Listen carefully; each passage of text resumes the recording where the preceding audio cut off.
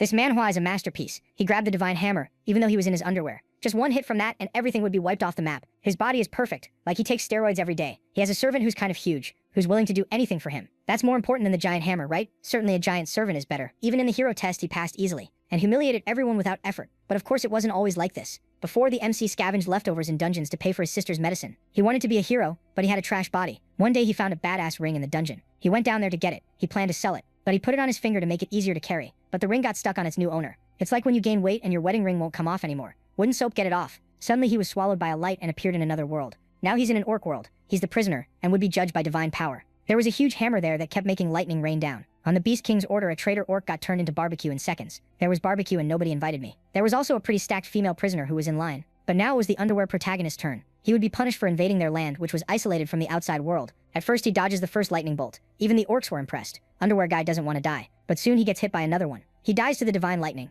But thanks to the ring, his body starts repairing itself and building an ultimate physique. Then he gets hit again and again, but the system keeps rebuilding his body. The lightning hits him again. But 40% of the ultimate physique build was already done, and he gained divine eyes. Underwear guy walks. Something was calling him. He was heading toward the divine hammer. His body was getting more and more muscular, and he also gained inventory and absolute duplication skills. No one had ever gotten that close to the hammer of the divine king before. The Beast King himself is impressed. As he touches the hammer, the boy asks if it's the one calling him. Suddenly the hammer starts to rise. His body had already reached 100% completion, and he gained a special status called the Chosen One. Lightning crackled everywhere, and the boy lifted it with a single hand. Thor, is that you? The hammer that used to be huge now fit in his hand. Underwear guy will make good use of this item. This was the divine hammer, and its powers were locked because the boy was still level 3. Now he can see his stats and feel stronger. That's because he reached level 3. While he was checking, a shadow moved quickly behind him. It was a giant orc ordering him not to touch the divine hammer. He is the general of the beast army. At that moment, the boy remembered the divine eyes skill he had, and used it on the orc. His name is Ryuga, and he's level 84. Because the boy just stood there staring. The general thought he was challenging him, and almost chopped the underwear guy's head off with a sword slash. Obviously the boy didn't want to fight since the big guy is level 84 and he's level 3. Those 81 levels of difference seem kinda unfair. But the orc general didn't seem to care. The strike was so powerful it created a massive airwave. Underwear guy had blocked that strike. It wasn't easy. His hand was shaking from the impact. The orc says it was just luck. But Underwear guy says this is all a misunderstanding and that he should listen. But the giant doesn't seem very rational, so he grabs the boy by the neck, lifts him into the air like he's a butterfly. I thought we were gonna get that Hulk smashing Loki scene. But up in the air, the protagonist realizes he has a skill to copy other skills. All he needs is to touch near the target's heart. So he jumps and touches the big guy's chest. I don't know if it was because he touched the male orc's nipple, but he suddenly struck a pose. Gay. With that, Underwear guy was flooded with skills. He could choose any one of them. Meanwhile, the orc was furious. He wanted to rip him in half. In the rush, the boy chooses the Heaven Shaker skill, since it's compatible with the hammer. He came in full force to use the skill. Realizing it was his skill, the orc panics. For someone who only has a hammer, every problem is a nail. And here comes the hammering. The orcs watching almost had their jaws drop. Smoke filled the area, and when it cleared, nothing had happened. Since the kid is only level 3, his weapon still wasn't doing anything. So yeah, he's totally screwed now with this chunk of hammer. The orc grabs his sword and rushes straight at him. Don't do it to me! I beg you! And suddenly someone tells him to stop the fight. The whole tribe is surprised since the Beast King himself was acting. An explosion occurs at the altar and there was the king kneeling. Everyone is shocked and the king says it seems he has been chosen by the divine hammer and it is probably a sign from the gods. For hundreds of years, he was the first to achieve this feat. No one had been able to lift the hammer all this time, but that human was capable. If he is truly the future leader of the Beastmen, they must give him time to grow. The orcs start to argue, and then the general says that the boy is just a human. The leader asks if there is a problem, questio, naying if the prophecy said that the commander should be a beastly one, and if they should ignore the one who embodies hope for his people. At this, the general feels awkward, and the orc king asks what the boy's name is. He says his name is Tsuyoshi, and the leader says that if he is willing to carry the future of the tribe on his shoulders, he will free him, but the boy is still very weak. Within a year, he must gain strength in return, then it will be at that moment. They will see if he is worthy to command everything. If he does not return in that time, he will use this mental mark to hunt him down and kill him wherever he may be. This way, his people will also be satisfied asking what the kid thinks. At this, the other girl asks to be accepted so she can gain her freedom and become stronger. Observing the situation, Tsuyoshi realizes that she was the next person to be punished after him. Using his ability on her, he sees that she is level 72 and is indeed a very powerful warrior. Wanting to know why she was marked as a criminal, but that no longer matters. Thanking her, she thinks that all that has happened was surely a miracle. First, he needs to survive this so he can return to his world. Accepting the leader's offer, he says he still has one condition. He wants to take that girl because she could end up being useful. She feels awkward, and the MC thinks that now they are even. Then time passes, and Tsuyoshi in another place thinks that the voice he heard back then surely started coming from that ring. He doesn't leave, but thanks to this ring, he gained all his abilities, but he wants decay. Now how he will find a way back to the real world. Suddenly someone says that the preparations are complete and decided to serve him since he is his savior. Hearing this, the MC already thinks of strange things, saying that from now on they will support each other. Then she says that he gave her a second life besides the fact that no one has ever supported or thanked her so directly, asking to let her continue calling him master. The girl keeps staring at the boy, who awkwardly says that if she wants it so much, then there is no other choice. Anyway, they must continue on their path soon, but she says that it is quite late now, asking him to be careful where he steps, and Tsuyoshi, meanwhile, just thinks that this world is very amazing. However, he must compose himself because his sister is still waiting for him. The system notifies that the passage ability is now available for use, and the MC thinks that if he follows the same route, he will probably be able to return to his world. Without wasting time, he uses that blessed ability, starting to be teleported. He is happy to finally be able to go home, but his partner stayed right there. A few minutes later, Tsuyoshi in his world realizes that he was still in that hole. And opening the system window, he is glad that the abilities he gained were still there. However, what is strange is that he is still at level 3, besides the so-called divine hammer was still there. The system informs that statistics are shared between worlds, but items are not so to use them. They must be placed in his so-called divine consciousness inventory. The MC was analyzing everything. And suddenly, the rest of the group appears, asking what he was doing there since the cave is about to close. Our boy, not understanding, asks why they are still there since he has been out for hours. Surely something is not right after all. He spent at least 5 hours in the other world. However, the guy says that he has been there all this time, so they shouldn't delay and will have to leave soon. As they got up, Tsuyoshi thinks that probably time was frozen. Since he was in another world, that place stood still, and it is so strange that it even feels like he stepped out of a manga. By the way, he wants to know if the other world is frozen now and also who really was the owner of that blessed ring. The MC finally gets out of that hole, and all happy, asks if the next awakening test will be tomorrow. In that moment, the scene shifts to a completely destroyed city. The protagonist was fleeing with his sister in his arms when suddenly a giant creature appears. The girl tells her brother that she can't feel her legs anymore, and the protagonist, seeing the situation, wants to know if their dad and mom are okay. Everything around was completely destroyed, and the boy thinks that this couldn't be happening. The monster destroys one of the buildings there, and just as it was about to hit the protagonist, someone appears saying that if he stops moving, he will die. If they go back to that place, both will be killed. Plus, he can't defeat that thing. Still, Tsuyoshi thinks that his dad and mom are still in that house, and the man says they need to get Karina to a Haas. Pedal quickly. Then, the scene returns to the present with his sister asking if he's really going to take the test tomorrow, and if he's sure he's okay since he just got back from work today. The boy says he's fine but wants to know how her leg recovery is going. She says that even though she can't take it anymore, the pain is still there. But she's starting to get used to it. Tsuyoshi observes the situation in silence, and analyzing his sister's information, the system warns that there's no possibility of natural recovery, and the chance of her being able to walk is 1%. Tsuyoshi thinks it must be very hard for her, that she should have lived at least a normal life. His sister is his only remaining family, so he doesn't want to see her suffering anymore. And even if the chances are almost 0, he will make sure she can stand up one more time. As long as there's a 1% chance, there's still hope, and there must be a way to do it. If he could become a hero, he would be able to access more information and maybe find a way. It's not just about healing Karina's legs, because he also wants to live his life with pride, and that's why he will become the strongest person to ever walk this earth. Days go by, and the moment of the awakening test finally arrives. The scientist congratulates him for finally becoming a hero, asking him to accept a badge that was personalized based on the results of his test. The guy there was all convinced for having succeeded, and the scientist, analyzing some information, realizes that a certain Tsuyoshi was taking the test once. Again, when ready, he can place his hand on the measuring device, even doubting that anything different from last time would happen, and the protagonist enters the room exuding confidence, saying they will see if this is a waste of time soon. However, the scientist says that if he failed once, it's likely the result will always be the same. Plus, this device scientifically measures all angles. Moreover, he has seen many stubborn people like him go through that place. Then, our boy enters the room and places his hand on the device, thinking that now he's also level 3 and should probably qualify to be a hero. Either way, he needs to take this seriously, using one of his system strength abilities. The device analyzes the information, and the ground suddenly, incredibly, starts to tremble. The system informs that the boy's combat power is 5,400, breaking the level 3 hero record that was previously 930. The boy, seeing that, clearly can't believe it, since 5,400 is basically 10 times more than that previous guy. Obviously, he thought he had gotten a pretty resilient body, but didn't expect something of this level, right? Either way, he's all excited because no matter what happens, everything is going according to plan, and he will definitely get much stronger. By the way, he was quite curious about that so-called divine hammer power. However, when he tries to summon it, the system warns that due to insufficient level and some other conditions, the true potential of the hammer cannot be released. If he wants to force the release of that item, he will only be able to withstand it for just 1 second. Still, for the boy, that should be enough time to test the combat power. Activating the divine hammer power, he immediately realizes that his energy is being drained in seconds. The whole city around starts to tremble, and the system, unfortunately, overloads. At that very moment, the scientist appears again, saying that the test has been suspended, calling everyone to evacuate. However, when he gets there, the protagonist is just in Batman's cape. Time passes, and the boy walking down the hallway thinks he underestimated that power and didn't expect all his strength to be exhausted in such a short time. In this case, he has to avoid using that divine hammer until he has the appropriate strength. But at least he has become a hero now. In the training field, a man introduces himself, saying his name is Gaia, and he is the hero responsible for the training. The instruction is going to be quite heavy, but they will still need to keep up. Meanwhile, the protagonist was analyzing the power of the guy who was only at level 9, wondering how much his combat power would be when he reached that level 2. Seeing all those newbies, The professor was quite furious because he would rather be exploring a dungeon than doing this insignificant job. He threw the students to the ground. They are all going to enter a rank D dungeon tomorrow, and after some field experience, they will discover which occupation will be best for them. Hearing this, one of the students asks if there wasn't supposed to be a week of physical training first, besides deciding their occupations before entering the dungeon. But the professor says they won't have time for that, and now that they are heroes, they will be honing their skills through real combat. This is his way of doing things, so they just have to follow his orders without asking any questions. Meanwhile, Tsuyoshi thinks that this is just the guy venting his anger, and after all, a hero is still human, right? Anyway, there is a level 72 person waiting for him, and as soon as the teleportation ability recharges, he will obviously return to the other world,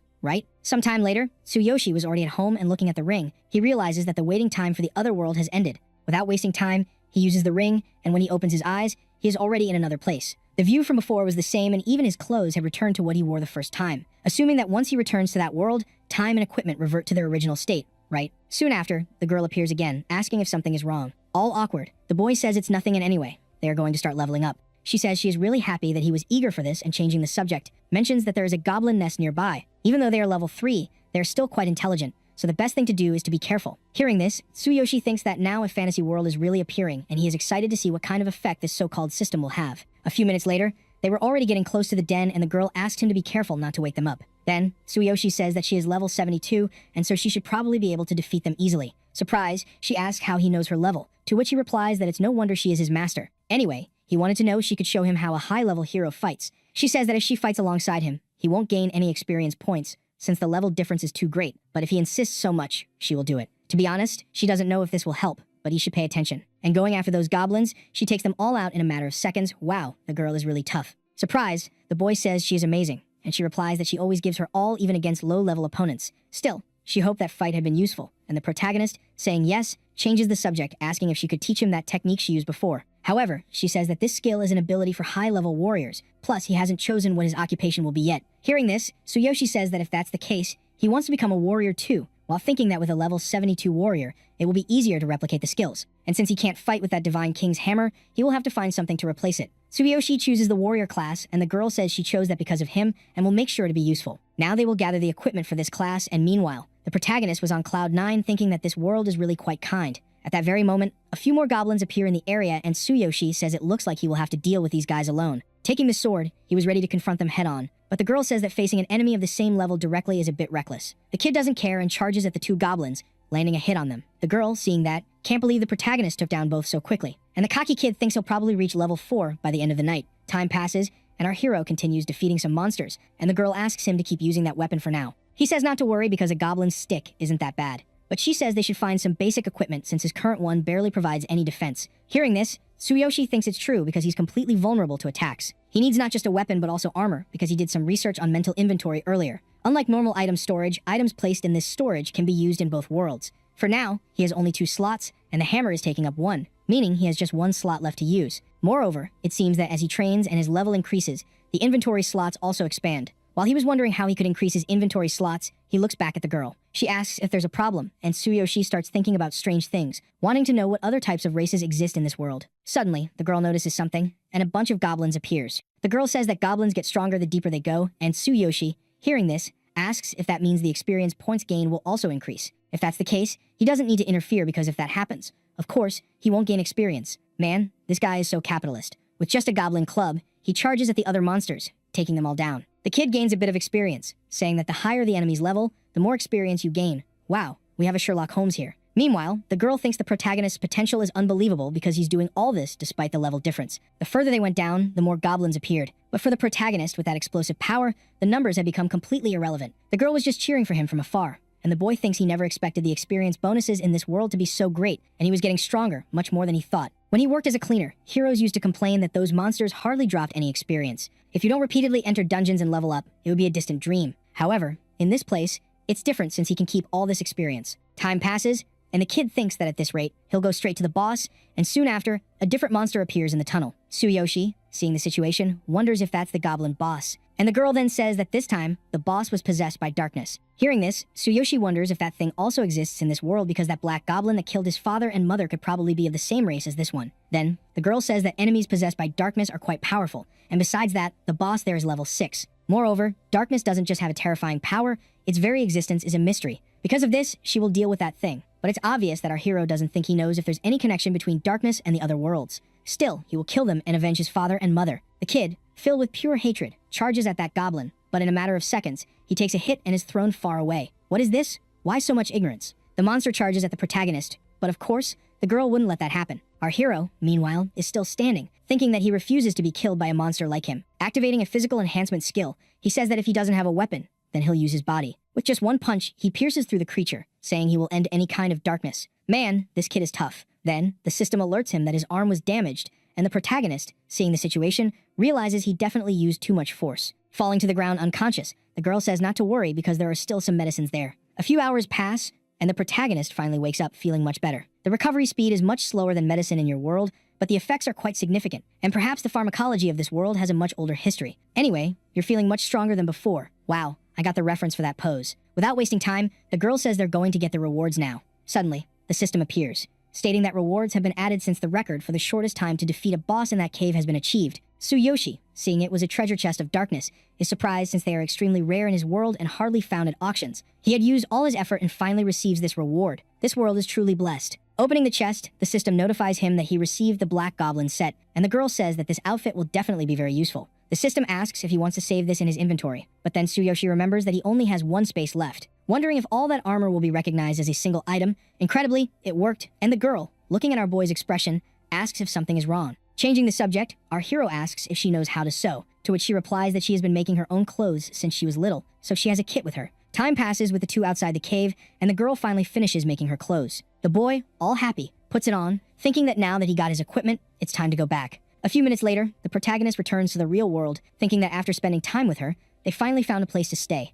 Even so, he had to wait for the poor girl to sleep to finally return to his world. Still, he really managed to get a lot of good things this time. However, he can't keep stopping time in this world forever because he needs to sleep a bit too. The next day, the system appears to our hero, asking if he would like to wear that Black Goblin kit. Selecting yes, the system equips it on him, and man, he looks like a beast now. Still, he would get into trouble if he went out and the other heroes saw him in this outfit. Besides, wearing this type of equipment as a novice will clearly attract a lot of attention. The system, however, suddenly appears, asking if he wanted to hide his equipment. Selecting yes, it remains on his body but is concealed. Wow, how convenient. Then the protagonist says there are only a few minutes left until a certain meeting, and suddenly his phone rings. A nurse asks if he is Karina's brother because some people are at the hospital and want to take her, saying he owes money. Hearing this, Tsuyoshi thinks that in the past, he had no choice but to borrow money, but he still wants to know why they are doing this when he is paying every week. The phone hangs up, and the boy, furious, obviously heads towards the hospital. Inside the hospital, the MC's sister asks what they want from her. The man says she may not know, but Tsuyoshi borrowed money from them and didn't pay on time. However, the guy thinks he only lent money to that idiot because the boss liked that girl, as she would be worth a lot in the market. Anyway, she is just a child,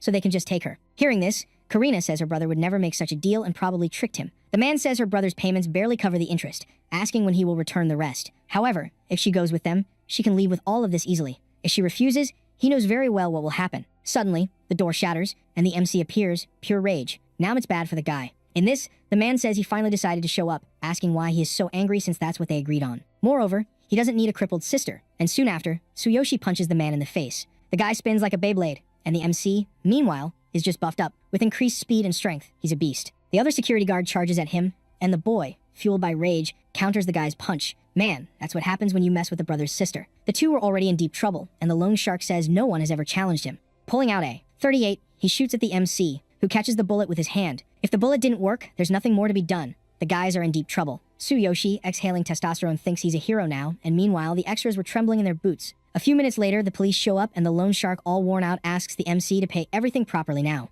If he delays, his boss, who is also a hero, couldn't stay quiet, but anyway apologizes for interrupting him today. The guy leaves the place as if nothing had happened while thinking he can't believe that kid became a hero. He has to tell this to the boss, or the plan to take the girl will fail. But since that man is level 100, it should be enough. Next, in the hospital room, Tsuyoshi apologizes for not being able to see her as much as he wanted. If they don't pay the debt, soon the loan sharks will come back, but he's a hero now, so he doesn't need to worry. Hearing this, the girl is surprised that he managed to become a hero, but the MC replies that he will only be recognized as one once he enters the dungeon that day. Before, he borrowed 60,000 from that gang for his sister's treatment, and if he were to make money in that world, it would probably take a long time. The only solution he sees now is to sell the equipment he received. A little later inside the portal, the instructor asks if everyone is there. They will all be tested on their skills to see if they are ready to officially become heroes. There are some rules, and the most important is that they must give all the hero equipment they find in the cave. Hearing this, Tsuyoshi thinks he has heard of these terms before, but anyway, he thinks there isn't much to be found in a low-level cave. Soon after, the man says that regarding the test, they can relax because he is a level 9 warrior, and as long as they follow his instructions, they won't have problems passing the exam. In exchange for becoming official heroes thanks to him,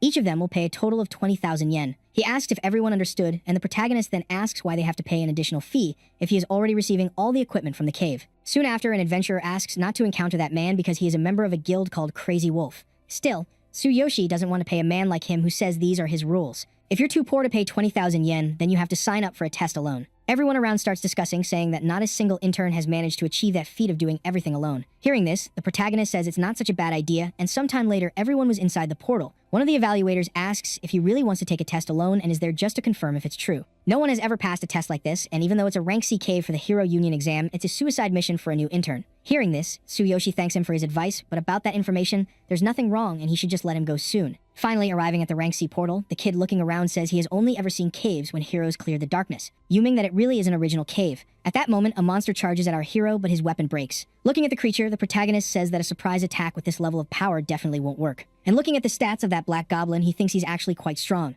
However, compared to his fighting power of 6,400, he's nothing but trash. A few minutes later, he had already finished off the monster, saying that the experience gained from real-world enemies isn't even half of those from the other side. So it's no surprise that heroes suffer from such slow growth, right? Suddenly, an entire army of goblins appears, and Tsuyoshi, all confident, says this is the perfect moment. And invoking that crazy armor, he calls everyone to charge at once. In that area, the fight was fierce, and sometime later, the analyzer says that almost an hour has passed and he endured all of this alone, asking if the rookie isn't afraid of anything because no one in their right mind would apply for a test alone. Anyway, the test results were updated and the protagonist was approved. At that, the kid arrives, exuding aura, asking if there's a place to take a shower. As for the group from the other portal, they were returning and the instructor says that if he hadn't been there, they would have definitely been dead a long time ago. Furthermore, they were able to become a hero without helping in the attacks, and for that, 20,000 yen is quite cheap. The students, however, were completely shaken, saying that it was he who had asked them not to interfere in the fight and even refused healing spells. The guy, not caring at all, suddenly receives a call, shocked that the boy passed the test completely alone. The scene shifts to the guy confronting the protagonist, asking how he really managed to do that. To be honest, he had investigated him before, and he is actually a level 4 rookie at most, wanting to know if he used some high-quality items because there has never been a rookie who passed the solo test before. Tsuyoshi, convinced, hearing this, says that just because there has never been one who did it before doesn't mean it's impossible. Then the nervous professor resorts to violence, ordering him to answer quickly since he is a member of some wolf guild. However, the protagonist, analyzing the guy's stats, says he is just a level 9 with a combat power of 1,200, and his guild is probably not that great either. This only makes the guy more nervous. He was about to land a blow on the boy, but he defends himself, asking if he really wants to beat him up even though he is just a level 9. Seeing what was happening, the professor clearly doesn't believe that the kid is only level 4. Without wasting time, he draws his sword. And at that moment, our boy asks him to wait. The guy asks what he is hiding, and when he was about to strike the boy with the sword, something defends him. The professor says he is probably hiding high-quality equipment. Tsuyoshi, seeing the situation, thinks that he accidentally showed his ability, and it would be quite problematic if people in this world discovered his secret. Then the guy maliciously asks what he has because he probably found something good in the cave. But Tsuyoshi, plain dumb, says that what he did could have been dangerous. Then the evaluator appears, saying that Tsuyoshi is now officially a hero. At the same time, the protagonist feels relieved since he got out of this because it's impossible that the guy will do something in front of the evaluator. However, the professor, with that face, was definitely wanting to do something. Meanwhile, Tsuyoshi thinks that thanks to the system, his combat power is greater than that of a normal level 4. Still, facing high-level enemies is quite problematic. A little later, Tsuyoshi was in his bed, thinking that he had attracted too much attention from the professor, and since his level is low, he needs to avoid doing that. Meanwhile, in the hallway, 2 hooded figures were walking, asking if that was the room. One of them is, of course, the damn professor, saying they will split the treasure that kid has later. The other mage, grabbing his staff, tries to open the door, but at that moment, the protagonist kicks it down. The guy was now furious, saying that he is actually quite fast. Grabbing the goblin's club, he hits the mage, thinking that even if he were level 10, his combat power is only 3,500. Still, the level difference is 6 stages, which is clearly a horrific disadvantage. Even so, he manages to hold his own somehow, but even if his opponent at level 10 has lower combat power than his, he could end up compensating for that with his level difference. Our boy even thinks about fleeing, but if he fails, it would be an instant loss. At that moment, the mage recovers, casting fire magic in Tsuyoshi's direction. Seeing the situation, he thinks that this equipment is strong against physical attacks, but cannot defend against magic. Since there's no other way, he will have to flee, and then he jumps from the building. The boy starts to fall freely, and surprisingly, he still has to fight. The other guild guy appears, landing a blow on the boy, saying that he surely didn't think there would be a third person, right? The protagonist falls, however, to the ground, and amidst the rubble, he thinks that it's a good thing he reinforced his body before landing. Then the mage appears there again, saying he's surprised the boy is still alive, asking what skill he used to attack him before, wanting to know how a rookie can do something like that. Having no other choice, the protagonist thinks that if he's trying to kill him, he will do the same, activating all the buffs he has. However, the mage uses a binding spell, restraining the boy's power. The whole group goes after him, and the mage says that having a skill like that at this level means there must be something valuable. At that moment, the system appears informing that the teleportation cooldown has ended. And of course, our boy would use the teleport since he's not an idiot. Meanwhile, he says he will remember all of them and will come back much stronger, and that's when the real fight will begin. A few minutes later,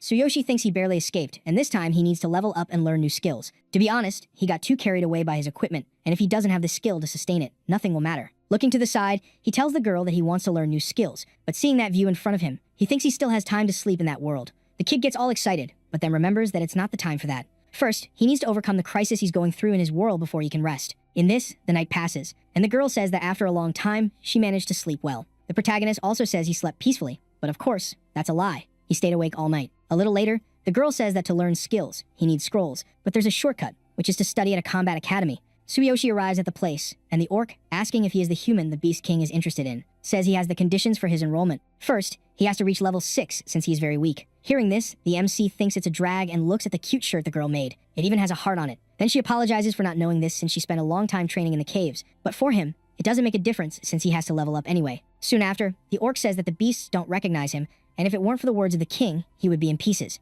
Even if he reaches level 6, he won't pass the exam. Besides, he was bringing a mutt along that even matches him. Then the girl thinks that her master is so kind that he forgot his place and will only be a nuisance if he's around. In that case, he will have to explain everything and at some point say goodbye. Next, the kid turns to the orc. Grabbing him by the collar of his shirt, he asks what he just said and if he can repeat it. Ordering him to apologize quickly if he doesn't want his face broken, the boy thinks the monster messed with the wrong person. The orc says that the woman is a hybrid of a human and a beast, and the system warns that this race is generally seen as a shameful existence. Seeing the situation, Tsuyoshi thinks that must be why her name didn't appear in the divine eye since she literally doesn't have one. At the same time, the orc asks him not to be greedy just because the Beast King is interested in him, and if he ends up disrespecting a warrior, he will surely punish him. In that case, he could even force him to apologize to that girl if he passes the exam, but he doesn't think a mere human can do that. Hearing this, the kid falls silent, and soon after, the girl says he is completely right, and there's no need to get involved because of someone like her. The boy releases the orc's shirt and then says her name is Sakura, asking him to never forget that. And hearing this, the girl is surprised that her master gave her a name,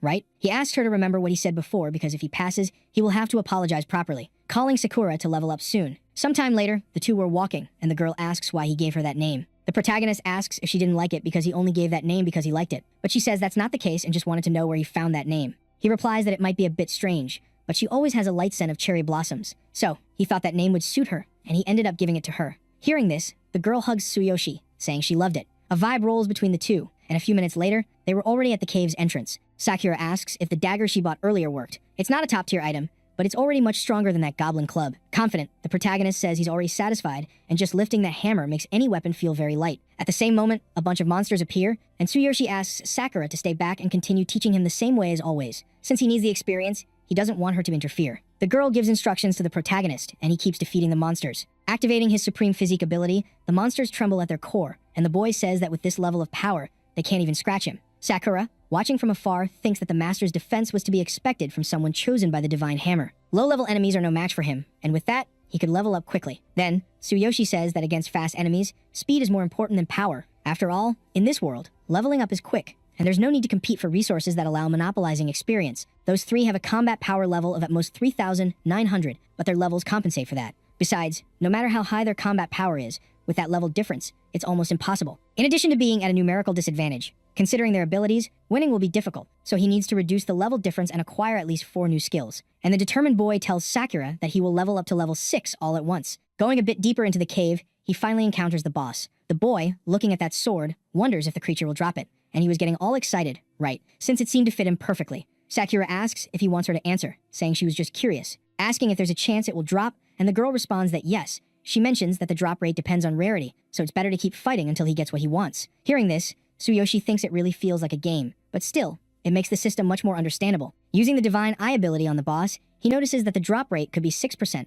which is quite low, to be honest. At that moment, a different window appears, and the system notifies that the trade system has been activated. The only thing he can buy is a scroll that lasts for 1 minute, which increases the drop rate of all items by 30%, and to unlock it, he has to defeat 30 monsters. Since he had defeated over 100, he could buy all 3, and besides that, the number of defeated enemies can be accumulated in both worlds. Then Tsuyoshi thinks that if he uses all 3 at once, the drop rate would increase to 96%, which would basically be an instant drop. And since he's not an idiot, without wasting time, he buys the damn scrolls, saying they will find a way to get that sword because it will make him even stronger. Holding his sword, he asks Sakura to follow his instructions, and at that moment, the boss notices the two. Charging at the protagonist, he lands a hit on him, but the boy dodges. Surprised, he realizes that the sword also has an ice effect attached to it. If that's the case, the boss probably has a weakness to fire, and applying flames to his sword. Tsuyoshi says they will see which will prevail now. In this, Sakura gives her instructions, and the protagonist strikes the monster's weak points. Suddenly, the system appears once more, informing that when an enemy's weak point is attacked, its status changes to cowardice, allowing damage to be dealt at double. The duration of this is 15 seconds, and Tsuyoshi, seeing this effect, thinks it's quite interesting. Anyway, he will take advantage of this opening, right? Charging at the boss, he dodges one of the attacks while thinking that without Sakura's help, he would definitely have been killed. The boss was already completely exhausted, so now it's Tsuyoshi's turn to attack. And activating his supreme physique ability, he manages to land another hit. About to finish off the wolf, Tsuyoshi thinks it really was an incredible fight, but then he remembers he had to use the scrolls, right? With that, it's obvious that the sword dropped, and the girl, surprised, says he is quite lucky, since almost no one gets that weapon on the first try. Tsuyoshi thinks that even with supreme physique, he could get hurt if he ends up being careless, and if he finds a weapon that suits him, he should be able to make even more powerful attacks. Anyway, if he faces that guild now with this weapon, things will get quite interesting. Just a little more until he reaches level 5, and then Tsuyoshi asks if there's another place where he can level up. The girl says it's really easy, and you just need to use a reset scroll, and then all the monsters come back. Wow, how convenient. Since there are some of them, it should be enough to reach level 6, but it's better to take a break because there are also some healing potions. The girl is really helpful. Some time passes outside the cave, and the protagonist, fully recovered, says he can't wait any longer. Entering there, the kid continues defeating the boss to level up, thinking that even though he has the Divine King's hammer, using supreme physical strength, he can only hold it for 1 second. The second time to defeat the boss, the poor monster even lost the will to fight. Tsuyoshi says he defeated his brothers and managed to reach level 5. Time passes, and the MC defeated the boss countless times, finally managing to reach the blessed level 6. Now he can take the test, and after a while, the orc says that kid is an idiot. Even if he reaches level 6, who knows when that will happen. However, suddenly someone appears there saying it's a shame because they've already reached level 6. Of course, the orc doesn't believe it, because it's impossible for someone to level up twice in a single day. But Tsuyoshi, all armored up, asks to wait the examiner soon. After all, he doesn't want to wait until tomorrow and can already prepare to apologize to Sakura too. A few minutes later, the evaluator appears, asking why he has to evaluate a human at this hour. Tsuyoshi says he already meets the requirements, so the judgment should begin, and besides, he wants to choose one of the skills from the vault. The system warns that in every academy, there is a place that stores these skills, and then the orc says that just reaching level 6 doesn't guarantee passing the test. But then he is surprised to learn that the kid leveled up from 4 to 6 inches less than a day.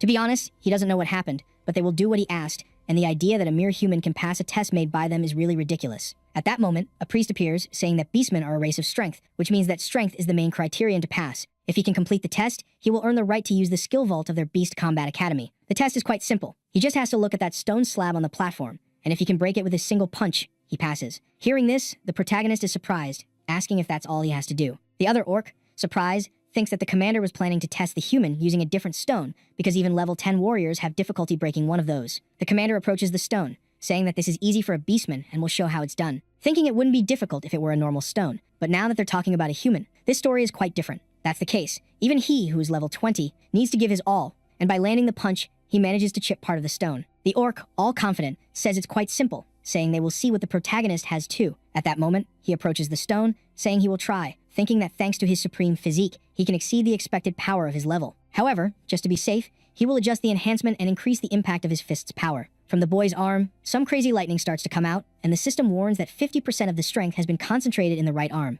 The orc says that although it's easy for beastmen, for a human, it must be difficult. But the kid, not caring about anything, lands a punch on the stone that shatters it completely. The orc, seeing that, is clearly left speechless. Tsuyoshi, not understanding anything, asks if he put in too much strength and that it really is quite simple, expecting something more interesting. Meanwhile, Sakura is all happy, saying that now he can access the skill vault. The two monsters remain in shock, and Tsuyoshi, approaching them, asks if this counts as his approval. But then he makes an excuse, saying he failed because he wasn't watching, asking how he did that. In that case, let's do the test again, but this time with an iron bar. It's quite simple. He just has to bend an iron bar using his strength. A few minutes later, the protagonist obviously uses the little stolen powers from the system and easily manages to bend that thing. Time passes, and the orc continues trying other tests, including fights, but Tsuyoshi passes everything calmly. The kid was already los, in patience, saying he had completed it 3 times, asking if he had passed this time. Man, there's no other way. The kid is too strong. He's going to have to pass the boy. And now, as I promised, he's going to have to find a way to apologize to Sakura. The orc, for his part, says it's all good. Anyway, a warrior has to keep his word.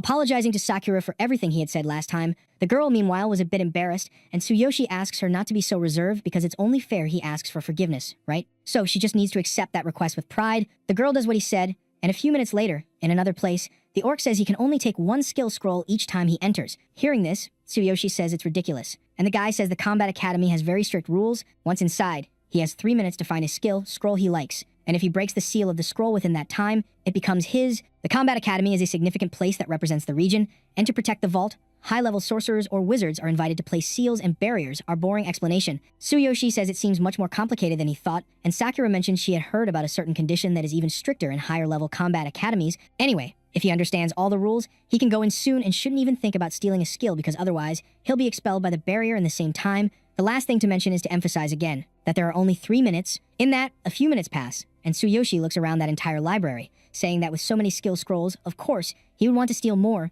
Sakura says this is her first time in the vault, and each scroll is sealed, but it seems like she could just break the seal with brute force. Meanwhile, Tsuyoshi thinks he was planning to use his duplication skill, but it's hard to find a skill that is really interesting. Besides, using this skill might be a bit strange because he's not sure if Sakura could do it, since she would literally have to put her hand on someone's heart to activate the skill. Anyway, the kid finally chooses his skill, thinking he has to pick the right one to face those 3 in his world, putting magic into the scroll. The system warns that this is a shield skill. The boy says he doesn't even use a weapon like that, and hearing this, the girl says she has something to show him. She found a wind step skill that makes the person evade enemy attacks and increases speed, but it's more suitable for the archer class. There's another one, which is the war cry that increases the user's attack and defense. However, Tsuyoshi didn't want any of that and keeps searching. With only 2 minutes left, then he finds a counterattack skill that reflects the opponent's strike with a chance to inflict status effects. The protagonist thinks this skill could be useful, so he decides to keep it as one of the options. So far, Tsuyoshi has gathered a total of 4 scrolls that are quite interesting, but the girl says none of those seem suitable for him. With only 1 minute left, Tsuyoshi thinks he's not being efficient, and at this point,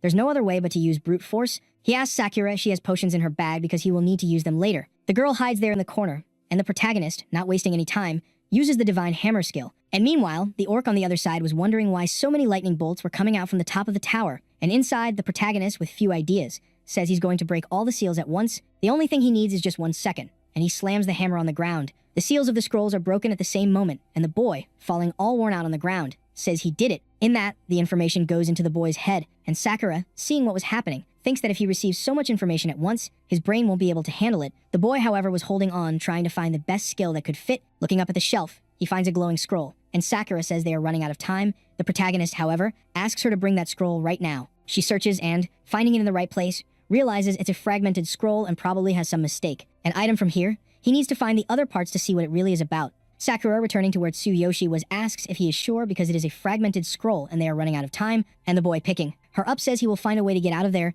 On the other side, the orc notices that it is very quiet inside, but it doesn't matter because even if he hasn't found a scroll, he will return there when time runs out. The 3-second countdown happens, and when time is up, the protagonist opens the door. The boy finished just in time, and the orc, seeing what was in his hand, realizes it is a fragmented scroll. Analyzing, it seems to be a very powerful lightning ability that can hit up to 3 targets and is suitable for warriors and mages. The orc says he heard from his master that in the last 1,000 years, almost no one tried to learn this fragmented ability. First, because it is divided into 6 scrolls and only 3 have been found so far, and collecting the rest without any clues is almost impossible. Moreover, anyone who tried to learn it in the past died due to the impact of leveling up. Hearing this, the boy already thinks he messed up, but then a mage says there was someone who was able to master this ability. 1,000 years ago, the Beastman King, known as the Divine King, who also used the Divine Hammer artifact, acquired this ability, and it was the only one left behind at that time. At this, Tsuyoshi becomes curious, asking why such an important ability was thrown in a dump like this. The orc, however, says that no matter how powerful the ability was, it doesn't make sense if no one learned it. Tsuyoshi gets all excited, saying that this could be perfect for them anyway. The two start to leave, and the priest says that this fragment is just the beginning. NG, and if they manage to get the rest and master the ability, it will depend completely on their strength and luck. At the same time, the orc looks at the girl, asking if she is the hybrid who was supposed to be executed. That human probably still doesn't know about her true identity, asking if she intends to throw him away too, and the girl, changing her gaze, immediately says that it is none of his business. Wow. The priest gives up on talking and then says he will see how far they can get. A little later, the protagonist was recovering from his wounds, saying that her healing potion is very effective, but the taste is pretty bad.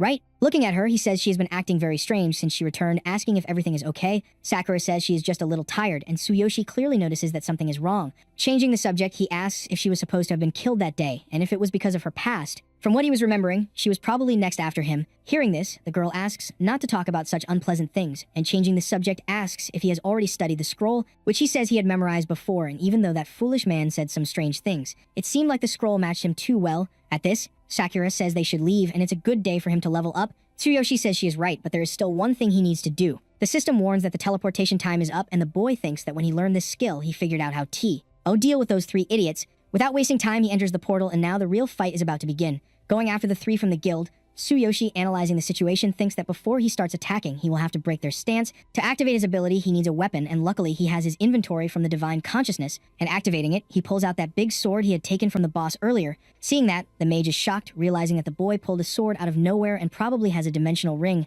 Tsuyoshi says they were the ones who started this fight, and when the 3 come at him, the boy swings his sword in the air, then a huge lightning bolt appears in the sky, hitting all 3 at once. Man, what overwhelming power! The guys fall paralyzed on the ground immediately, and the protagonist remains standing. The mage, not understanding anything, thinks that this boy is very different compared to before. If that's the case, he will have no choice but to flee. Right, but of course, Tsuyoshi wouldn't let that happen, asking if he thought he would forgive him for trying to kill him. The professor, gripped by fear, speaks again about being a member of the Wolf Guild, but then he gets slashed to wake up. Man, Tsuyoshi is furious and has already charged at the mage, saying he's next. The man says it's obvious he wouldn't let himself be killed like that, and then throws a bunch of grenades. Our boy defends all of them, and with the man closing his hand, they all explode. The guy feels all smug, thinking he has woe. But then in the smoke, the kid appears again. Pure hatred in his eyes, he says that if it weren't for his peak physical condition, he would have definitely been killed by now. Activating that overpowered armor, he thinks he will take them all out at once, thinking that of course, he wouldn't let any of them get away. The 3 may be from the Wolf Guild, but all this happened because they were at a much lower level. At that moment, Tsuyoshi looks to the side and spots a bag. Picking it up, he realizes there's a ring inside, and the system alerts him that it's a dimensional ring. Tsuyoshi, of course, without wasting time, puts it on, surprised that no one had ever used it before. The kid, laughing with that crazy look, thanks the other 3 for the loot. A little later, the police had already arrived at the scene, and Tsuyoshi thinks it's a good thing he left early. He carefully erased his traces and took everything valuable, so they won't find anything about him, but at least he's safe. Meanwhile, Tsuyoshi was bragging about having gotten the professor's phone, and suddenly it starts ringing. When he answers, a girl speaks, and Tsuyoshi thinks it's the high school teacher. Thinking she should have sent his withdrawal notice, he asks her what happened. The teacher says he isn't going to school even though the holidays are over and understands that he might want to leave school for his sister's sake due to their financial situation. However, she doesn't want to see a student abandon their studies, and hearing this, Tsuyoshi thanks her, mentioning that the problem isn't due AC money. The kid remembers his past, and man, that school didn't seem very friendly at all. Then she says she understands, but he can change his life if he doesn't stop studying. Regarding his tuition fee, she will try to do something about it so he doesn't have to worry. So he just has to be brave and go to school tomorrow. Saying he can't just become a janitor, Tsuyoshi thinks his teacher still doesn't know he has become a hero, besides being the only one who always cares about him. Then the teacher says that Tsuyoshi is a strong person, so he shouldn't run away from his problems and should continue studying. She will help him as much as she can. And hearing this, the MC thinks he thought he didn't want to go back to school because he has no good memories there, but now he's not the same person anymore and will make those idiots pay. And thanking the teacher, he says he will go to school tomorrow. The scene shifts to a man saying that 3 people were killed by an unknown hero and their items were looted. Besides that, the dimensional ring they gave them was also stolen. But little does he know that this item has a tracking device. He already knows exactly their location, and it's obvious they won't let this thief go unpunished. Oh boy, things just got serious. Meanwhile, the protagonist was taking care of his sister, asking how she is, to which she replies that she's fine as long as she walks slowly. Hearing this, Tsuyoshi thinks that as soon as his sister found out he was going back to school, she insisted on going with him so she wouldn't be a burden going to SCO. OL in a wheelchair is quite difficult, and that's why he bought those prosthetics so she could walk, even if just a little. Even though the price is ridiculous, he managed to buy them with the money from those 3. But now there's nothing left. He also can't sell the dimensional ring, so he will have many opportunities as a hero. Even so, looking at his sister's face, everything he went through was worth it. That's right, this guy is a true brother. The 2 walk through the school, and the bad looks start to appear. The blonde girl says that the girl was attacked by darkness. Besides losing her parents and her legs being pretty messed up, the other one asks if it wouldn't be better if that kind of person was already dead, and she's already been irritated for a while by that girl acting as if she were innocent. Hearing this, the blonde girl at least has a bit of sense, right, asking if she's going to threaten him again, and if it wouldn't be bad if the school found out. However, she doesn't care at all, because no one dared to confront her back then, and probably the same thing will happen this time. A little later, in the principal's office, he says he should thank teacher Lily, because if he hadn't asked her personally, he wouldn't have allowed the kid to return to school. The teacher says she knows that very well, but the boy has his own circumstances and she had already given him some instructions. With everything resolved, Tsuyoshi thanks her and the 2 leave the room. The old man, however, continues to stare at Lily, thinking that he doesn't care a boo. To the student and is only interested in her. After all, he really needs a lover just like him. What a conceited guy. In the hallway, Lily says she will cover his enrollment fee, so he doesn't need to worry, and Tsuyoshi, hearing this, apologizes and will definitely return the money. Then she says they could discuss it later, and that he's already in his 3rd year, so he should prepare for his exams. Besides that, Tsuyoshi seems more excited compared to before. Asking if it's true, he says he has been working hard in recent days and will definitely live up to her expectations. Meanwhile, he thinks he wanted to tell her that he is a hero, but the issue with that guild is still unresolved. so he needs to be more cautious. However, of course, he will find a way to show that he is not the same as before. A few minutes later, the protagonist enters the classroom and a cocky guy says he thought he had been expelled. The guy with the weird hairstyle asks if they should deal with him again because his allowance had decreased after he disappeared. And out of nowhere, one of them charges at Tsuyoshi, saying he doesn't care about his family and all he wants is his money. The paper ball flies towards Tsuyoshi, who, without looking back, catches it with his hand. Man, the kid's reflexes are on point. Looking back confidently, he invites the two to go to the bathroom later. Hearing this, of course, he would just get more nervous, and a few minutes later the bell rings. A muscular guy at the bathroom door says that place is currently in use, and meanwhile, the protagonist was inside with those two bullies, wanting to know where the kid's money is. He asks what will happen if he doesn't hand it over. Charging at them, he grabs both their hands, which surprises them with Tsuyoshi's strength. He thinks that his former self didn't have the courage to protect him, but now it's quite different. Analyzing the three, the system warns that none of them have combat power and are not even a threat, and without wasting time, he delivers a flying kick to both of them at once. The bully there, not understanding anything, was still processing everything that happened, wanting to know why that weak Tsuyoshi suddenly became a completely different person. Suddenly, the guy guarding the bathroom says the boss is there, so they should get out of there quickly. With no other choice, the guy leaves, looking back with nothing but hatred. Our boy, without moving a muscle, thinks that the kick the guy took wasn't enough. Anyway, good thing he held back his strength, because if he had used his maximum, those three would definitely have been done for. At this point, the scene shifts to Tsuyoshi's sister, and suddenly, someone opens the door. Those two idiots from before appear intimidating Karina's friend, saying that if she does anything, next time they will hit her in the face. Looking at the protagonist's sister, she says she hasn't been coming to school for a long time. During that time,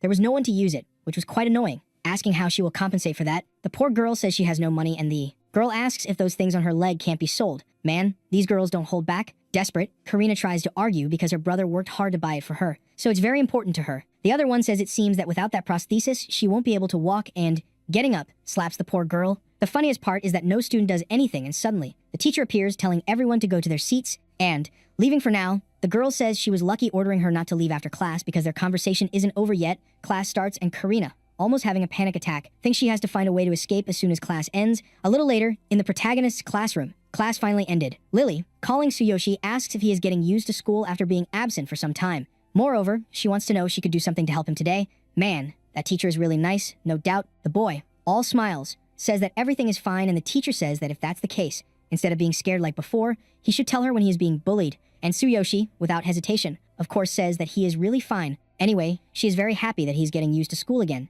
and if anything happens, he can call her. At that moment, Tsuyoshi was almost leaving, and, out of nowhere, someone calls him. The guy with the weird hairstyle, all awkward, says he wanted to apologize for the bathroom incident, asking if he could go with him because they need to talk somewhere else. Man, I can see that this is not going to end well. The two walk down the school corridor, and the guy says he wanted to apologize in a different place, and arriving at an alley where there was no one, suddenly, a guy appears in the dark. The guy with the weird hairstyle asks to make sure not to hit too hard, but when he looks again, the boy had literally broken those pieces of wood. Man, Tsuyoshi is something else. He didn't even need to protect himself. Seeing the situation, our boy says he knew he was up to something, but didn't know it would be something so low, right? In the same instant, he delivers a flying kick to the guy's hairstyle, which goes flying down the corridor. The other two also don't get away unscathed and are taken down in seconds. Tsuyoshi says they still haven't learned their lesson and are really quite pathetic. The bully, not caring at all, charges at Tsuyoshi, who says that if he weren't in school right now, he would definitely kill him. Hearing this, the guy freezes instantly, wondering if he is really afraid of that boy, who, at the same moment, gives him a bunch of slaps to the face. What the heck? Why humiliate him so much?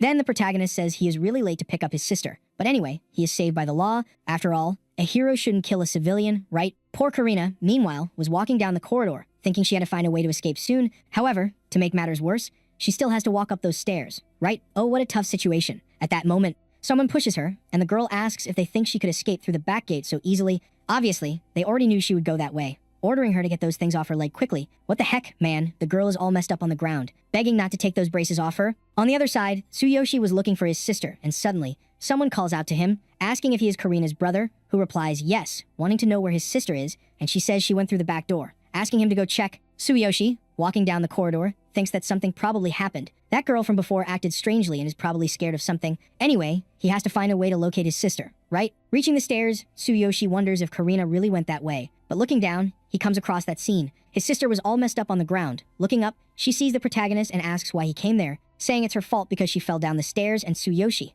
not wasting any time, uses the system that informs him there are many injuries caused by someone. Then, Karina says her prosthetic is broken, and she didn't want to cause him any trouble, and Tsuyoshi, helping his sister up, says they are family, asking to go home soon. While carrying the girl on his back through the city, he asks her if she remembers he carried her the same way that day. He can feel how much she has grown now. But anyway, It has been a long time since that happened. Still, for Karina, it feels like it was yesterday because since that day, they've always been together, and Tsuyoshi says she is the only person he has, and so he wants to find a way to get strong to protect her. He was completely powerless that day, but now he has become a hero and won't let her experience the same thing twice. Suddenly, he sets his sister down on a bench, asking her to wait a bit and he will be back soon. She asks why he is doing this. He says he's going to grab something he forgot. However, of course, you know what is going to happen from now on, right? Meanwhile, those two from before were mocking the protagonist's sister, saying it's very annoying that they couldn't grab those things on her leg. Anyway, he's going to have to find a way to steal them. That guy over there, named Billy, asks if they will really be able to sell that thing, but there's no need to worry because he'll figure it out. Changing the subject, the blonde girl says that her older brother just returned to school,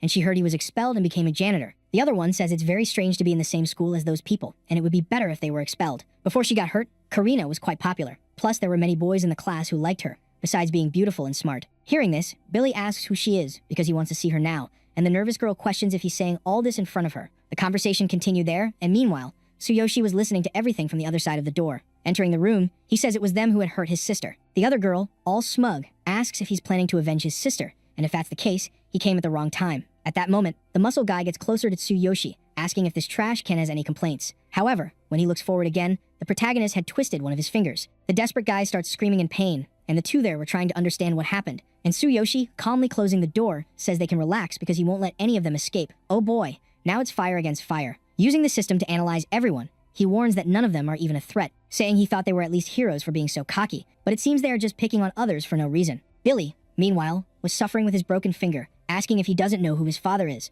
and the confident blonde girl says she'll give him some points for having the courage to come there alone. Obviously, they are not heroes, but they are not the type of people he would want to irritate. Man, even after all this, he still has an ego. The MC, however, doesn't care, throwing the girl in the air, asking if he thought he wouldn't hit a woman, that it's gender equality. Billy, realizing the mess he's in, thinks that not even the sports students have this speed, wanting to know who this kid is. When he was about to say something, Tsuyoshi suddenly appears behind the other girl, saying he doesn't even see the two as women, and throwing a punch in the other guy's face. He says he'll talk to him later, so he just needs to shut up. The girl gets nervous, seeing what happened to her boyfriend, but now it's her turn. The MC grabs her, throwing her against the wall, saying that from what he heard before, they had already taken the initiative to bully his sister. In this case, it's better to listen to what he has to say, because as her brother, he will never forgive what they did. From that day on, they should stay away from Karina, and he doesn't expect them to apologize to her. Just keeping their distance is enough. Man, she probably isn't even listening anymore. The shock was much greater. Tsuyoshi asks if she understood, and dropping the girl on the floor, asks Billy if he is that girl's boyfriend. Picking up a ruler, he says that just with this, it's enough to finish him off, asking if he still wants to mess with his sister.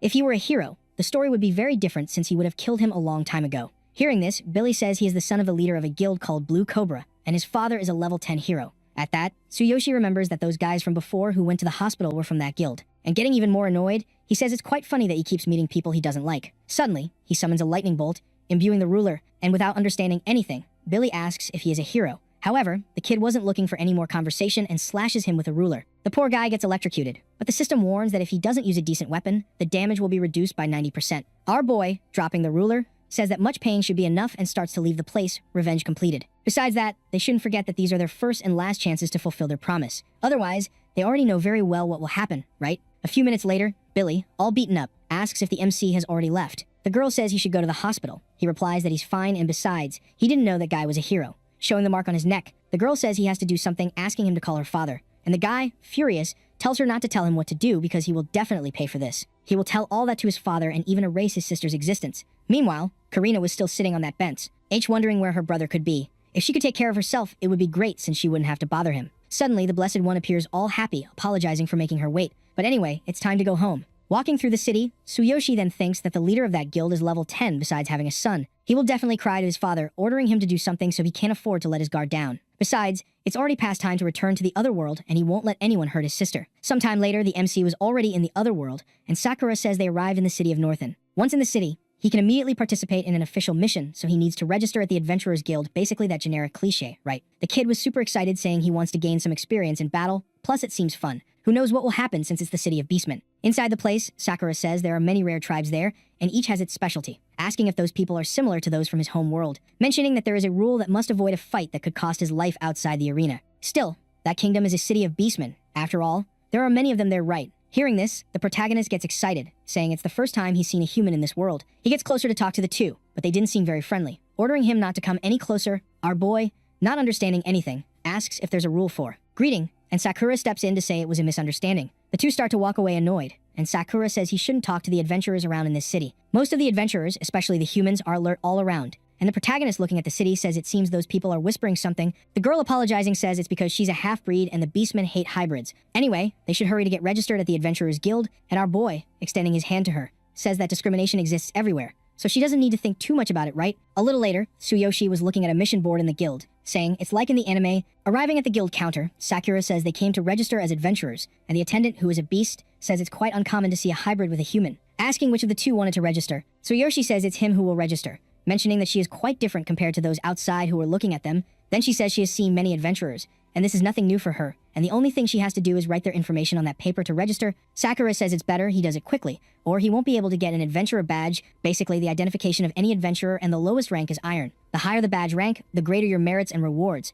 so he has to do his best to gain experience, and picking up the item, the protagonist says that badge of the lowest rank doesn't seem so impressive. Then the attendant says that as soon as he receives his badge, his level will be automatically determined, and he can also hide his level based on it. Looking up, Tsuyoshi, surprised, realizes that his level was above his head. Asking how this works, Sakura says he's linked to his badge as an adventurer, and he can hide it just by thinking, and the only thing he has to do is remember the method. Then, the kid closes his eyes, hiding his level, thinking that thanks to his system, it ends up being much easier. The attendant, surprised, says it's quite rare to see someone do this on the first try, and this method is known to be quite difficult for novices. At that moment, a bunch of orcs appear, interrupting the conversation between the two, and throwing a bunch of spoils. He says they were there to report the conclusion of a mission. All full of himself, he asks if there's already another quest, and it also works if it's just a few requests. The orc even calls the beast to come out, but then she says she's unfortunately quite busy. Anyway, there's a very difficult emergency request, and the person who made the request wanted at least a level 15 adventurer, asking if they can do that. Hearing this, of course, the orcs are surprised by this level of mission, questioning if there isn't a level 10 one, and what kind of request is that? She says that a bunch of dark monsters are causing problems for the farmers, and there was a group of 3 that accepted this request, but they're very injured. Plus, one of them has already disappeared. The F.E. group discusses this mission, and the protagonist suddenly appears there, saying he will accept the mission. Man, the kid picked a fight for free, and the angry orc says he's in the way. One of them even draws his sword, but then his companion stops him, asking if he knows what would happen if he did anything inside the guild. The other orc advises the boy to value his life, because he just registered, and Tsuyoshi, not having many ideas, says that if they can't do this mission, they should just shut up, asking if they want to see his combat abilities inside the arena. The two keep arguing there, and the attendant later says she appreciates the protagonist's courage, but the orc spoke a truth. After all, the requester can reject due to his level. The confident orc tells them to drop that mission already, but Sakura says they will do it. Man, these monsters don't want to leave them alone, and then one of them asks if she even has the ability to help the protagonist, who, pulling out a gold insignia, asks if that's enough to show his strength. Wow, that escalated quickly. Tsuyoshi, seeing that, gets all excited. Right, because he didn't know the girl was so powerful, and the attendant says she should have mentioned that from the start. Then, in that case, she will trust the request to her, and she's sure the requester will be satisfied. Then the two orcs leave there unable to do anything, and Sakura says this request will help her level up. Meanwhile, the attendant was listening to the conversation from afar, wanting to know why an adventurer with a goal, D insignia, is calling a boy like that master. Anyway, that group seems quite interesting, right? A little later, Sakura says that the farm from the mission should be quite close, and Tsuyoshi, surprised, says he didn't know she had a gold emblem. She says she joined the Adventurers Guild when she was young, so she has been doing many missions or requests with different groups. Over time, she ended up earning this insignia, and hearing this, Tsuyoshi thinks it must have been very difficult for the girl, saying that she is really amazing. But there's no time for chit-chat, right? Since they had arrived at the darn mission place, a bunch of monsters were surrounding the house, and Sakura says they will corrupt all living beings. Basically, those horrendous things were slimes before and are quite dangerous because only the lightning element is effective against them. Look how convenient. Just the skill that the MC has. Now he's going to farm like crazy. Anyway, he just needs to stand there watching, as always. However, the girl interrupts him, saying it's better for him not to do that kind of thing alone from now on. This is a fight that could cost his life, and it's a completely different area compared to the beginner areas. Maybe he can face one monster, but wants to know what he will do if he encounters a pack. Hearing this, the protagonist says he understands, and changing the subject, says he has 2 questions for her, thinking that he's just planning to level up to prepare for anything that happens in his world. Besides, she should remember the promise they made to the Beastman King, and the judgment will happen after a year. To sum up, he doesn't know how strong that guy is, so his first question will be that, because he doesn't know how strong he should be to prove his strength and abilities within a year. And hearing this, Sakura says that to be honest, it's impossible for him to pass that man's test in a year, starting with this level now, for sure. After that period, he won't be able to do absolutely anything. First of all, it is already an achievement to have come out alive from that place, and, at the very least, he must avoid being killed in the trial. asking if he knows the rule regarding the level system. In this, Tsuyoshi asks for further explanation, thinking that he knows both worlds have the same level system. The higher the level of his combat abilities as an adventurer in this world, the greater his combat skills will be in his world as a hero. Aside from that, he knows nothing more, and then Sakura says that the level limit for adventurers is level 100 and, additionally, the current Beast King is at level 92. The reason the Beast King reached this position is due to his completely unmatched combat abilities. The reason he said it is impossible for him to pass the Beast King's trial is that there is a limit to how much a person can grow. Basically, the higher your level, the harder it is to level up. And as you can see, her example has been an adventurer for over 20 years and is still at level 72. She has tried many times to increase her level, but has failed every time, and that is, to summarize, her limit and, at the very least, he must reach level 50 to pass the Beast King's trial. No matter where it is impossible for him to increase his level so quickly within a year.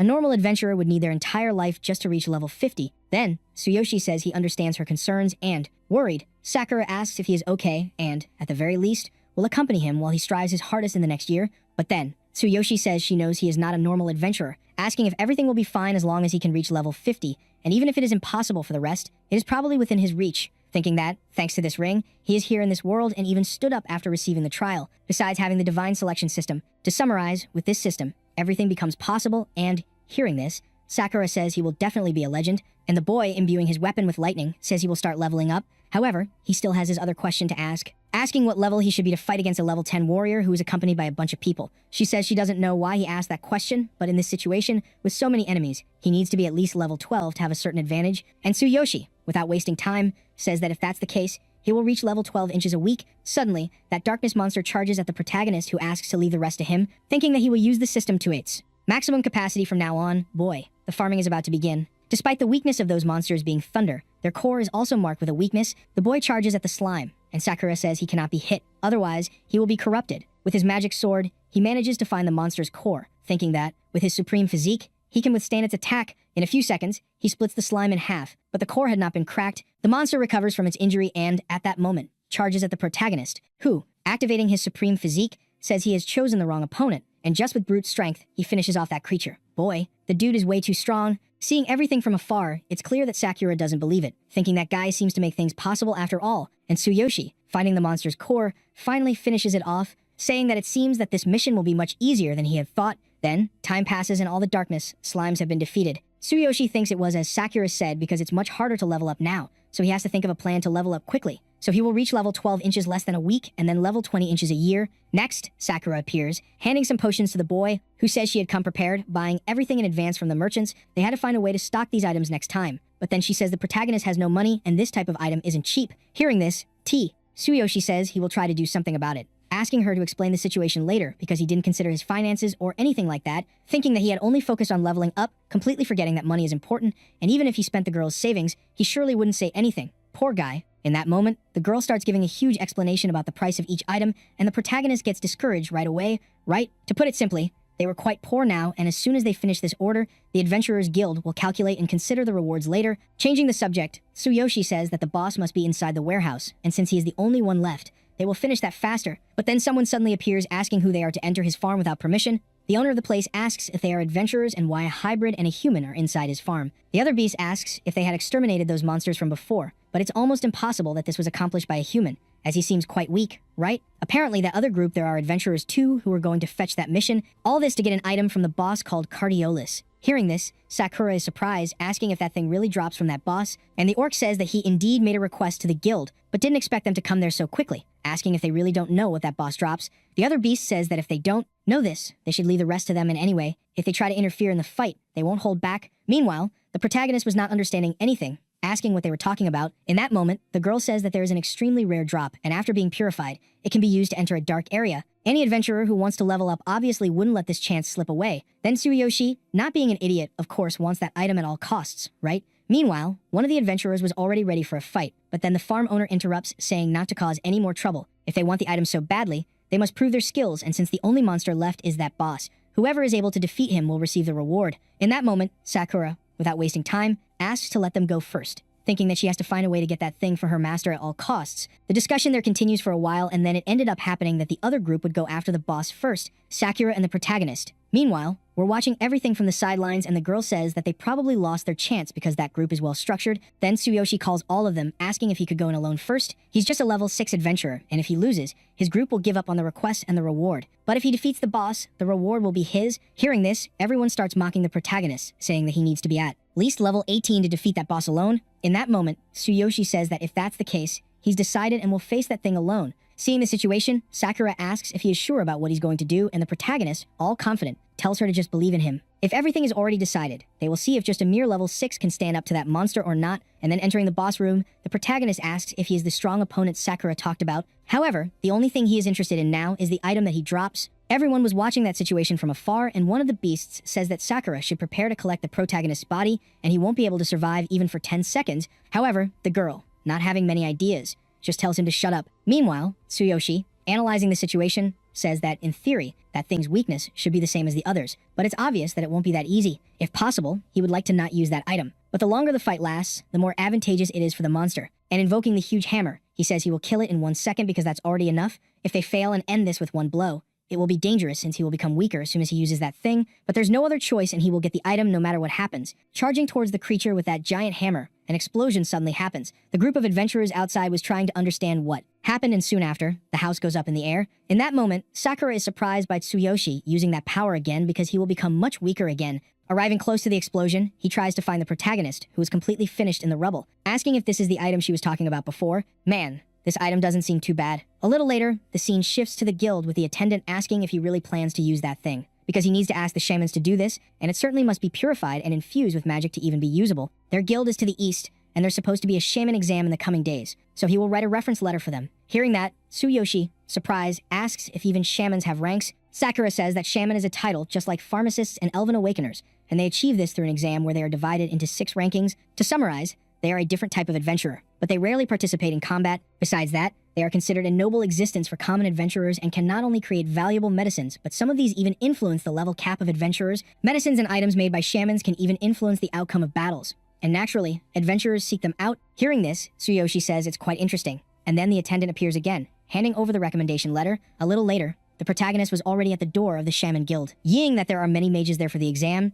Sakura says that on exam days, a bunch of prestigious families along with specialized schools and organizations go there, and she heard it's quite difficult to get in. Anyway, they should get in, and with the recommendation letter from the Adventurers Guild, they should be able to do so easily. Soon after, Sakura asks an orc for one of the purification items, but he says it's not possible that day since it's exam day and only shamans can enter. Sakura says they have a recommendation letter from the guild, but the guy says again that they can't enter. It doesn't matter whose letter it is. The exam is far more important. Hearing this, Tsuyoshi gets nervous, saying they have to let them in no matter what. The guy says he's quite brave, mentioning that no matter how many days pass, he can't enter until the exam is over. However, the protagonist, not caring about anything, continues walking towards the door, and suddenly, a hooded man appears, asking what all this commotion is about. The other bystander apologizes for the inconvenience, saying that those people came on exam day to request the purification of a cardiolus item. Then the protagonist, seeing the man, asks if he is the person in charge because he has a reference letter from the guild, asking why he isn't being allowed in. Then the leader, surprisingly, says he will do the purification, but should come another day because today he can't waste time with him since it's exam day.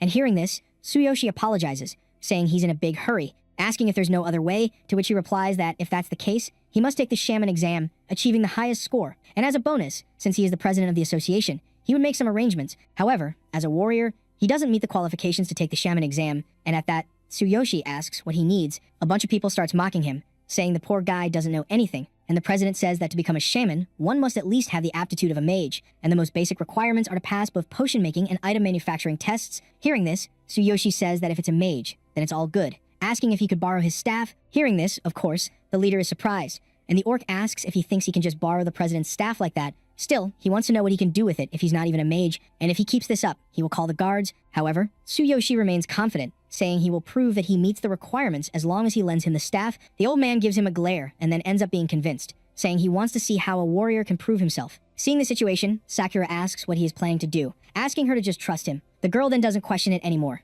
thinking that every time Tsuyoshi says this, he manages to achieve his goals. The orc tells him to prove his worth, and Tsuyoshi, raising his hand, slaps the orc, thinking that if he duplicates a mage's abilities and uses the staff, he should be able to use magic. Theoretically, it could be anything, and the warrior's first choice was merely a personal preference, choosing one of his wizard skills. Suddenly, a yellow aura begins to surround his body, saying that a wizard can cast magic with a staff, and if he can cast magic, he qualifies for the shaman exam. Seeing the situation, the leader is surprised, wondering if that boy was not a warrior before. The protagonist asks Sakura to close her eyes, and suddenly, a kid unleashes that magic with the staff. The president, with a reflex, invokes a magic barrier, thinking that this is a basic light magic, and it is enough for a standard adventurer. However, his magical shields obviously cannot be broken with this mediocre level of strength. Our boy, however, continues to apply more and more force, and the glow becomes more powerful. Incredibly, the president's barrier shatters, and that light envelops the surroundings. The kid, after making all that mess, then asks if he is qualified for the shaman exam now. And the leader, having no other option, ends up accepting the boy. A little later, Tsuyoshi was in the shaman test hall,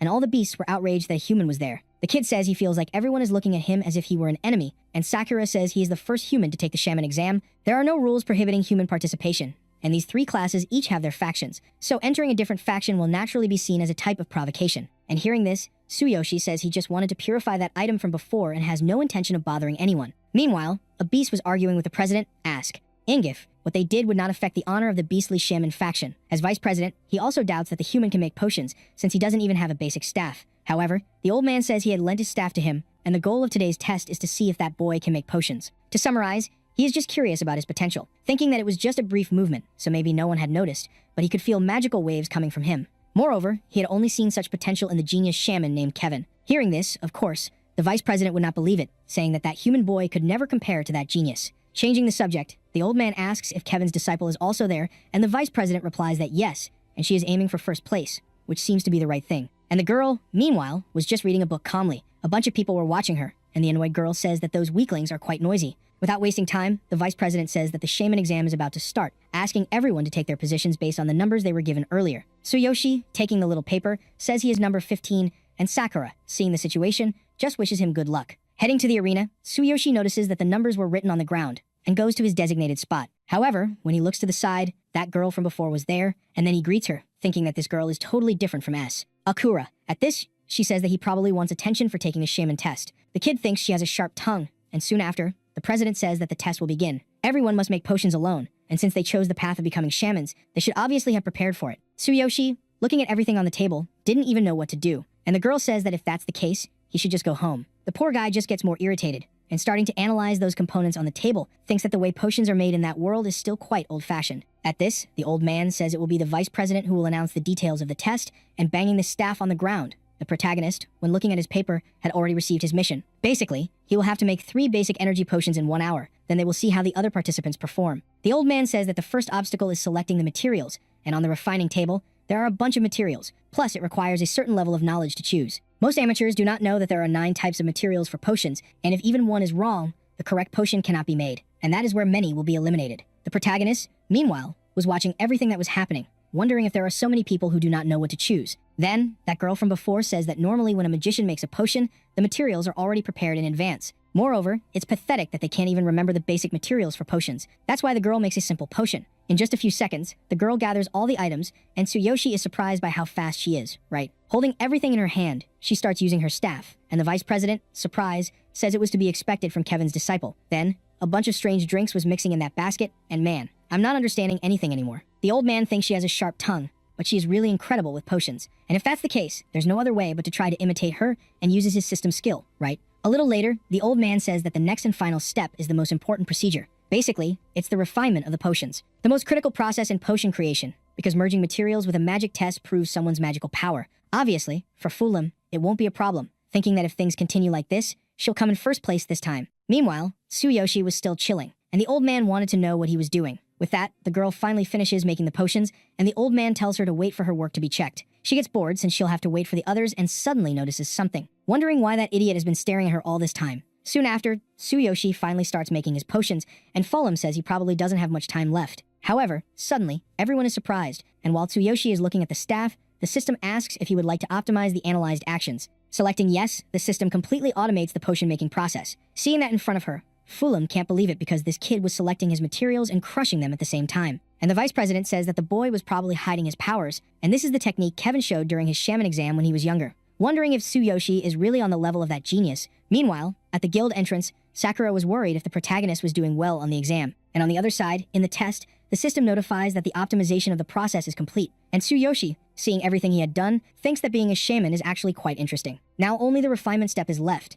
and he has to carefully infuse the magic and turn it into a potion and finally solidify it. Meanwhile, the girl couldn't believe that this kid is much faster than her and can't allow herself to be defeated by a worthless human. Assuming he was imitating the technique that Master Kevin used to impress everyone during his shaman exam, at that moment, the old man says that back then, that boy shocked everyone by using the quick conclusion and creating a level C potion that didn't seem to have been made by a white shaman. At that time, he personally was the judge, but even he had trouble making a rank C potion back then. Then, the vice president says that a mere human creating a level C potion is a great feat, and it must have gone well because he used the materials carefully. Soon after, the system notifies that Tsuyoshi made a level C potion, which normally can only be made by a blue shaman, concentrating his spirit, making it highly sought after in the market. Moreover, the potion's level forecast was ranked from D to S depending on the creator's skill. In this case, his current experience allowed him to create a level D1, but it should be enough to pass the exam. Still, for Tsuyoshi, he has to beat that girl because if she makes a rank C potion, he could lose first place. As a guarantee, he needs to make at least one rank C potion, but he has no idea how to do that. But then he remembers that during refinement, the potion's ranking is affected by attributes,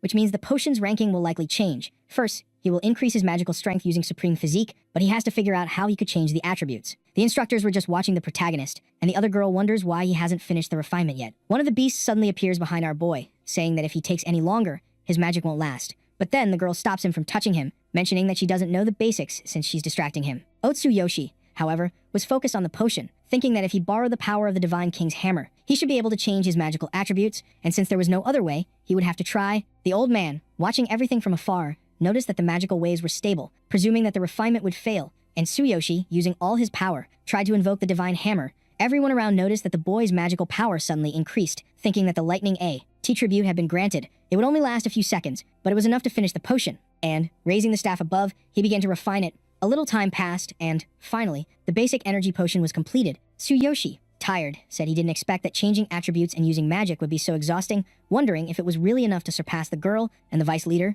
surprised, said that despite the energy being unstable, he still managed to refine and solidify the potion. Wanting to know what the hell that kid had done, a little later, the old man finally began the evaluation process of the potions, saying they would decide the grades. The two went from table to table, seeing all kinds of potions, from good to bad. Then it was Fulim's turn, and the vice leader said that this aroma seemed quite promising. Surely, it was a basic level C potion, and hearing this, Fulim thought that thankfully, he didn't embarrass his master. Thanks to his intense training, his refining speed had increased much more, and Tsuyoshi, seeing that from the side, said that a level C potion was indeed impressive. Then, the old man appeared, saying it was his turn, asking what he thought of his results, to which he replied that he did what he could. Then the leader said he would analyze him and, when he opened the potion, suddenly, a whirlwind appeared in the sky. Lightning particles flew out of the potion and the old man, not understanding anything, wanted to know if there was some kind of natural phenomenon. And the vice leader said that a potion causing such an effect was probably at least rank B. To fool him, however, it was obvious that he didn't believe it because only someone with the same power as Master Kevin could create something with a B grade. Everyone around couldn't believe what they were seeing, and the old man calmly continued to analyze the potion, saying they were indeed wrong and that this human boy could be an even more terrifying existence than the genius Kevin himself. And without a doubt,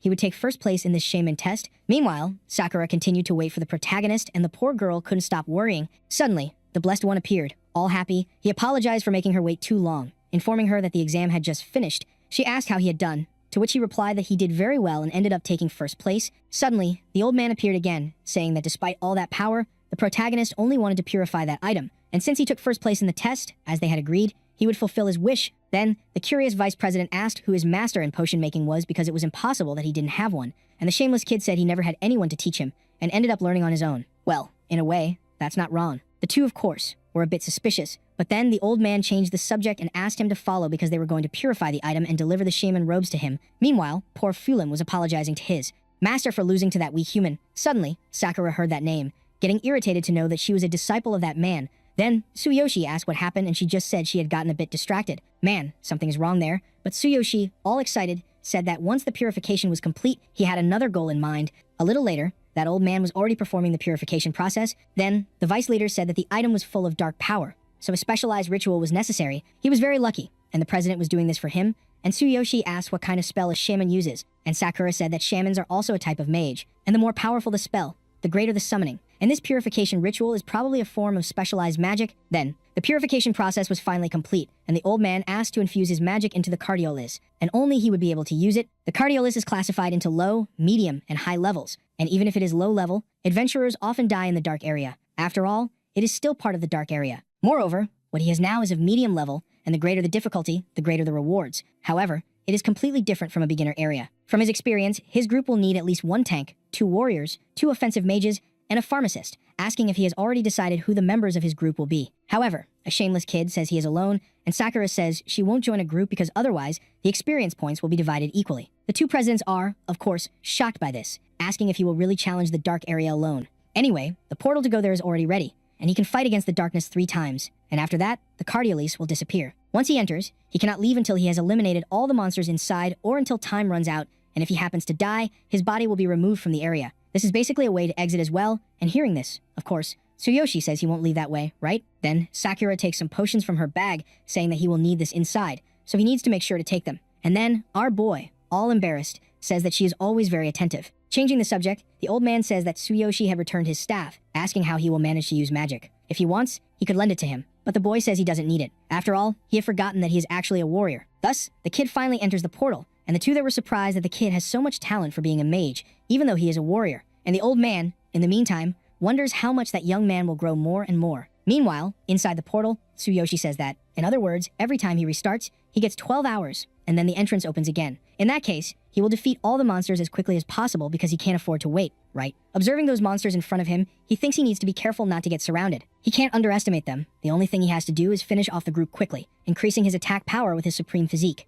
And, with a kick from above, he takes everyone out at once. The boy is surprised to be getting 500 XP per monster because it's almost the same as a small boss in his original world. There, the experience points are much higher than in his world, but anyway, after completing the 3 rounds, he will exit and might even level up twice. Next, the paralysis effect that Tsuyoshi had placed on those monsters ends up deactivating. Countless monsters charge at the protagonist, who had no choice but to activate his supreme physique. Then things just get easier, right? This ability is very broken, and he says that, at this rate, he will level up quickly and might reach level 7 just on his first attempt. Meanwhile, outside the portal, the old man asks Sakura if she is worried. He has never heard of anyone entering the dark area alone, and even if they have exceptional power, he still has his doubts. However, Sakura, without hesitation, says she trusts him. And the vice leader says he has seen many talented young people, but many drowned in their own confidence and were killed, and this is the first time he sees someone challenge the boss of the dark area completely alone. Anyway, he will leave first, but hopes that the young man knows what he is doing. Inside the portal, he says that so far he has only had 1 fight, but his stamina and willpower are almost exhausted. Using his supreme physique for too long is demanding too much from his body, but it's great that Sakura helped him replenish those potions for him. However, when he drinks one, he had forgotten how horrible the taste is.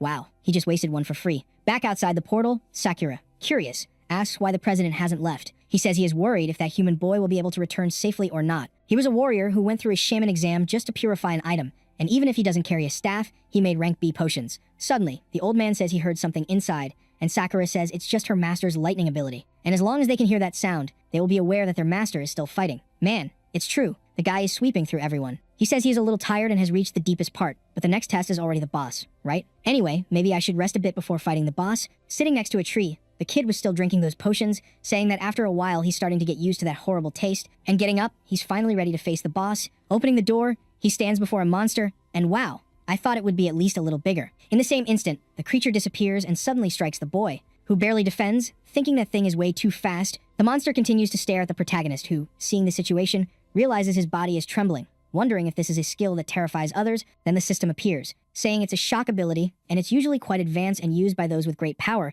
The boss charges at the boy once again, and then the system warns that the debuff has ended. Tsuyoshi realizes that just a moment ago, pure energy was emerging from the infinity ring, assuming that's why the status normality had ended. Anyway, he won't die so easily, deflecting the monster's sword, which, incredibly, starts saying that the boy is strong and has a great presence. Moreover, it didn't believe he managed to nullify its debuff. Then, Tsuyoshi says he thought the dark monsters were just a bunch of beasts that couldn't even talk, and the monster claims its existence is superior to anything else. At that moment, Tsuyoshi realizes the boss is going to use that same technique again, and if only he had his goblin armor, he could use the tentacle to attack its vulnerability. Unfortunately, he left the armor in his original world, so now there's no way out, right? Tsuyoshi, defending the blow, thinks that guy is really strong. While his sword is about to break, to make matters worse, the strike obstructed the kid's vision, and he barely managed to dodge, saying he was hit once. But even so, he already started to bleed. Since there's no medicine for bleeding at this rate, he's going to end up dead. To sum it up, he has to finish this fight before his blood runs out. He even thinks about discarding his last 2 chances and leaving the dark area to heal. But if he stays in this cycle, his potions will eventually run out, and he has no choice but to just go for it now. Soon after, Tsuyoshi manages to land a lightning attack directly, but wonders why the boss didn't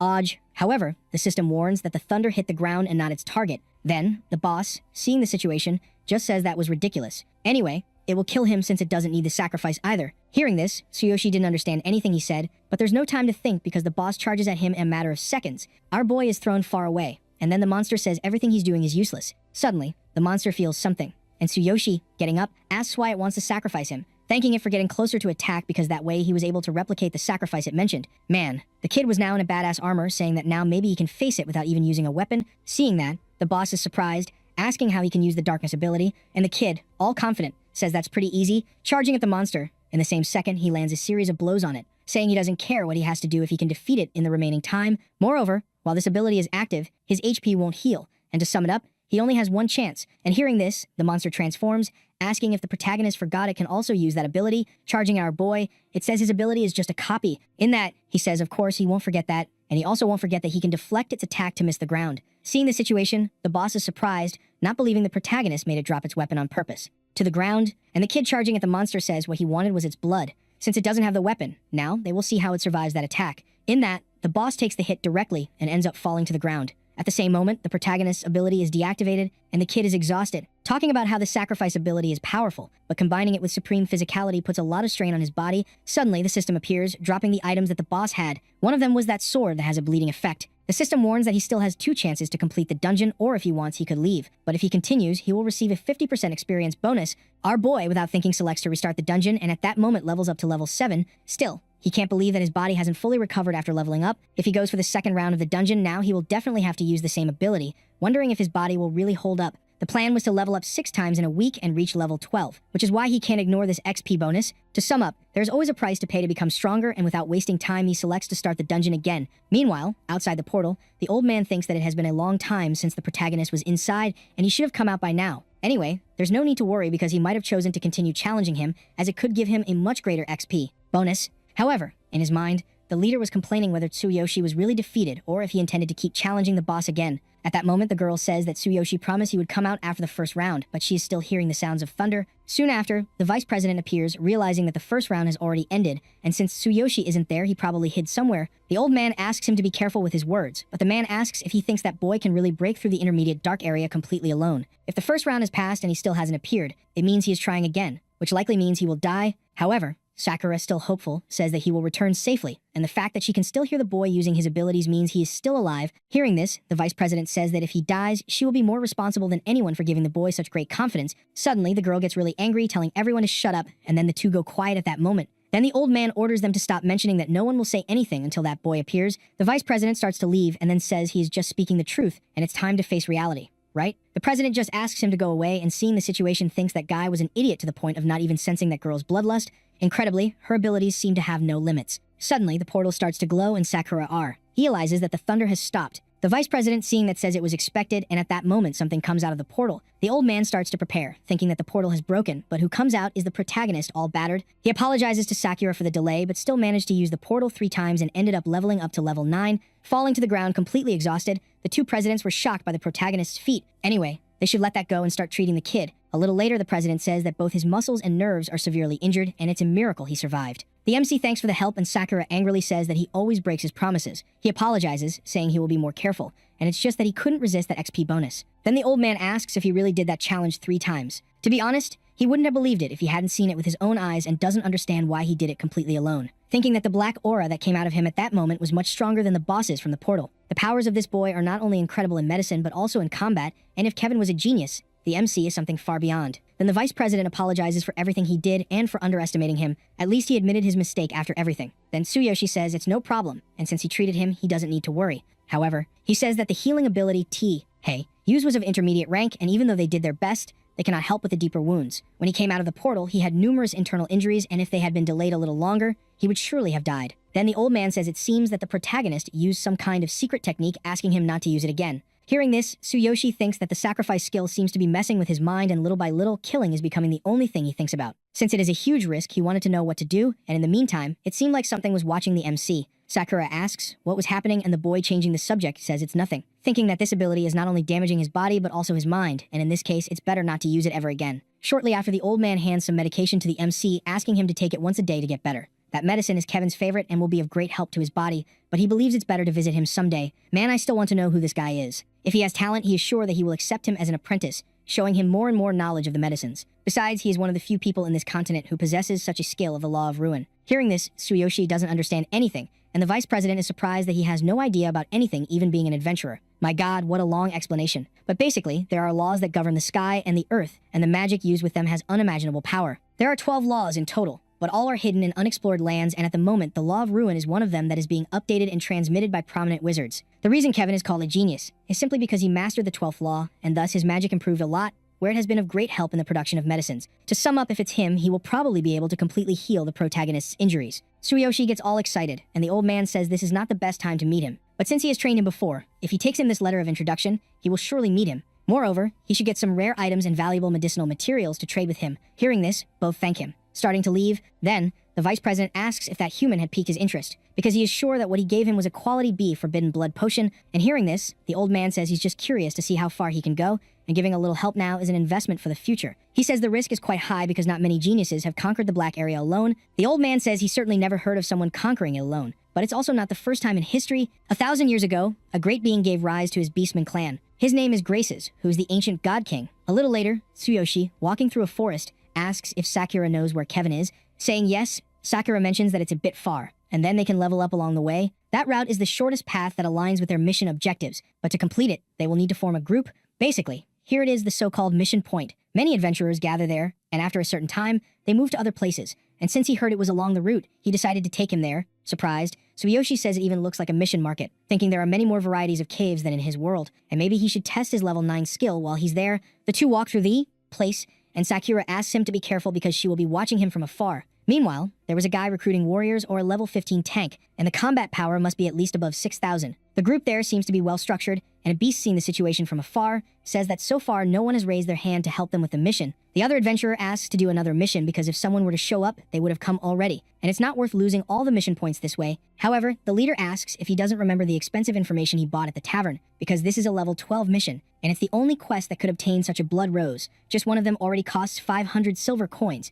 and there's no way he will settle for some low-level mission having this opportunity. Still, the adventurer claims that there might be someone next time, and they can't go if they don't have enough people anyway. Then suddenly, our boy appears, asking if he could join, and he is a warrior, and although his level is a bit low, he is quite confident. Hearing this, the whole group gets excited, and the leader asks what level he is, but then he loses hope right away upon learning that he is only level 9. Obviously, they can't take on a mission like that, asking if he is joking with them. At that moment, the portal opens, and the system warns that the entrance will close in up to 10 minutes. One of the group members says that if they miss this chance, they will end up wasting another day, urging them to make a decision quickly. After all, there's no bad idea in using a level 9 adventurer, as long as they have enough people. And with no other way, the guy says he will give the protagonist a chance. So when they are inside, he can't do anything alone and must listen to their instructions. Incredibly, Tsuyoshi accepts everything, saying he is happy to be joining a group for the first time. A few minutes later, they had already entered the portal, and right away they come face to face with a giant rhinoceros. The group panics immediately, seeing that the monster is level 16, and the leader says it's okay since they are level 15 and have worked together to complete a bunch of tough missions.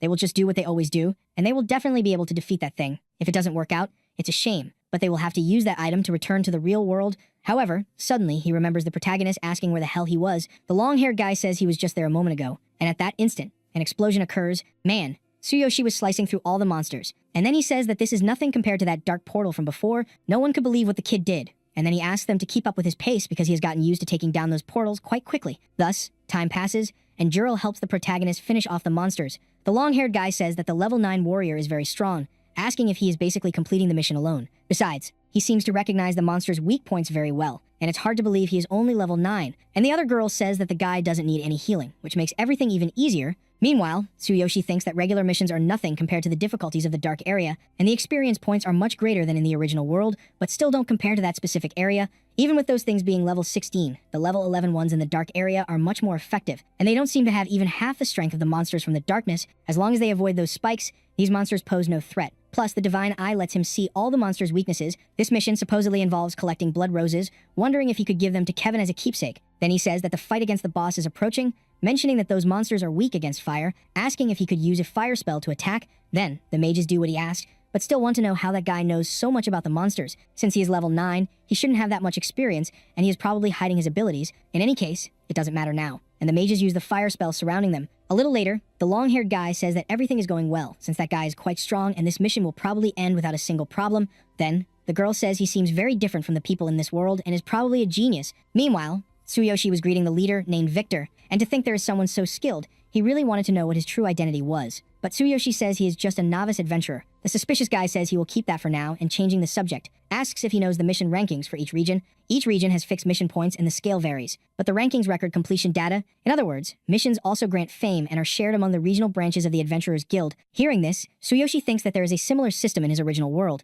In this, Victor says that the group seems to have gathered randomly, but in fact, it is part of a guild called Key, under the elite group of 15 pioneers known as the Great Goat Group. Its captain is one of the guild's founders and a warrior nicknamed Harvey. Hearing this, Tsuyoshi asks where he's going with this, to which he replies that recently a new level 18 mission has appeared. It involves small monsters from a dark area hidden in the swamp, and these monsters are extremely problematic due to the lack of information. However, he seems well informed about all this and could even be an asset to deal with it. If he completes that mission for the first time, he receives a bonus, and that's why competitive groups fight to be the first to complete these fixed missions, asking if he is not interested in being his captain for that mission. And seeing the situation, Tsuyoshi thinks that even getting items to help him level up, this could be a good alternative, asking if he wants him to still participate in this level 18 mission, even being level 9. If that's the case, there are two conditions. And Victor says that as long as they are not absurd, he will do what he can and will also pay a special compensation, thinking that it seems Tsuyoshi trusts him now. And if he ends up joining, he will gain information and will receive credit, increasing his position within the guild. Soon after, Tsuyoshi says that the first condition is that if they complete the quest, he will give him all the initial experience points. The second is that he chooses the bonus rewards first. And of course,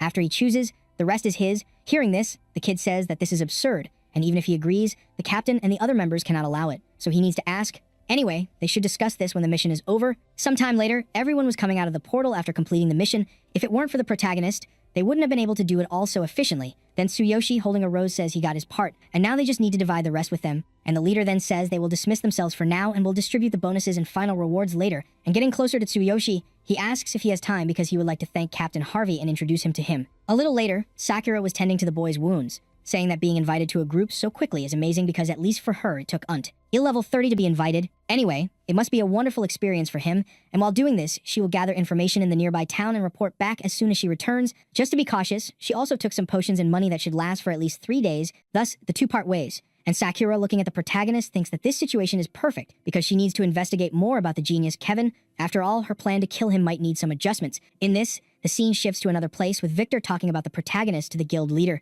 asking if a level 9 warrior will really lead his elite group whose average level is 16. However, the boy says that this guy is incredible, and thanks to him, they obtain the blood roses without a single problem. Still, for the armored guy, a level 9 warrior does not qualify for anything, and Victor must have gone crazy after hanging out with those idiots. Victor says that if he doesn't believe him, he should meet the boy for himself because he brought him, and he is waiting outside. The man says he is very brave to bring someone like that here, and hearing this, Victor gets nervous, thinking that he has always been mocked, but this time he will prove him wrong. Incredibly, the guild captain goes to meet the protagonist, and then the boy appears. Introducing himself, he says his name, mentioning that he is just a level 9 warrior. Then the overly confident armored guy says that the kid seems too weak. Victor asks him to just ignore it, and then the guild captain says that according to him, this boy can complete the new mission, asking if it's true. Tsuyoshi says that he is very confident about this mission, but there is an additional condition, saying to leave the rest to him, being his captain. This guy is looking for trouble too much. Wow, even the butterfly was shocked, and the guild leader asks if he wants to be the captain and command simply 15 elite members. Even Victor didn't know about that, saying that becoming a captain is absurd, but Tsuyoshi asks him not to worry. The man says that this mission requires many resources, and Tsuyoshi states that if they appoint him as captain, he will ensure its completion. The adventurers, of course, find this audacious, and surprisingly, Harvey agrees, saying that if they fail to complete the mission, he will show no mercy. However, Tsuyoshi reassures them that everything will be fine, and that if they work together, they can finish without a single problem. The armored guy, confused, asks if Harvey will really trust this guy who is a level 9 failure, but they have no other option because without that kid, they would only be going. He asks if they are aware of how much others laugh at their guild because they achieved nothing and were surpassed by other groups. If they secure the first completion and the best performance in this mission, their reputation will recover, and there is no other way now. Even if the chance is slim, they must take advantage of it. Moreover, if it's just a blow, it's obvious that he won't let that kid off easily. As time passes, the day of the mission finally arrives, with the protagonist being its captain. The other group sees that the guild has changed leaders, and Victor says that the captain of that group has always seen them as rivals. Because of this, the entire team is under a lot of pressure. After all, the current situation has been quite difficult lately. Hearing this, Tsuyoshi says he understands the situation and, passing by the beast, accidentally bumps into his shoulder. He asks if Tsuyoshi will have the same attitude when they retreat from the mission. But Tsuyoshi replies that whether they achieve the first completion or not, they will find out later. Entering the portal, Tsuyoshi thinks that according to Victor, this mission involves an unknown group of darkness monsters in the swamp. However, with the Divine Eye, there's no problem, and he will show them a first completion performance stronger than expected. On the other side of the portal, everyone is prepared, and Tsuyoshi says he already has a plan, but first wants to know if he is receiving all the initial experience points. Harvey responds that yes, because for them, honor is more important, and as long as they can complete the first phase, nothing else matters. As he had seen, they are desperate for results, and if they fail, they better be prepared for the consequences. Anyway, they will start to hear their instructions as they are. Meanwhile, the armored guy couldn't believe they were letting this guy take all the experience points. Tsuyoshi continues to look at his system, thinking that now comes that thing Victor mentioned, which is hard mode. All rewards are tripled, including experience points, and with triple experience points, if all group members gain, they can level up 1 or 2 levels. At that moment, the system appears for everyone, informing them that hard mode has been activated and all attack and defense power has been tripled. Everyone was trying to understand why Tsuyoshi did this because it's basically suicide. The armored guy says that no one has even completed normal mode, asking if he wants to get them killed and knew he was a fraud, thinking that he was waiting for a chance to ruin his reputation, and the guy literally handed it to him on a platter. Good thing he had prepared for this because he brought a horn to return to the real world. Then Tsuyoshi says that if he brought him there, he obviously has a plan to get him out. The man asks if he thinks they will manage to complete the mission even after failing in normal mode, so he needs to stop making empty promises. And the kid, not caring, just activates his divine eye. If there's a swamp, it definitely has a wet area, and those monsters are vulnerable to lightning. Moreover, if he can concentrate more, he can further enhance the divine eye. Meanwhile, the other adventurer says it's obvious they won't be able to handle those monsters. In the midst of this situation, Harvey wanted to know if that kid had really deceived them, but he asked them to follow him because he will guide them to complete the mission, even in the hardest mode. With no other choice, Victor gives a vote of confidence to the MC, calling all the mages to help. Suddenly, a bunch of crocodiles appears, and Harvey tells the kid to get out of there. However, Tsuyoshi takes charge, asking the fire mages to attack exactly 1 meter in front of him. In a few seconds, the monsters are annihilated, and Victor is trying to understand what happened. The adventurers begin to gain confidence in the MC, and Harvey is curious to know if that young man is really level 9 with those skills. However, that other guy still finds it impossible that Tsuyoshi analyzed the entire situation under these conditions. Victor asks why he can't just stay quiet, and then our boy says they don't have time to argue. Everyone starts to move, and now it really looks like a group, everyone following the MC. Time passes, and Victor says it seems all the monsters ahead have been defeated, asking what they will do next. The other adventurer says the monsters there are of the dark type and that they are in hard mode, and if they fail there, they won't let it slide. Man, what a boring guy. Victor says it was thanks to him that they almost didn't suffer any damage because this kind of thing was impossible before. Then the guy says not to forget that he is the vice captain and the only thing he is doing is looking out for the group. Next, the system notifies that the swamp cannot be bypassed because the path to the next route is beyond it, and Tsuyoshi thinks it will be much easier than he thought. He says it was as vice captain Luke said. After all, he is just a temporary leader, so if any of them want to leave, he won't stop them. However, now that he is the captain, the only thing he asks is that they follow his orders. Harvey tells them to stop this mess, and meanwhile, the MC thinks that his past self would have been crushed by someone like that.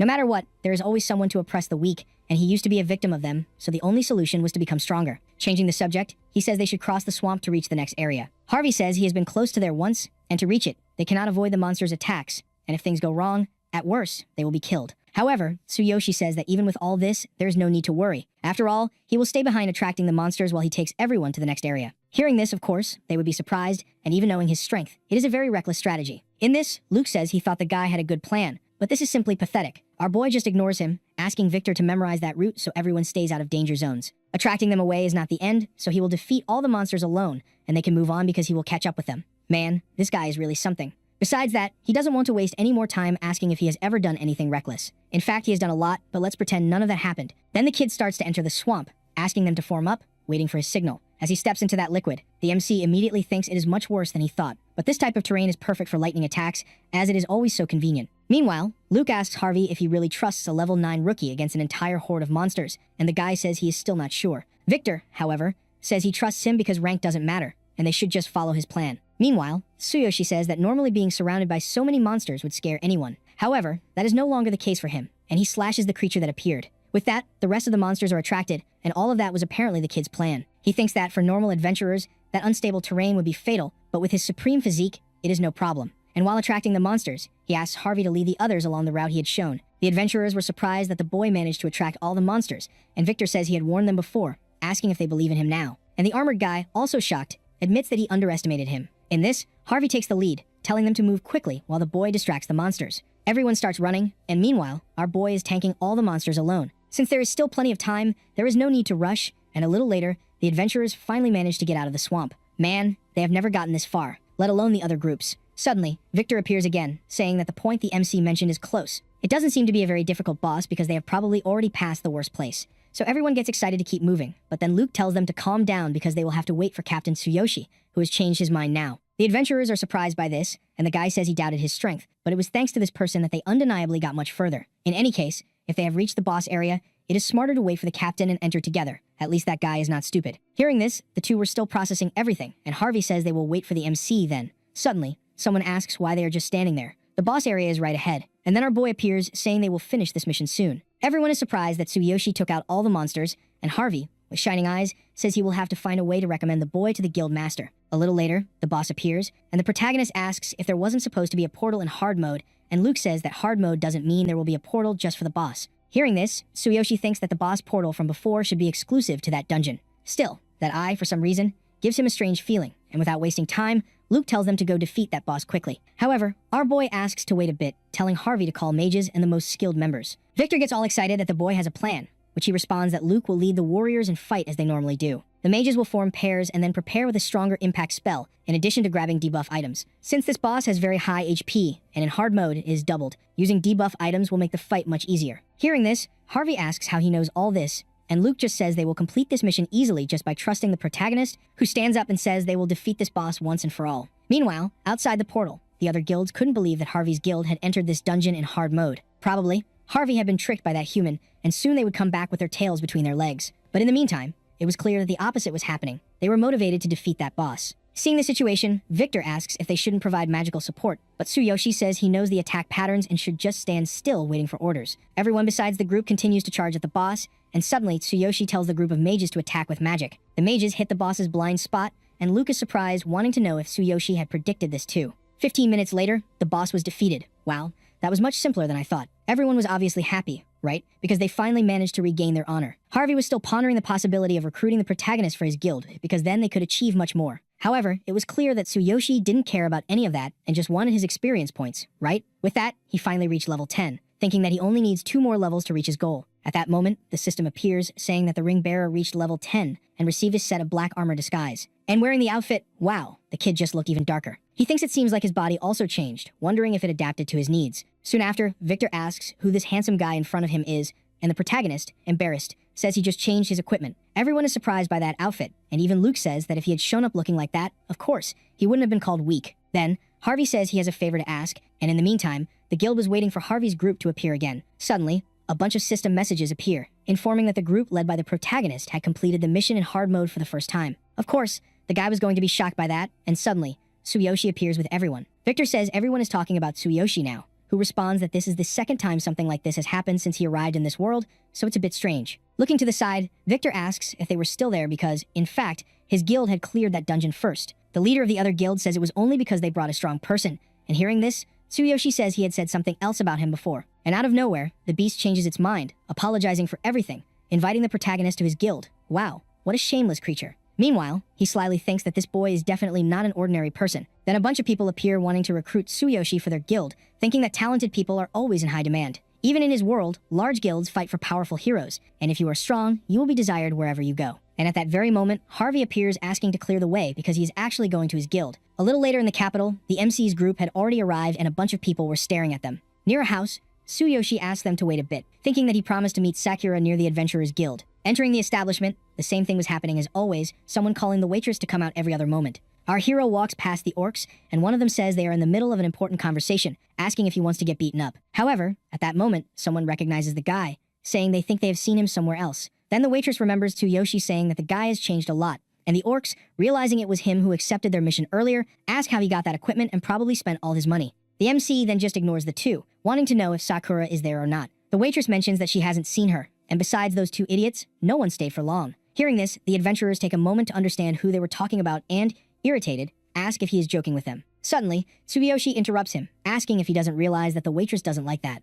Then the orc stops immediately, wondering where that kid got so much strength. In any case, inside the guild, there are guards, and it wouldn't be a good idea to fight. If they want to fight, it will have to be outside, and they shouldn't think they got more powerful just because they got some equipment. The guild waitress tells him to stay inside because if he goes out, he will really get beaten up. The boy, however, was confident, saying he would be fine. Wow, this fight is going to be ugly. The two orcs continue to stare at our hero, and outside, Harvey wants to know what is happening. Suddenly, those two freeze because their captain was there. Wow, I had forgotten they were from that guild. Man, the waitress was watching everything from afar, wanting to know who this boy really is, and then Tsuyoshi says that nothing happened, and those two are just looking for a fight. Hearing this, Luke gets angry immediately, asking if they want to confront his captain man. I find it really funny how much this guy has changed. At that, the adventurers tremble in fear, saying it was a misunderstanding. Then Victor appears, asking what is happening, and Tsuyoshi says it's nothing, and since his companion isn't there, they will just head to the guild. Moreover, since the mission is over, there's no need to call him captain. Time passes, and inside those guys' guild, a beast congratulates them for completing the dungeon, setting a new record.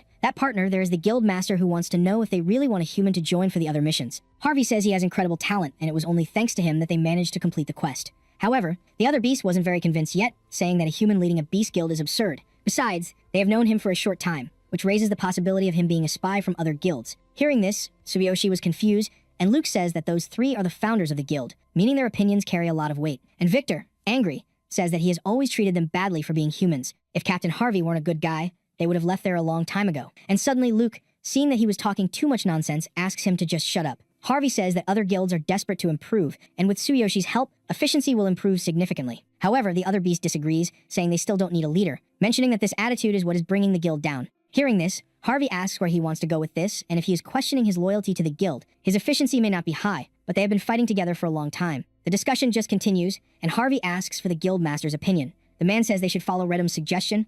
After all, they should solve all their problems on their own. So the only thing they will do is politely dismiss the human. Hearing this, Harvey is surprised by the response but just accepts it. Soon after, the MC says he only came there because of Captain Harvey, and if that's the case, then he will leave. Giving him a pat on the shoulder, he tells him not to worry. After all, he has companions he can trust. Anyway, it was nice to fight alongside them, and if fate allows, they will meet again, and until then, he will continue to level up. Redham tells the human to take care of himself, and Harvey says he had the potential to change the guild. They lost the opportunity to become much stronger, but of course he doesn't believe it, asking what a human can do, and that mission was probably just luck. Harvey's group leaves, and outside the guild, Tsuyoshi was thinking about whether to level up or find Sakura, because he needs to apologize for tearing the shirt she made. Suddenly, that beast from the other guild appears, asking for help from the MC, because they are having a tough mission. The president asked for someone strong. Tsuyoshi was the only name remembered, and his group would accept him depending only on the reward and the terms. So the protagonist asks what the request is, thinking that if he can monopolize the mission and earn more money, it's worth it. The adventurer says it's an urgent request to rescue the daughter of a wealthy merchant, so they need to go with him to the guild master. Boy, let's see how this will turn out. As they walked, Tsuyoshi asks if their guild had really accepted a request like that, and the beast says that a guild needs more than honor, as it requires income, and for any guild requests are part of the revenue flow. Plus, they are competing with other groups. Tsuyoshi says that if that's the case, the reward must be very good, around 5 gold coins, thinking that the request from the farm he accepted before had already received 3 coins. However, the adventurer says that the one who was kidnapped is the daughter of a very wealthy family, and the reward is 100 times that of a normal request, which is about 500 gold coins. Given the current situation, if they help, they will receive half. In hearing this, of course, Tsuyoshi is surprised, thinking that with that money, Sakura would be over the moon. The scene shifts to the guild hall, where a wealthy merchant was waiting, ordering them to rescue his daughter soon. Otherwise, if they fail, they will pay 10 times the reward. The guild leader says that this is absurd, and they are currently devising a plan and will definitely rescue his daughter tomorrow. However, he has already said this many times, and it's clear that the merchant wouldn't be satisfied. Suddenly, the protagonist appears, asking if that guy in front is the client, because it's obvious right away that he is rich. Tsuyoshi asks if they have already sent a rescue team, and the guild leader replies that yes, but the location is in the mountains and they couldn't make any hasty moves. To make it easier to understand, they couldn't do anything, and the enemy group consists of about 20 people with an average level of 19, plus the leader is level 25. Tsuyoshi says that they are indeed at a disadvantage, and besides that, after the first failure, the enemy is probably more encouraged. The adventurer says that after so many failures, they wasted valuable time, meaning the situation is very critical. If they fail this time, the hostage will surely lose her life and the guild's reputation will be destroyed, being buried in extremely abusive compensation fees. Then the adventurer pleads for the protagonist to help them, while the guild leader asks him to calm down, thinking that there isn't much to worry about, since his divine eye and duplicated skills should be useful. Then, the merchant says that if they fail again, they will have to pay 10 times the reward as compensation or immediately dissolve the guild. And Tsuyoshi, seeing the situation, thinks that Guy has only talked about money so far and hasn't even said a word about his daughter. When Tsuyoshi was starting to leave, someone suddenly states that the girl can still be saved. The protagonist, confidently, declares that he will rescue the merchant's daughter by the next day. The merchant asks who this human is that is talking so much, and the other adventurer, whispering in the guildmaster's ear, says it's the person he mentioned before. Then, the merchant agrees, saying he will see what happens by tomorrow,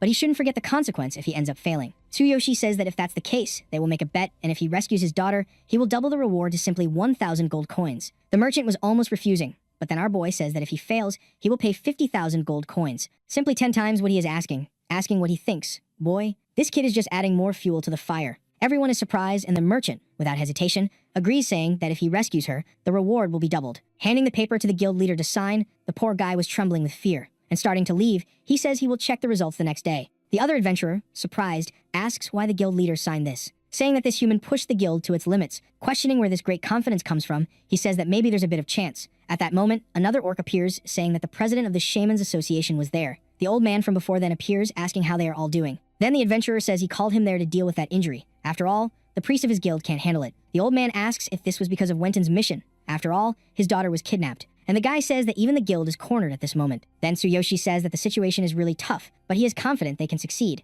The old man, realizing who it was, is surprised and asks why the protagonist is there, and the other orc asks if they know each other. A few minutes later, Tsuyoshi explained the whole situation to the president of the Shaman's Guild, who says he is in a very complicated situation. Even so, he believes the kid can do it. Seeing the conversation, the guild leader says that those two seem quite close, and the old man is not someone who easily gets close to others. Besides, he used a lot of influence just to invite him. Then the vice leader asks to help Tsuyoshi in this fight since his experience could be useful. Plus, it's also his responsibility to keep an eye on them. Standing up, Tsuyoshi says he doesn't mind, and since his wounds are almost healed, they should go soon without wasting time. Then the guild leader asks if the old man knows Tsuyoshi because they don't know him very well and heard he is very strong. The leader of the shaman says he knows him very well since the boy was recently approved in the shaman's exams and is the youngest white shaman in the north and the most talented he has ever seen. Moreover, he had cleared a Cardiolas completely by himself. He still doesn't know exactly how powerful the boy is, but is sure he is much stronger than they thought. Outside the guild, the vice leader asks what plans Tsuyoshi has because it's getting dark and besides, he made that crazy proposal. The kid says he understands how he feels since preparations are indeed necessary, and completely changing the subject, he asks to be taken to the arena. The guy is surprised that he wants to watch a match at this moment, thinking that a warrior wouldn't be very suitable for this request. A little later, the vice leader, filled with anger, continues guiding our boy to the arena, saying he must remember that tomorrow is the deadline, and if they fail, there will definitely be no turning back. He even asks the guard what kind of matches will be held today, but Tsuyoshi says he doesn't want to watch any and just wants to participate. Hearing this, the slick-haired orc clearly thinks it's absurd, and the guard says that if he's serious, he just has to fill out the forms and pay the registration fee. Once inside, Tsuyoshi thinks he wants to use the divine selection system to adjust his attributes to assassin, since this request needs a class like that, someone who can blend in, taking down the target without drawing too much attention. And meanwhile, a fight was happening inside the arena. The furious orc charges at the cat, but he dodges all the blows, finishing off the monster in seconds. The announcer declares the winner, and thus the match finally comes to an end. A lot of people were surprised by the skill of that beast, and Tsuyoshi was just watching from afar, thinking it's quite impressive. At the same time, the slick-haired orc says that if he wants to win against an assassin, he won't have a chance since that guy is called the Assassin of the East, who became famous recently. Tsuyoshi asks if the Assassin of the East is really that powerful, and the man, surprised, asks if he doesn't know about the assassins from there. There are many mysterious and powerful guilds on this continent, and the Guild of the Assassins of the East is one of them. Our hero says that this group seems to have a lot of secrecy, and the orc says that you can't learn anything about this guild unless you become a member. A little later, the announcer says there's a new challenger in the arena who asked to fight an assassin and ended up facing Naruto. The spectators at the time think the fight is in Naruto's hands. After all, that guy is just a human. The assassin asks if he really has no experience, and the kid says he will go anyway because experience won't matter. After all, they won't be able to predict the outcome. The emo listening to this still wanted to know where all this confidence came from, and soon the two fighters were face to face. Naruto then advises him to give up, but if he wants to fight, he won't hold back. And Tsuyoshi, all Chad, says they K. And continue. Man, this guy, if it weren't for the MC, would have already taken so many hits.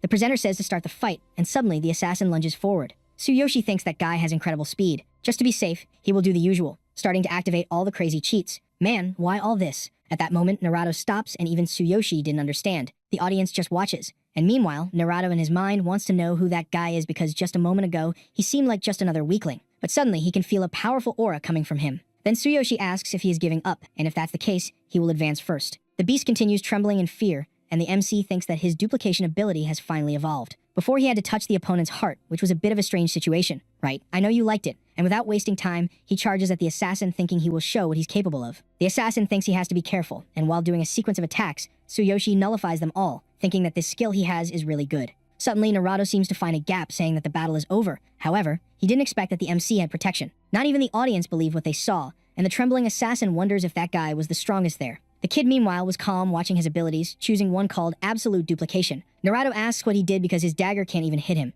and Tsuyoshi says he won't explain because it's too boring and anyway, now it's his turn to go on the attack. At that moment, he slashes the beast, who can't believe that guy was using his ability. Naruto falls unconscious right away, and the MC says that now he can rescue that guy's daughter. Then the presenter gives the victory to our hero, and the slick-haired orc says that his equipment must be very powerful. Meanwhile, Tsuyoshi was looking at his attributes thinking he has become faster. Then the orc asks if the MC will take on the rescue even at night, and the confident kid says it's no problem after all, he can see perfectly. A little later, the emo says that the fortress where Wenton's daughter was taken is right there. The fully armored protagonist says that several days have passed and wants to know how his daughter is, and besides, given the terrain of that fortress, it's no wonder past attempts have failed. The orc says it doesn't matter how many times they tried, it always ended in failure, and that terrain makes the fortress easy to defend and hard to attack. Besides, the enemies set traps, and knowing the environment, the path to the entrance is nothing less than a nightmare. Anyway, he had seen their skills in the arena, but even so, this request is a huge burden for his guild, asking how to plan an attack with just the two of them. However, when he looks to the side, our boy had simply vanished. Meanwhile, inside the fortress, those guys were quite convinced they had defended against all attacks,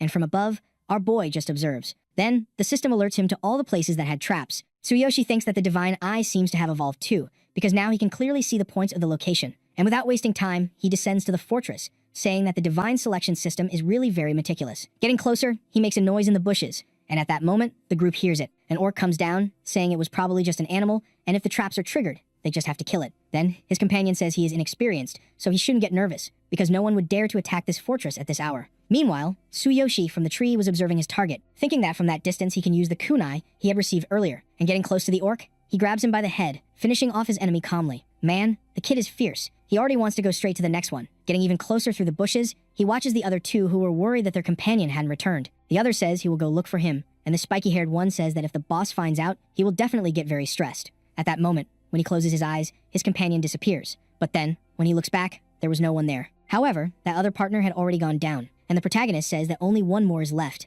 At the same time, the remaining bandit activates a light magic, saying that if they were trying to scare him, they need to leave quickly. If that's not the case, he will activate all the traps, and as he moves further into the bushes, he wants to know what that terrible feeling he was experiencing was about, assuming it could even be an intruder. At that moment, Tsuyoshi appears and says he can't let him activate the traps. He launches an attack on the remaining bandit, and thus the cleanup was completed. Looking around, Tsuyoshi realizes that the entrance was already clear, wondering if there were that many manual traps. Changing the subject, he tells the emo that he will go ahead, asking him to be careful with the remaining traps along the way. Thus, he gives instructions on where the traps are to the orc, who, curious, wants to know how he knows all this. Since they were in this situation, it would be much better to destroy those traps. However, our boy interrupts right away. After all, they will need it later. This kid is planning something, The only thing they have to do is follow him, since they are going to rescue the hostage all at once. As time passes, they go through all those traps. A little later, they arrive at the barracks, and the orc says that the merchant's daughter is probably in the innermost room. Everyone seems strong, and if they are surrounded, it won't end well, but without him, he would have died countless times by now. Tsuyoshi says he only did what was right, and then asks him to stop distracting him while he analyzes the surroundings. Hearing this, the orc feels sad, saying that they have cooperated until now, but this is where their paths will part. As he starts to walk away,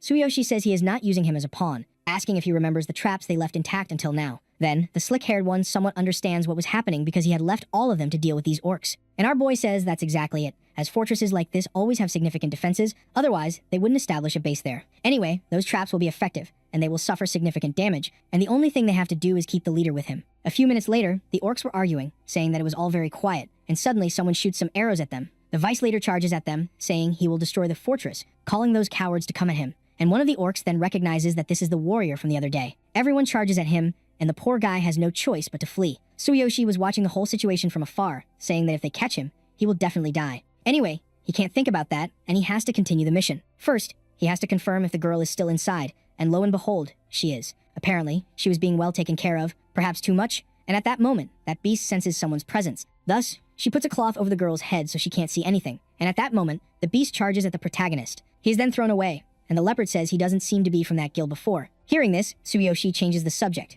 asking why he is telling stories to that girl, because he thought he had kidnapped her. Man, this story is strange.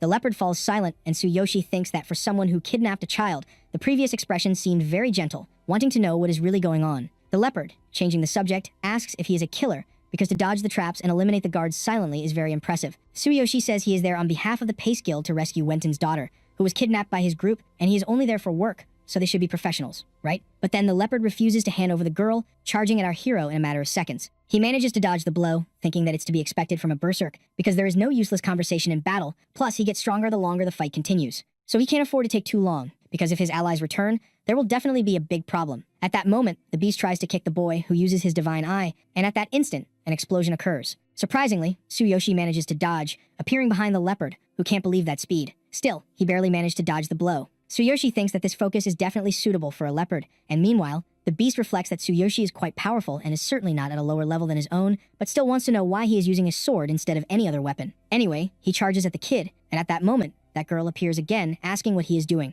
Noticing that the girl is there, he immediately changes his posture, saying that he already told her not to go out, so she needs to go back inside right away. Seeing that, Tsuyoshi assumes right away that the guy didn't kidnap her, wanting to know why he is being so nice, especially why he is treating her as if she were someone so important. Soon after, the girl says that her uncle is a good person, asking him not to mock him. And then the leopard says that he is kind of in a bit of a complicated situation, right? The protagonist then goes along with it, saying that he is there to rescue her and is not a bad guy, thinking that in the past, Karina used to look at him like that too when she was really stressed. However, the girl says she doesn't want to be rescued because that place is fun, plus her uncle is very kind. Hearing this, Tsuyoshi wants to know at once what is going on because he knows there is a reason they can't talk about, but still wants to know if they will continue fighting or not. Then the leopard agrees, saying they will talk inside, but first, he will put her to sleep because that is his main responsibility. A little later, the girl finally fell asleep, and Tsuyoshi says that she is very attached to him, asking if this isn't just a simple kidnapping. In that, the guy says he works for Wenton and is basically part of a secret gang. Hearing this, Tsuyoshi is surprised, asking why he kidnapped his daughter. He replies that it was for money, just so that old man could extort large sums of compensation from the other guilds. Then Tsuyoshi finally figures it out,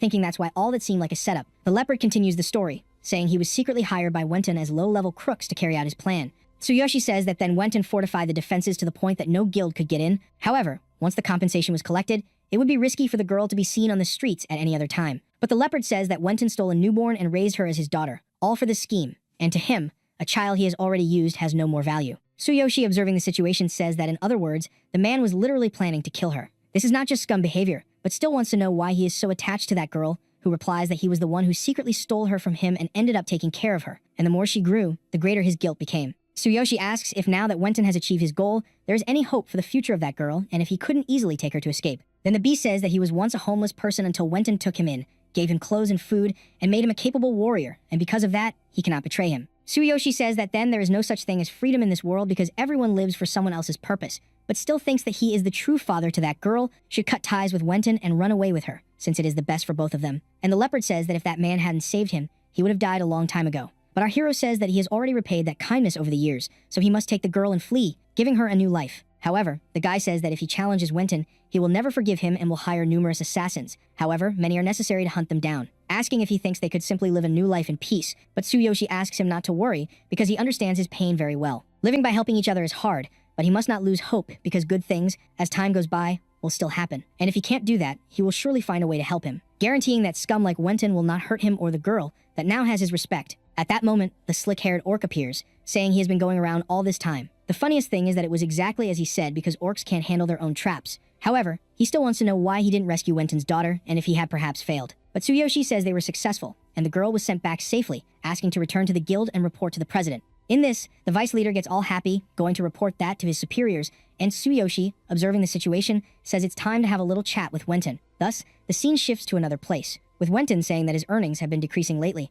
and maybe he should intensify the kidnapping rescue schemes. However, suddenly, someone says he won't have that opportunity anymore. And look, who shows up there is our young man, saying he came to take his life. The guy even tries to run, begging for mercy, but it's obvious that Tsuyoshi won't allow that, saying that, while he was busy counting his money, he had already taken care of all his subordinates. Wenton asks what that means, because they were all excellent adventurers above level 15, but he ended up taking them all down completely alone. Tsuyoshi says that this mansion has been so quiet for so long that none of them had any sense of danger, and then he approached silently and finished them off. Hearing this, the guy gets furious, saying he had fed them well, and this is how they repay him, and if it's money he wants, he just has to say the price. Then, Tsuyoshi says he hopes he returns the 5,000 gold coins he owes to the guild, asking if he remembers his bet, because, technically, the request was fulfilled, his daughter is now in a much safer place, and besides that, he had heard about a certain person who kept raising children, asking if they are really giving him money, which is, in fact, something curious, and Wenton says that if the plan is executed correctly, he will have a fortune. If Tsuyoshi helps him, they will make him even more useful, because he can simulate kidnappings or sell them at black market prices. Hearing this, Tsuyoshi remains silent, and Wenton asks if that's not enough. If that's the case, he can take everything, because he could live comfortably for the rest of his life. However, Tsuyoshi mentions that he is still feeling greedier, because there's one thing he desires and doesn't have yet. The merchant tells him to just say it, if it's within his reach, and at that moment, Tsuyoshi says it's his life. In this, a day passes, and a bunch of people were gathered at the house, and a guy says there are no signs of a struggle, and he was probably attacked from behind. Wenton himself was found in his room, but the condition of his body was horrible, wanting to know who could have done this. From his situation, it's likely the death was painful, and it may have come from someone who had a great grudge against the man. Besides that, a confession letter was found next to him with all the crimes he committed. Meanwhile, the earlier assassin thinks he recognizes that wound better than anyone. All the fatal wounds surely came from an ambush, which is a unique skill of the assassin guild, to which he once belonged. But after the investigation, Wenton was not a target of the guild, wondering who it could be then. He even speculates it could be Tsuyoshi, because he clearly remembers his finishing blow in the arena. It was almost identical to his ambush skill, but he wasn't from the Adventurers Guild. Anyway, this guy is a warrior, wondering who he is. Supposing that, somehow, he had stolen the guild's skill, and if he reports this to the leader, he could win his way back there. On the other side of the city, at the Pace Guild branch, the leader doesn't believe that the protagonist had recovered 5,000 gold coins. The other beast, meanwhile, was all convinced, saying she could tell from the moment she saw he would succeed. In this, the leader says he just heard that Anton was murdered, and it happened right after he left, and if he hadn't recovered the gold, they wouldn't have received this reward. But Tsuyoshi says he doesn't care, because the request was completed and he even leveled up, thinking that after dealing with Anton and his associates, the system even gave him a bonus. Apparently, by killing enemies, he receives more experience points, increasing his potential to level up. Hearing this, the leader congratulates him, because he not only protected the guild's honor, but also secured a fortune, and for that, they will split the 5,000 gold coins equally between him and the guild. However, he says he doesn't need that money, and just receiving 250 coins is enough, and the rest he will donate to homeless children or needy families. This guy is tough. Hearing this, of course, everyone is surprised, and Tsuyoshi says there are many people who need that money much more than he does. In this case, he will only take 250 coins, as per the agreement. As he starts to leave, the guild leader says that, besides being strong, he is also generous enough to donate such an amount without hesitation. Outside the guild branch, Tsuyoshi was reflecting that he had reached level 11, and only one more step was needed to reach level 12. Still, he wants to know where Sakura is, and she will definitely be surprised when she sees him now. After all, he looks completely different. Soon after, he looks around, noticing that there are a lot of people there. An orc says she is the wife of the president of the trading company, and that this hybrid dared to bump into her son, asking why she hasn't apologized yet. Sakura says that, as she already explained, her son bumped into her and she was simply standing there, waiting for someone. Hearing this, the woman gets even more nervous, asking if she is accusing her son of lying. Then, the argument escalates and the guard appears, saying she should just apologize because it's for her own good. But Sakura says that even if they doubt her, she will not tolerate being insulted and, with so many people around, there must be some witnesses who saw what happened. However, to make matters worse, the opposite happened, right? No one wanted to help the girl. Suddenly, that orc slaps Sakura in the face, saying that if she doesn't apologize soon, she will send someone to teach her a lesson. Still, the girl, even on the ground, refuses to apologize. When she was about to grab her weapon, the guard interrupts, saying that even if she is a high-level adventurer, there are rules here. Poor Sakura, in the meantime, was trying to do nothing. After all, she can't let her master's plans be ruined. But then, at that very moment, someone appears and kicks the woman. What the heck, man? Out of nowhere. The little girl panics at that moment, and that's when the protagonist appears and slaps the child too. Man, now he is not forgiving anyone. Then he says that she insulted his friend and also dared to touch her. And it doesn't matter who it is, they will definitely face the consequences now. For real. On the other side of the capital, meanwhile, Naruto was walking down a corridor, thinking that, even though it was daytime, this place is dark and cold as always. At that moment, someone appears saying that if he takes another step, he will kill him. But then, the guy says he used to be part of the Assassin's Guild and came to provide some information. However, the man says that Naruto is no longer one of them, and if it's not a job, he shouldn't be there. The other guy recognizes the assassin too, saying that he is the one who diverted the target's money and was caught by the guild. If he came for a reunion, unfortunately, he will have to decline. However, Naruto says he found a warrior in the city who stole a skill from the Assassin's Guild and thought they might be interested. Hearing that, the bearded man says this cannot be ignored, asking if he is sure about it, and if he could tell him more information. Naruto says he is sure he saw the guy using the ambush skill, but if the information helps eliminate this thief, he would like a chance to return to the guild. Then the guy says that this proposal isn't so bad and will pass his request to the superiors. In any case, he should tell everything he knows soon. Then, the scene returns to the protagonist again, who had just beaten those two. The shot guard asks if he doesn't know who those people are since he just hit the wife and son of the president of the trading company. The angry woman says she will take them both down because it's the first time someone dares to hit them. Right after that, the guard asks him to follow him to avoid causing any trouble. Tsuyoshi says they started it, and if that's the case, technically, it's self-defense. However, the orc says there is no one to witness this since they wouldn't dirty their hands with such a creature. Man, why so much aggression? Hearing this, of course, Tsuyoshi gets angry, saying that if she keeps saying that, he will break her teeth because there are many witnesses there. But then Sakura says that there is no one there who would help them, apologizing for causing problems. Before, she thought someone would step up to help her, but no one wants to risk angering someone like her because of a hybrid. At that very moment, out of nowhere, Harvey's group appears asking what was happening there. Luke says he heard that he just completed an important request for the Pace Guild, but the boy says he only did what he could. At the same time, the Pace Guild group appears and the vice leader says he just returned from donating the money as he wished. Sakura, meanwhile, was floating there in the middle asking if Tsuyoshi knows them. Then, Luke and the vice leader ask if something is happening because if they are going through any trouble, whoever did this will also be messing with their guild. Of course, at that moment, the girl starts trembling with fear, wanting to know who this man is. Soon after, the guard says they are having problems with the wife of the trade president and need someone to testify for them. If no one can prove it, they will take both into custody, and at that instant, the whole guild says they will testify, and Luke asks if that isn't enough already. The funniest part is that the guild attendant appeared saying she will participate too since she saw the merchant's wife attack first. Besides, Sakura is a gold-ranked adventurer and can confirm her innocence, and as the situation unfolds, people start to lose their fear and also testify to what they saw. Then the guard, having no other choice, says that is enough, mentioning he will have to ask the madam to accompany him. However, for our hero, that is still not enough, saying he should first apologize to his companion. Otherwise, they won't be leaving anytime soon. Both guilds then start pressuring the woman to do what he said, which is really breaking her down. Man. A few minutes later, she apologizes for everything and is taken away by the guard. Good triumphs. Tsuyoshi thanks everyone for their help, and Loki says he hadn't mentioned it before, but Captain Tsuyoshi's problems are his problems too. Thus, the protagonist calls Sakura, and the two leave. A few minutes later, they were walking outside the capital, and Sakura says he seems very different, and she almost didn't recognize him at first. Then he says he got some special equipment that changes his appearance a bit, and besides that, he wanted to apologize because the clothes she made had torn. Sakura tells him not to worry, and that it's not just his appearance, but he has also matured a lot more. So, Tsuyoshi starts explaining the whole situation he went through besides the amount of money he received. Sakura, all impressed, says he could buy some quite interesting equipment at an auction. Tsuyoshi says he was also wanting to buy some equipment for her, so they should go to that auction soon. Sakura, however, says he doesn't need to spend money on her, and if he's interested in auctions, they should definitely go. The next town has a medium-sized auction house and is where the genius shaman named Kevin lives.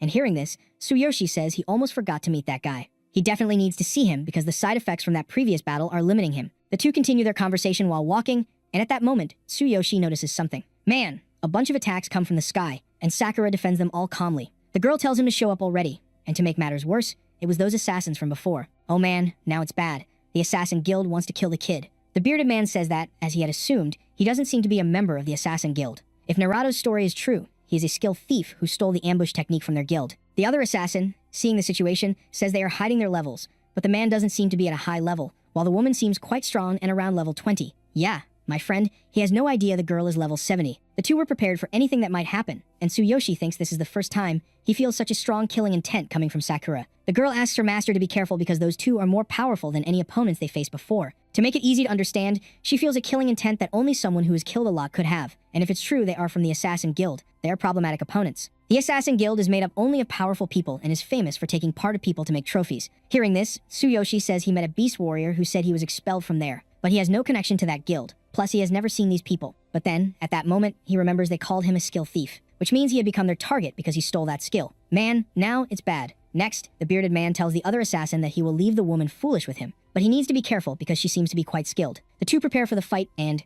out of nowhere, that bearded guy activates a magic that seems like a domain expansion. Soon after, Sakura says that this is one of the unique abilities, so they should stay close to each other to avoid separation. At that moment, Tsuyoshi says it would be better to separate because this way they can fight one-on-one more effectively. In fact, he would like to see just how strong they really are. Then, the two charge at each other like crazy, asking if they aren't going to hide or run. It's very arrogant of the boy to think he can steal the abilities of his guild and live to tell the tale. Naruto said he had stolen one of the abilities, but he will show him how it really works. At that instant, Tsuyoshi starts defending the blows, asking if he is a level 30 assassin. If that's the case, he will need to level up much more if he wants to defeat him. Seeing that, it's clear the bearded man is impressed, wondering how he discovered his attack and knows his level. With no other choice, he steps back a bit, asking Tsuyoshi what his exact level is. Calmly, holding his big sword, he says he is just level 11. However, for the guy, that's impossible. And unless he is a genius, there's no way he could react like that at this level. Tsuyoshi says it depends on him whether he believes it or not, and the guy, not wasting time, sends a snake attack at Tsuyoshi. Using his divine eye, Tsuyoshi thinks this technique is impressive, and without his ability, he would surely be deceived. And swinging his sword, he manages to block the blow easily. Man, sometimes I think this ability of his is really broken. Shocked, the bearded man assumes the boy is strong because of his equipment, asking again what his true level is. The boy says he is level 11, and when he was about to stab the guy, he barely dodges. Stepping back again, he says this man is very strange, and if he really is level 11, he would be a prodigy that all guilds would want to recruit. Introducing himself, he says he is the leader of the Assassin Guild's branch, asking if he wants to join his group, and with his recommendation, the superiors will notice him. However, Tsuyoshi declines, saying he is not interested in such things, and besides, he wants to know how he could trust someone who came to kill him, and then tried to recruit him. Hearing this, the bearded man says he understands his point, but still, he will not be defeated so easily. Boy, things are going to get serious now. He can feel honor because it has been a while since he used this technique. Tsuyoshi, seeing the situation, realizes that the guy was channeling his killing intent and aura into his weapon, and it is truly an incredible power. At that moment, the man throws a bunch of attacks at Tsuyoshi, who had been grazed. Surprised, he can't believe that even his supreme physique couldn't withstand those blows. At the same time,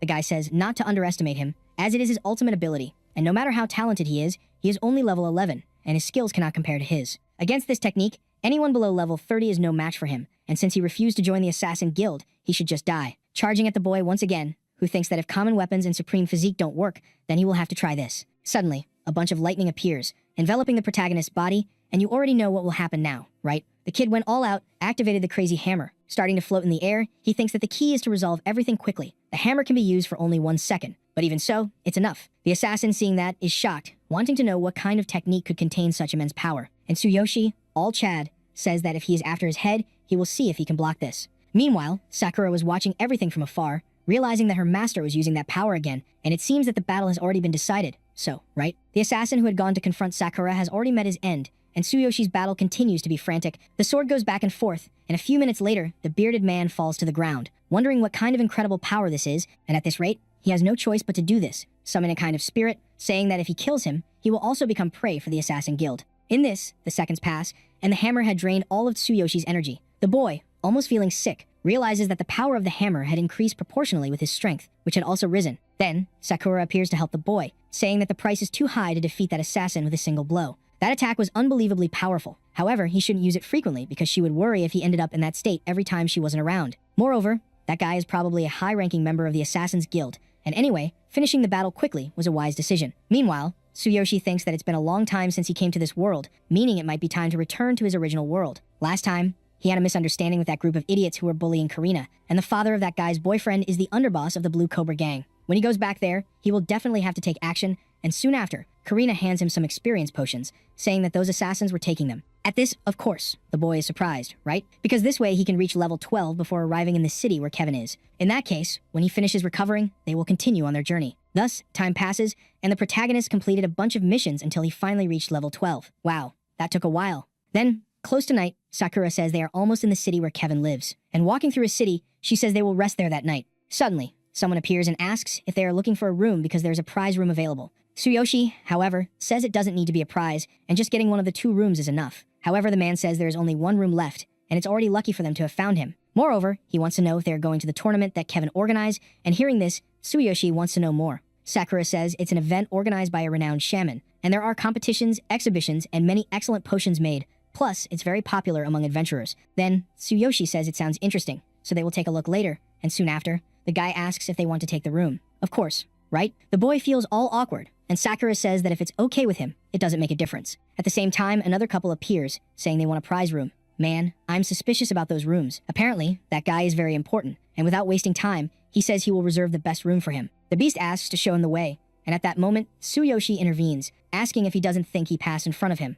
The beast, all full of himself, asks if he doesn't know who he is. And anyway, that last room will be his. The argument goes on, and then the guy says that man is one of Kevin's disciples, a very influential figure around there, so it's better not to cause too much trouble. After that, Tsuyoshi still continues to not care, just wanting him to show him the way to his room already. Then it's obvious that the beast would just get more nervous, and the protagonist, with little thought, just knocks him to the ground, just like that, out of nowhere. The boy calmly tells him to show him his room already, and the nervous beast says that one day he will pay for this. Seeing the situation, Sakura asks if he's sure of what he did, because that is Kevin's disciple, and Tsuyoshi says he treats people as they treat him. He sees no reason to respect someone who disrespected him, and as for being Kevin's disciple, it doesn't make a difference. After all, he doesn't want to lower himself like before. And hearing this, the girl is a bit confused but just accepts, right? A few minutes later, night had already fallen, and the 2 were already in their rooms. Our hero was almost using his teleportation ability, and the only thing he could think of was his sister. What a protective boy. Returning to his world, he gets up from the bed, realizing that it was still night. Beside him was his sister, and then a bunch of flashbacks of what had happened before appear in our boy's head. Looking to the side, he realizes that the cane from before was probably broken. But still, Karina must have fixed it. Besides, she probably protected his equipment at all costs, right? For sure, the girl is very strong, and he had let her endure too much. Still, his brother became more powerful and won't let anyone mistreat her, and he will never have to live miserably again. Then he gets up, opening the system window, relieved that his armor fits in just 1 slot. His equipment from this world is still intact, but he needs to find an opportunity to level it up, and now that he's back in his world, he will solve his problems one by one. Thus, the day finally arrives, with Karina asking what happened to her older brother. He's basically acting like a completely different person after just one night. The kid is now much stronger than before at level 12, and all awkward, says he cut his hair and exercised a bit. She says he looks mature and much taller, but Tsuyoshi asks her not to worry and just to take care of herself. Man, the kid looks like a wall. At that moment, that annoying duo appears again, and the 2 brothers start watching them. Tsuyoshi just gives them a glare, and the 2 tremble in place immediately. Our boy tells Karina that everything is fine now, and no one will intimidate them anymore. And hearing this, the surprised girl wonders if this happened because he became a hero, as he seems quite different from before. So the two walk through the school, and Karina wants to know what happened with those two. In the other room, the slick-haired guy says they were told not to mess with the MC anymore, asking if they will do something now. The kid says they let this happen because they underestimated him and aren't afraid of an idiot who used to do their dirty work. Suddenly, the chubby guy sees Tsuyoshi and looks over at our boy walking down the hallway. Moreover, he's even more different. The guy is evolving like a Pokemon. Next, teacher Lily says that a so-called Future Star tournament will happen soon, asking if anyone wants to participate. However, the bully says that this tournament is for hero students, and it doesn't make sense for normal students to sign up. The conversation goes on, and everyone agrees, but the teacher says the prizes are incredible, and even the teachers would like to enter. The winner gets 10 million yen, and everyone listening gets excited. Tsuyoshi thinks that with that money he can pay off his debt. Moreover, the money here is better than the gold coins from the other world. At this, the previous bully tells them not to get excited because the best prizes don't matter, since the hero class students will win anyway. Everyone loses hope immediately, and suddenly someone raises their hand. Who else could it be, right? Of course, it's Tsuyoshi saying he will enter the event. The bully asks if he thinks he can compete against the hero class, and he's surely convinced just because he won against them in the previous fight. The teacher asks if he will really sign up, and the boy answers yes without thinking. At that moment, Tsuyoshi asks if they want to make a bet, because if he wins,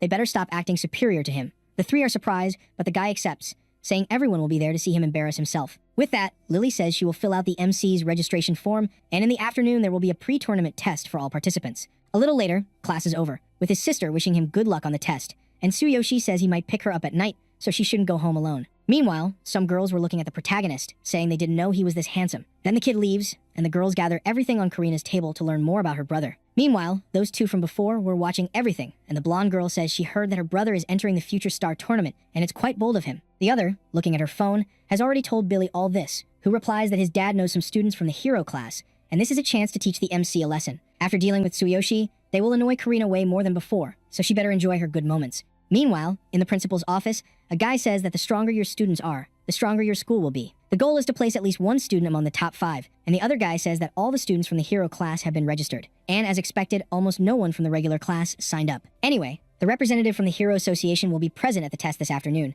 so preparations need to be made soon to avoid problems. Then the bald guy says there's a student from the regular class who signed up for the test, and his name is Tsuyoshi. Hearing this, it's clear that the other partner is surprised, right? A little later, already in the preparation area for the test, the bald guy mentions that there's a student from the irregular class who will participate this time, and apparently, he volunteered to join. Anyway, he has no chance of passing since this test is a simulation for the semi-heroes. Soon after, everyone starts staring at the protagonist. However, compared to the hero class, he doesn't seem that special. Next, the supervisor asks why a student from the irregular class would bother taking this test, since it's just a waste of time. And the bald guy says that a student from the irregular class is completely out of place there. Meanwhile, in the observation room, the school principal states that all students are present and the test will begin shortly, asking for their orientation. The bearded guy there is named Suzuki, who says that the association has high expectations for his hero class and is just there as a representative. At that moment, the test was about to start, and the content is as previously discussed, asking everyone to form groups and enter the simulator. These machines will simulate dungeons, and the results will be displayed later, with a score of 60 or higher required to pass. At that instant, our protagonist raises his hand, informing that he didn't know they had to form groups and only had an idea that there would be a test later. Hearing this, the bald guy thinks that the participation of an irregular student wasn't expected, but it doesn't matter since he won't pass, saying they will do his test last. Moreover, he will be alone, and then Tsuyoshi thinks it doesn't matter since he is used to this from the other world. Everyone starts watching Tsuyoshi because he will have to go alone later, and without wasting time, everyone enters the portal. Suzuki thinks that this inspection is about discovering excellent semi-heroes, and the Hero School Association exists so that the Hero Union has the chance to recruit geniuses before anyone else. A little later, the students were already in the simulator, and the system warns that the difficulty level will be set to a Class F cave. Everyone selects their classes and equipment, and thus they were finally ready for the fight. A little later, the bald guy's group exits, and he says that cave was quite difficult. Suzuki thinks there aren't any interesting heroes in this school since they are still very young. Besides, there is a significant talent gap between Class E and Class F, even if it's just one level apart. Next, the guy pretends to be surprised, saying that with just a little training, they have a bright future ahead, wondering if this is the end of the test. However, the bald guy says that the last student from the regular class is still preparing. Hearing this,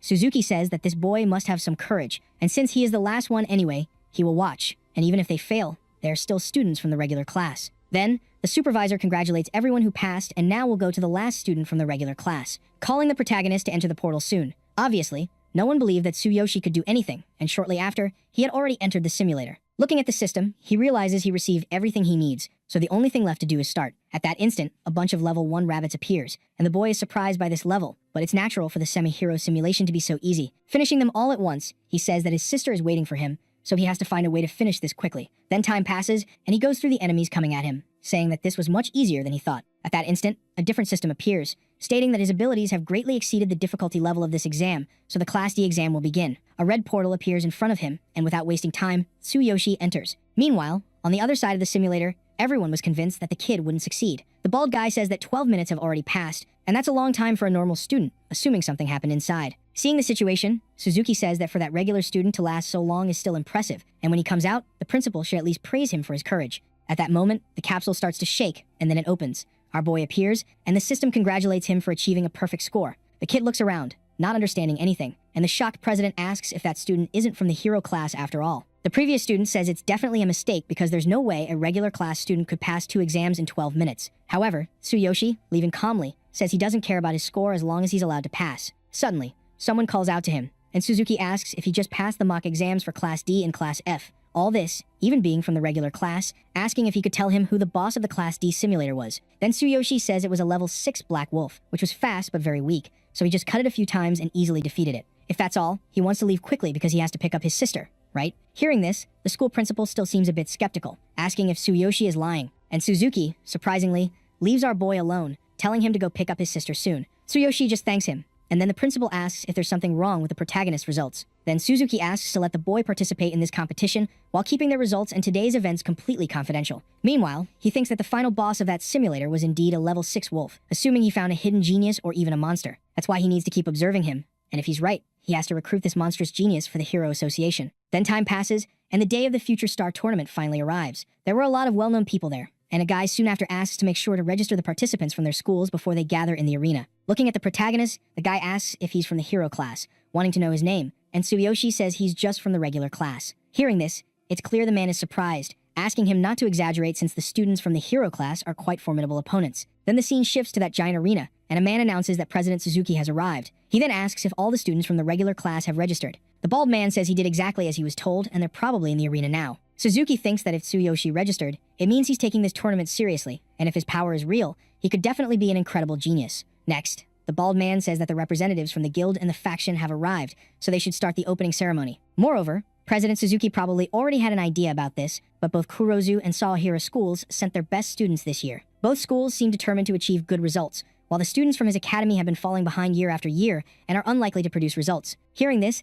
the demotivated principal says it's always the same thing, and they'll just do their best in their own way. Meanwhile, all the students were about to enter their simulators, and the presenter announces that the practical skill test will start soon. Tsuyoshi, seeing the situation, feels a bit confused, wondering if the tournament wasn't supposed to start immediately. A system appears explaining that he has to make the least movement with the greatest force possible, and each category has a maximum score of 100. When it's his turn, the student prepares, and after throwing the punch, he receives a score of 72 and one of 74. The students are surprised by the scores, and one of them says that above 70 is the average, but if it's above 80, they'll definitely be competing for the top 3 spots. As time passes, all the semi-heroes had already taken this test. A guy says he heard there's a regular student from Seishin School competing and is curious to see what kind of score he will achieve. Meanwhile, the school principal was disappointed with the scores his school achieved, and Suzuki thinks that compared to the other schools, they really fell behind. In the stands, Tsuyoshi's class was watching everything, and the bully was wondering where the protagonist was and if he wasn't going to compete. His sister was there too, and then the blonde girl says that if he is really strong, he should be able to compete with other students from other schools. The girl confidently says she trusts her brother,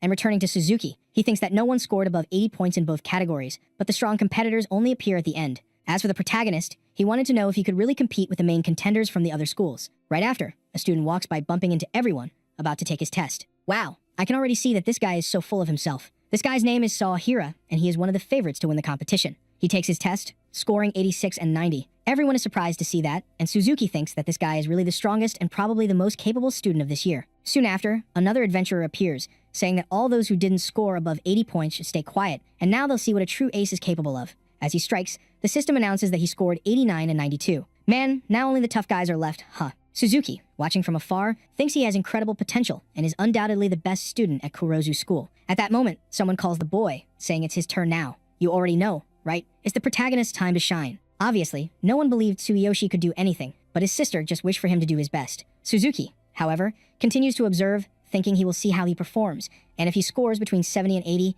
it will already be quite impressive. Then the kid glares, activating his supreme physical ability, and at that moment, an explosion along with a glow appears. Everyone is shocked by what just happened, and after that mess, the system can't even define the boy's score. Seeing the mess he made, the kid thinks he might have gone too far, right? Man, what happened? That little ball turned into a rocket. Without wasting time, the evaluator starts checking the machine, and Tsuyoshi says that as long as his score isn't 0, everything is fine. One of the students, of course, didn't believe it because the machine must have malfunctioned or he must have used some item to cheat. Then the principal appears, saying he will check the machines. Suzuki was also there, and then asks Tsuyoshi to show his hands. He thinks he found out that Tsuyoshi might have used something to boost his strength, but there are no traces of anything like that. Changing the subject, he asks why he has so many calluses and scars on his hands, and Tsuyoshi calmly says he has been working part-time for almost 10 years just to survive. Hearing this, Suzuki falls silent, and then one of the evaluators says that there is nothing wrong with the machine. After recovering the data, they measured the impact force, and both metrics scored 100 points. Of course, the students wouldn't accept that, and it obviously must have been some kind of cheating. But soon after, Suzuki says that in the name of the Hero Association,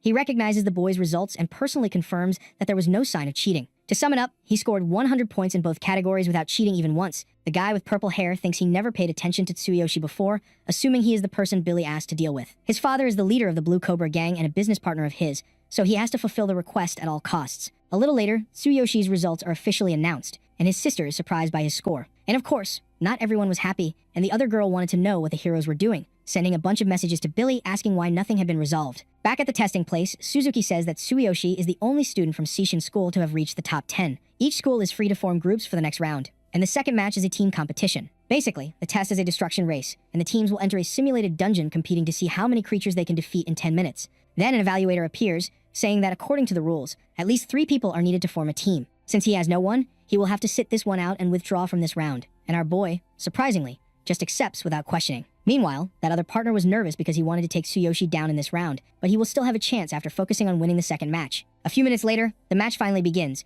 and the bullies from the protagonist's group were mocking him for not being chosen to form a team. At the same time, Tsuyoshi thinks he will still have a chance because if he gets a good score in the individual rounds, the prize of 10 million will definitely be his. The simulation continues with the teams making their scores, and Kurozu School was leading by a large margin. Suzuki thinks he was waiting for Tsuyoshi to do something more incredible, but in team competitions, there's not much to be done. After all, common class students are often excluded by the hero class ones. Then a group of students leaves the simulation, but then they realize their group can achieve a higher placement, asking the evaluator if they could continue. But the guy says there must be at least 3 people, and even if they join now, they won't have enough time. Looking around, the two search for someone to complete the group, and you already know who they found. Pointing to the MC, they ask him to join, and without wasting time, they enter the portal. The big sword student says they will have 3 minutes to defeat 10 monsters to reach the top 10. Besides that, he doesn't know the boy's abilities, but if he can help, that's enough. At that moment, a flood of creatures appears, and Tsuyoshi calmly asks them to close their eyes. Then he summons all his equipment, asking to leave everything else to him. Charging at the monsters, he thinks he will attack directly using his supreme physical ability. With that, the number of monsters defeated goes from 43 to 300 constantly, that the kid did everything alone. Returning to where the students were, he says, this should be enough. And the poor ones were stunned by what the kid just did. He literally decimated an entire army in a few seconds, so it's obvious they got first place by a landslide right. A few minutes later, they had already returned from the simulation, and Suzuki can't believe Tsuyoshi really defeated 300 monsters just before the end. One of the students says he has no idea what happened because Tsuyoshi just told them to close their eyes and then eliminated all the monsters in front of him with a single blow. Then he and Suzuki think that Tsuyoshi really is a monstrous genius who will shake the hero community, and as soon as this match ends, he will talk to him. Meanwhile, the stands were awed by those results, and then a group of people arrived saying they are from the External Union of Judge Schools. They found this record extremely suspicious and therefore would like to examine the data. The principal says they are also confused, but of course, they can investigate. Since there's nothing suspicious there, right? Returning to the stands, that girl from before says that Tsuyoshi definitely cheated, and Karina, furious, says it's obvious her brother would never do something like that. A few minutes later, the other guy asks what the data showed, and the boy says that after studying the information, he saw that the values suddenly increased. Although it's hard to believe, there's no sign of any forced adjustment, so it doesn't seem like there was any kind of cheating. Even so, he's never heard of a team of just 3 people achieving such an absurd number. Right after, Tsuyoshi says that if he doesn't come in first place in all matches, he can consider it cheating, but if he comes in first place in all events, then they won't have to make any kind of complaint. Meanwhile, that guy with purple hair was listening to the conversation, saying he's acting like he's superior, plus the rest of the events are individual, so they'll see what he can do. A little later, the next test is long jump, and that purple-haired partner was convinced it would be so easy, but then, when it's the protagonist's turn, he wins in all modes. The kid literally broke the record in all categories. Wow, this guy is really something. He literally got first place in all events so far. Meanwhile, at the entrance of the arena, Billy was very nervous, thinking he can't leave things like this. Returning to the test, the students wanted to know how Seishin School had created such a monster. Looking at his phone, the boy thinks he wished he had done something, but unfortunately he couldn't. Then, the other guy says the next test will be the final, and they practiced this for a long time, and since he's confident, he will face Tsuyoshi in a fair fight. The other boy thinks that if that's the case, the item Billy's father gave him will be very useful. If he doesn't use the artifact now, he won't have another chance to defeat Tsuyoshi, and since it was adjusted to have only 10% of its power, he probably won't have another problem. A little later, the moment of the test arrives and they will have to do, apparently, a kind of tug of war. Soon after, a guy appears saying that the principal wants Tsuyoshi to participate too, winning first place once again. Meanwhile, our boy says he doesn't have any students who would want to team up with him, but he says he will find someone, so there's no need to worry, right? Then, out of nowhere, a guy calls from the stands asking if anyone wants to volunteer to help Tsuyoshi. Some people even wanted to try to help Tsuyoshi, but the embarrassment was too great to raise their hands, right? At that moment, one of the other girls says she has an idea. She will raise her hand and go over there just to mess everything up, and even if they don't get first place, it will be because of Tsuyoshi's incompetence. Basically, he will you have to do everything on his own, right? Since Billy can't do anything. A little later, that guy appears again telling Tsuyoshi that he found a volunteer. The kid looks to the side to see who it was, and then, at that moment, his surprise, realizing it was that girl who was bullying his sister before. Changing the subject, he asks what she was doing there and probably must be up to something. Feigning innocence, she says she came because no one else wanted to go. Thus, the groups start to prepare, and the protagonist does the same thing completely in silence. And the girl is there fuming because Tsuyoshi was ignoring her. On the other side of the arena, that other guy was confident and wanted to beat Tsuyoshi this time. With that, the presenters start the countdown and the test begins. Tsuyoshi, while holding the rope, thinks it is very light, but if he goes too fast, it might seem suspicious, so he will slowly increase the speed and then go straight for first place. Meanwhile, the other student thinks he doesn't even care about winning anymore, and the only thing he wants is to prevent Tsuyoshi from getting first place. Anyway, it's almost time and no fighter, no matter how strong, will be able to withstand that headache. Man, these guys always want to find a way to nerf Tsuyoshi. Back to the test. The crowd was struggling to lift that rope, and meanwhile, the protagonist was calm. The other girl thinks she has to find a way to do something since she can't back down now, right? So she starts applying pressure to make it harder to lift. Still, Tsuyoshi keeps holding on, thinking that was what she was up to. Billy, however, was watching from afar, thinking that was why his girl had volunteered to help Tsuyoshi. However, when she looks at our hero, Tsuyoshi hadn't even moved. The only thing she managed to do was make him more irritated. Asking if she was done causing trouble, then the girl trembles at that moment, thinking the guy looked like he was going to kill. Next, the presenter says the match is in its final stages, so the players have to give their best. At the same time, the guy with purple hair was up to something, thinking it was almost time. Before the match started, he had secretly marked Tsuyoshi as the target of that item, and as soon as he pressed it, it would definitely end the kid's life. He could hardly wait to see him suffer because he wouldn't get first place in front of him. Then he activates that device, which instantly takes effect. In fact, on all the students, seeing the situation, Tsuyoshi was trying to understand what happened to the other students. The system warns that it has detected a psychic shock and then activates its protection mode. However, since the other students don't have this defense, they end up falling to the ground unconscious. No one in the stands understood what was happening, and the only person still holding the rope was Tsuyoshi, who thinks he can't leave things like this because if it continues, the other girls will be in danger. And without wasting time, he activates his supreme physique, grabbing all the ropes at once to save E. Very on, the boy is finally finding those ropes heavy, right? Using his supreme physique as much as he can, the spectators were watching that, and Suzuki thinks Tsuyoshi is on the path to becoming a legendary hero, and no matter what happens, he has to put him on his elite hero team. At the same time, a bunch of security guards appear to help Tsuyoshi hold all those ropes. However, the kid refuses to let go of any of them. The surprise man asks if he's sure after all this, but he says the competition isn't over yet, and he said he will win first place in all events. The girl, meanwhile, seeing that, is surprised that he continues even though he is so exhausted, thinking that this is really amazing. Now it's impossible that she will fall in love with the kid. The only thing he could think of until now is to win first place. In this, the stands start cheering for the kid, who using his last strength manages to reach the bell. What's left now is just for the girl to lower the flag, and Billy, seeing everything from afar, of course, tells her not to lower it, because otherwise, they would end up losing first place. However, the girl, after seeing everything Tsuyoshi had done, seems to have gotten a bit demotivated, and surprisingly, she ends up ringing that bell. With that,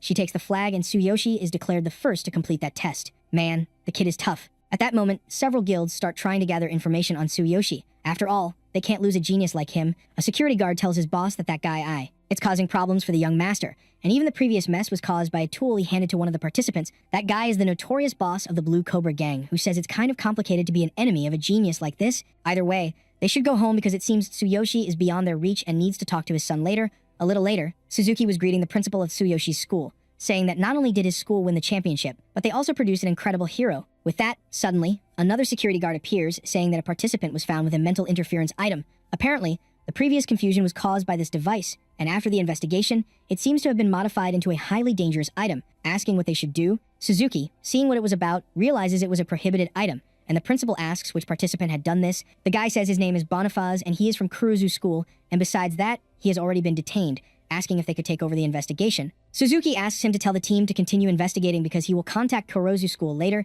Then, the scene returns to the protagonist who asks the principal if he needed anything. The principal says he is the star of his school because he did an amazing job, and from now on, the academy will fully support him. If there's anything he needs, the only thing he has to do is let him know. Then he thanks him for everything, but warns that he doesn't need any special treatment. At the same time, Suzuki says that on behalf of the Heroes Association, he formally invites him to join the Elite Heroes team, asking him to consider it. If he accepts as a bonus, he will receive a cash prize and a mansion that is in a great location.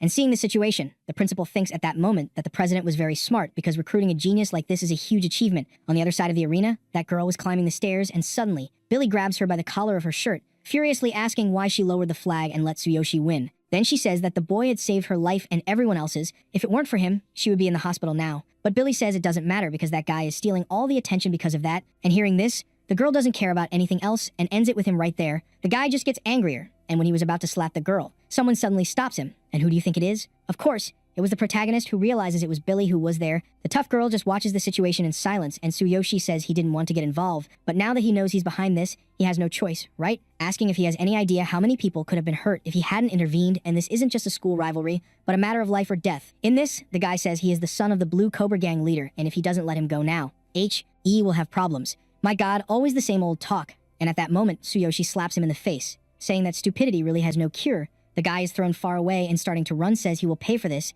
At that moment, the blonde girl appears, asking if Mina is okay because Billy is going crazy looking for her. Wow, only now did she mention the name of that girl with black hair. Then Tsuyoshi says that even though she lowered the flag, she shouldn't expect him to thank her because he still hasn't forgiven her for what she did to his sister. Then he starts to walk away. But Mina calls out to Tsuyoshi, apologizing for treating his sister that way because she truly regrets it, swearing that he will never intimidate his sister again, let alone hurt anyone. The same goes for the blonde over there. Soon after, Tsuyoshi says that even if they apologize, the fact that they intimidated his sister and caused her injury doesn't change. If he were to hurt her and then apologize, the wound wouldn't heal, right? The two stand there without saying a word, and then Tsuyoshi says that he will still listen to their apologies, asking them to get up. A few minutes later in the locker room, Tsuyoshi says that as soon as he changes, he will go home with his sister. By tomorrow, he will have collected the cash prize along with the mansion, and Karina will surely love it. At that moment, someone breaks down the door, and there was the protagonist's school gang again. Tsuyoshi was already prepared for a fight, asking what they were going to do, and surprisingly, everyone kneels, apologizing for everything they did. Man, I didn't see that coming. However, Tsuyoshi was already tired of this because it seems like everyone decided to bow to him today. There's literally no peace. Later, the protagonist was with his group,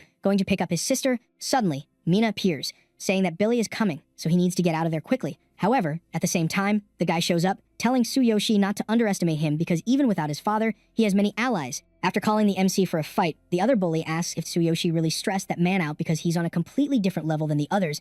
Anyway, since he respects him, he will help him. However, Tsuyoshi, taking off his backpack, asks him not to get involved in this and just to take care of his sister. Then, he decided it no longer makes sense to hide that he is a hero, and if that's the case, he will show everyone the difference in their abilities. Everyone starts trembling in fear, but Billy asks everyone not to panic because he will double the payment, and besides, they are outnumbered. At that, everyone rushes at Tsuyoshi, who, with just a few punches, takes down most of them. Suddenly, a student appears behind him, attacking him with a metal bar, but it's obvious that wouldn't do anything, right? With just one punch, he throws the guy to the other side, and the bullies, seeing that in surprise, say that at this rate, the kid could even dominate all the high school groups. Then, Tsuyoshi, holding a metal bar, says he will end this once and for all. A bunch of lightning starts to surround the sky, and meanwhile, two people were watching from atop a building. The hooded figure says that, given this power, Tsuyoshi's ability is already on another level. The old man says he may be a rank D hero, but he's the most talented they've seen, and if that's the case, maybe they should give him a chance to recruit him. At that, the hooded figure says that during that kid's awakening test, there was a data anomaly, and the whole area suffered a blackout. That's not something just anyone can do, and with the supernova tournament approaching,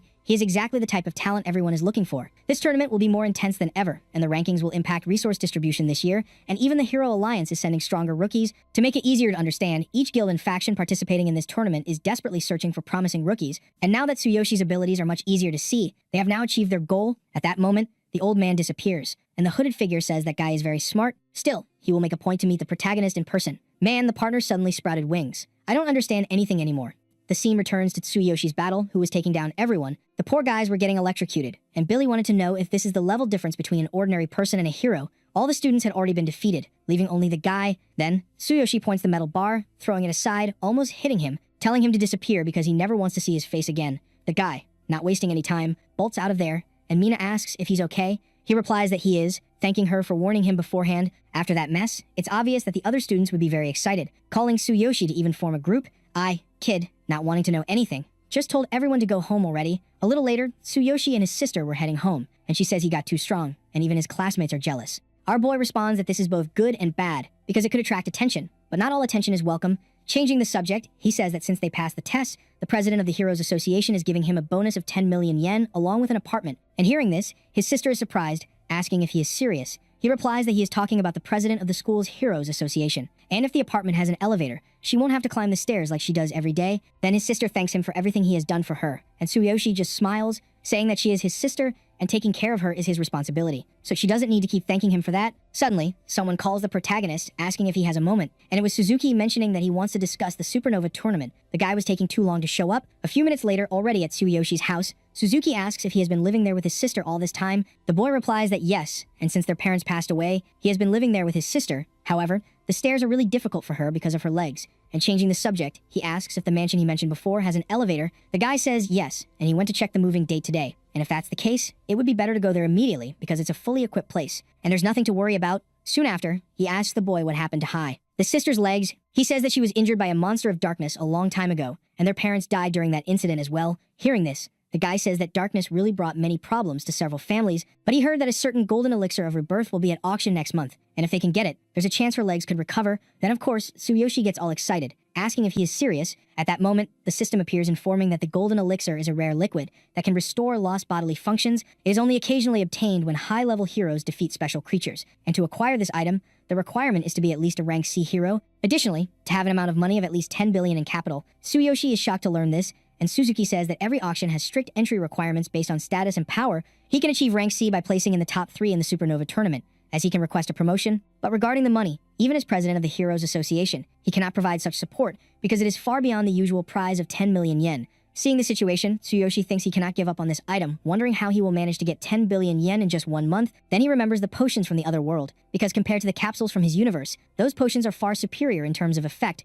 If he could reproduce other world potions, he could even make that money. Eve. And if it's in just 1 month? Seeing the boy with that expression, Suzuki asks what is going on, and changing the subject, he says it's nothing. Questioning if placing in the top 3 in the tournament could get him rank C, the guy says yes, mentioning that it's a big event that attracts a lot of attention, where guilds and factions, including his Heroes Alliance, send their most talented new heroes. Performing well also grants more influence in the Dungeon Resource Association, and without wasting time, Tsuyoshi asks to be put in this event. Suzuki questions if he is serious, as it is not common for a high school student and will probably be dangerous, and Tsuyoshi, dragging the man away like a rag doll, says he is ready, asking where to sign up. The poor guy, almost dying, says it's at the Heroes Alliance headquarters, so he will arrange a car and therefore, there's no need to rush. Meanwhile, the protagonist's sister was watching everything from afar, wanting to know what had happened. A little later, at the Heroes Alliance headquarters, Tsuyoshi says that this place is huge, and changing the subject, asks why he was invited to that tournament. He replies that it's a matter of mutual benefit, and, as president of the Heroes Association, he is under pressure to produce more results. It has been a year since he identified a promising talent,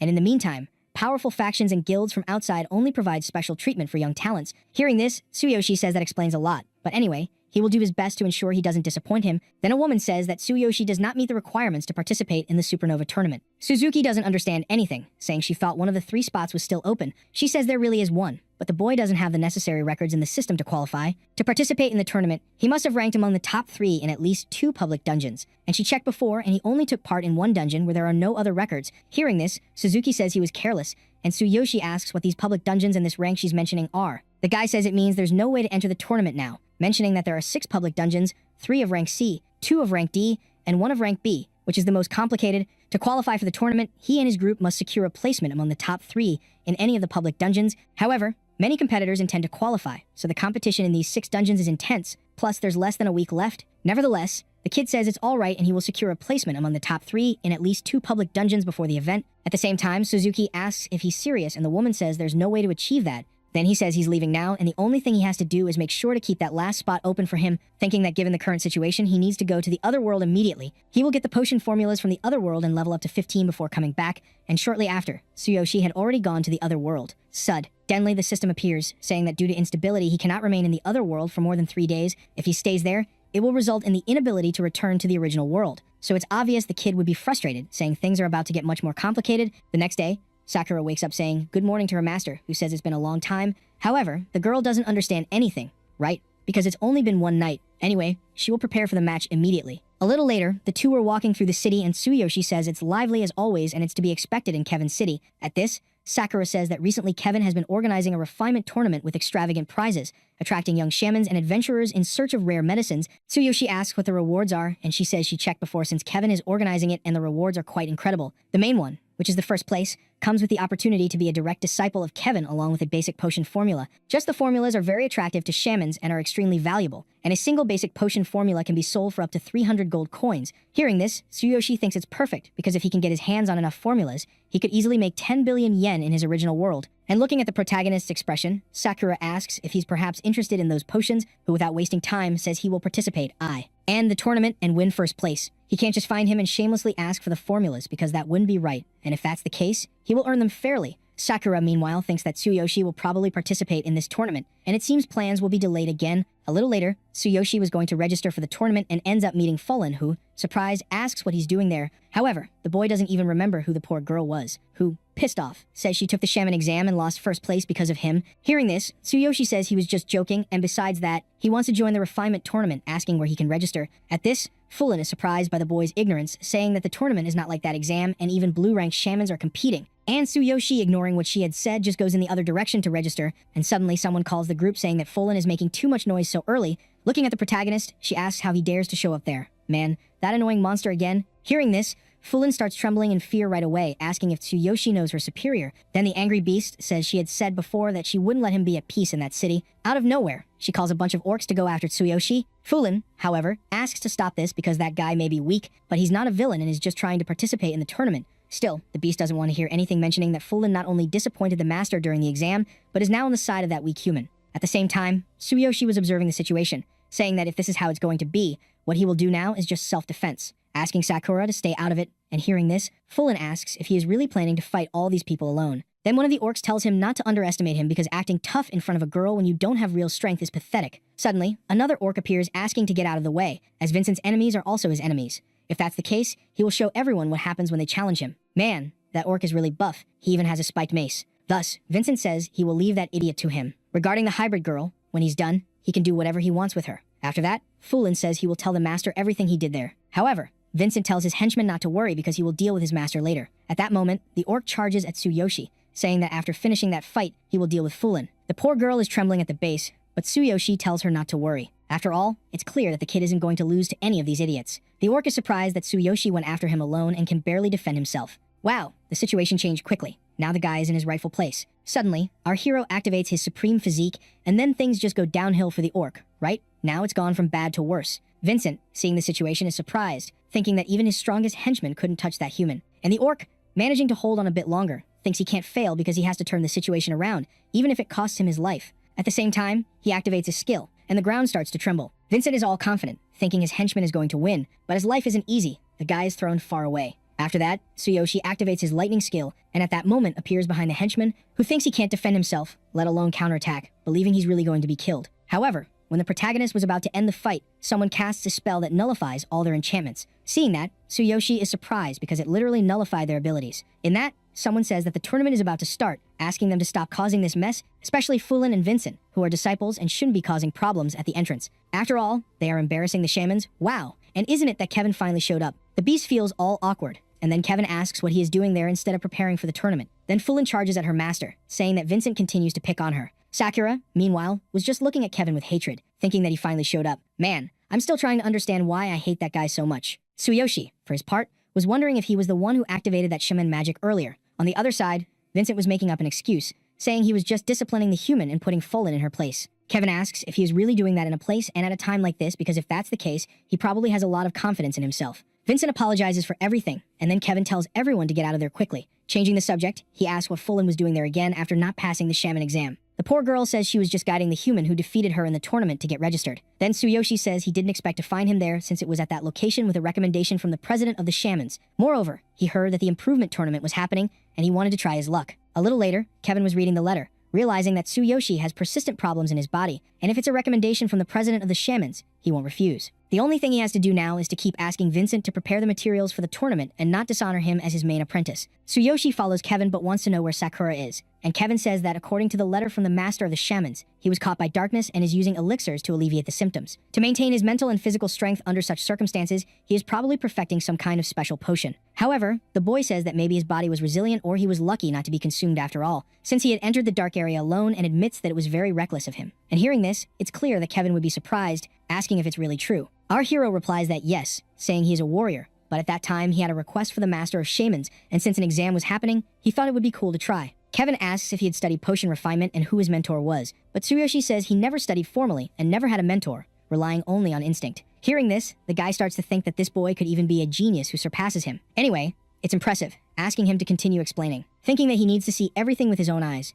After all, he cannot allow the existence of a greater genius. A few minutes later, Kevin asks if he came to him because he possesses the laws of earth and wind. The potion he refined carries the power of the laws and may be able to remove the darkness in his body, and Tsuyoshi, hearing this, says that is exactly the case. Suddenly, they arrive at a kind of portal and, opening the door, the guy says this is his refinement chamber. To make it easy to understand, he loves to collect medicinal herbs and research them even more, plus he takes pride in knowing more about them than anyone else. After presenting the refinement platform, Tsuyoshi says this is amazing, asking if it also enhances the effects of refinement. And hearing this, Kevin wants to know if it was just a pointless concern because this guy can't even distinguish premium herbs or understand the value of such a refinement platform. So, if this is the extent of his abilities, there's nothing to be impressed about, saying he never considered himself inferior to anyone when it comes to refinement, especially after obtaining the laws of earth and wind. Anyway, he needs to take a drop of his blood to examine his body. Then, Tsuyoshi does what the guy asked, and suddenly, a light begins to envelop him. Our boy was just observing, and soon after, Kevin thinks there is indeed a trace of darkness within him. And to think that he is perfectly fine, even after the darkness has infiltrated the depths of his body. If this aura were inside an ordinary adventurer, they would have surely lost their sanity a long time ago. At this, Tsuyoshi asks if his condition is that bad, and Kevin says that potions won't be enough and he has to use the power of the laws to eliminate the aura of darkness in his body. The two walk down the corridor, and Tsuyoshi apologizes for being a nuisance. The guy says nothing, and suddenly invokes a magic circle. Directing it towards the protagonist, he thinks it feels like his body is starting to burn. And seeing the situation, Kevin realizes it's harder than he thought, and if that's the case, he will have to inject more power. Then, Tsuyoshi endures the pain while thinking that this is nothing compared to before. In the past, he couldn't even bear this pain without taking potions, and Kevin tells him to let him know when he can't endure it anymore. And having no other choice, Tsuyoshi ends up activating his supreme physique. Then, at least, it becomes easier to endure, and surprised, Kevin wants to know what he did. A strange power within his body was resisting the power of his laws, assuming that this human could cause problems later. And if that's the case, he will have to take some precautions. Placing a seal on the protagonist's back, when activated, it explodes, eliminating its target. Thus, the magic is complete, and Kevin says he erased all traces of darkness, asking how he feels. He thinks it's already expected of Kevin to eliminate an aura like that so easily. It must be the incredible power of the laws of earth and wind. Next, our boy thanks him for everything, wanting to reward him with some gold coins. However, he says he doesn't need it, and since the president of the shamans recommended him, that's natural. And changing the subject, he says he heard from Fulin that he is interested in participating in the tournament, asking if it's true. If he was the first place in the shamans' exams, he qualifies naturally, and the tournament is about to start. And if he doesn't need any special preparation, he can enter just as he is. But first, he has to warn him, because even if the president recommends him, he won't make it easy for him, as even his disciple won't receive special treatment. However, Tsuyoshi says that just participating is enough. The two are leaving the refinement hall, and shortly after, they are already at the main tournament location. Fulin was guiding the protagonist, saying that the registration processes are already complete. The participants of this tournament are all confident young people, and it won't be as simple as the last basic evaluations. To sum up, he doesn't stand a chance, but it will be a good learning experience. Hearing this, Tsuyoshi asks if she is participating. After all, she is Kevin's disciple. However, she says that her master told her that if she didn't get first place in that exam, her qualification would be revoked. Tsuyoshi apologizes for having done that, but she says there's no need, as a defeat is a defeat, and he is truly impressive. The boy falls silent, and then the scene shifts to those platforms in the middle of the tournament. Fulin says she prepared a refinement platform for him, and since it's his, he can't break it. This tournament is a knockout match, and half of the participants will be eliminated in the first round. Even being an idiot, he is the one using his refinement spot, so he can't embarrass her, right? Meanwhile, a bunch of people were looking at Tsuyoshi, not believing there was a human there, and Fulin tells him not to mind them. The most capable participants in this tournament are the blue shamans, and even though they are enemies, observing them carefully could be useful for him. Hearing this, Tsuyoshi thanks her, and thus, the tournament finally begins. For the first match, they will demonstrate their basic skills as shamans by choosing herbs as potion ingredients. Meanwhile, one of the participants wanted to know if there really was someone there who couldn't choose ingredients for a simple potion. Among all the people, only a few shamans there are capable of rivaling. The biggest threat will probably be Kevin's disciple, because this specialist is in final refinement and must have learned many secrets from his master. As for the white shamans, they probably don't stand a single chance against him. Then, at that moment, someone bumps into him. Of course, it was Tsuyoshi, who, apologizing, said he was trying to find his spot, seeing that he was a warrior-class human. The orc says that maybe he would at least win a consolation prize. Next, Vincent says that he is only there because he knows his teacher, as he should have focused on killing monsters instead of coming there to play the fool. Hearing this, the orc is disappointed that Tsuyoshi got in through his connections, as potion refinement is not something that can be achieved with brute force. Tsuyoshi says that if this weren't the place, he would have already punched him and starts to walk away. And then the orc warns him to be careful with his attitude, or he will lose his qualification. The protagonist says they should be grateful for the rules, but even so, they shouldn't cry in the end. After that, the presenter announces that the herb exam will start now. They will announce the name of the potion, and they need to identify the necessary ingredients to make it within the time limit, or they will be disqualified. Additionally, they will be scored based on the quality of the ingredients they select. Fulin was watching from afar, wanting to know if the idiot would be okay, and his performance in the exam was impressive, but competing against experienced opponents is another thing. On the other side, a guy says it was to be expected from Kevin, as this tournament is amazing, and he is happy that his disciple Drax is participating, as it will be a valuable experience for him. Changing the subject, he asks who he has his eye on, as his main disciple Vincent is quite exceptional. Kevin says he certainly has talent, but the important thing is whether he will be able to show it in the tournament, as Drax, on the other hand, is a promising novice among the blue shamans. Then the other beast says he heard there is a human participant this time and has never seen a human shaman before. Kevin says that this guy is a warrior who has never trained as a shaman. However, he not only took the exam as a human, but also defeated his disciple to claim first place. Hearing this, it's clear that the man is surprised, asking if the president of the shamans has gone mad. Even so, if it were true, it's obvious he would keep an eye on the kid. Meanwhile, Tsuyoshi was standing at the refinement table looking at the ingredients, and it's no surprise that half of the participants end up being eliminated in the first round. The baskets have enough ingredients for only half of the participants, and besides that, the potions require various ingredients, so he has to choose the right ones. However, if he rushes and grabs random items or wastes time looking for what he needs, he will be disqualified. If that's the case, it will be time to use his divine eye, and then the presenter says she will announce the name of the potion. The first will be a cooling challenge for beginners, and without wasting time, everyone starts running towards the ingredients. Tsuyoshi thinks it's what's expected from official shamans, as they have completely memorized the necessary ingredients to make basic potions. As for him, he has no choice but to use the divine eye, right? The system alerts that this potion requires 3 items: fire spirit, grass, a wood core, and wilted vine. Without wasting time, he heads towards the baskets too, but up ahead, it was a complete mess. And surprisingly, some shamans were managing to do better even in that chaos. Tsuyoshi thinks that even so, there's no way to lose here. So it's time to show the power of a warrior by locating the ingredient. Looking back, Vicente realizes it was a wave of skill, assuming that idiot human is causing trouble just because he's about to lose. Meanwhile, on the other side, the judges were wanting to know the meaning of that. Back to the competition. One of the shamans wanted to know why it got dark, and suddenly Tsuyoshi appears behind him. The guy starts trembling, but all Tsuyoshi wanted was to grab his ingredient. One of the judges is surprised that he used a warrior's skill to move quickly towards the items. Kevin thinks it wasn't just that, as he even grabbed the highest quality fire spirit herb, wondering if he can identify the ingredients or if it was pure luck. As time passes, Tsuyoshi collects all the necessary ingredients. A little later, the presenter announces that time is up, and the potion evaluators will now enter to check the accuracy and quality of the chosen ingredients. A bunch of shamans appears and starts disqualifying several people. When it's the turn of that red orc, surprisingly,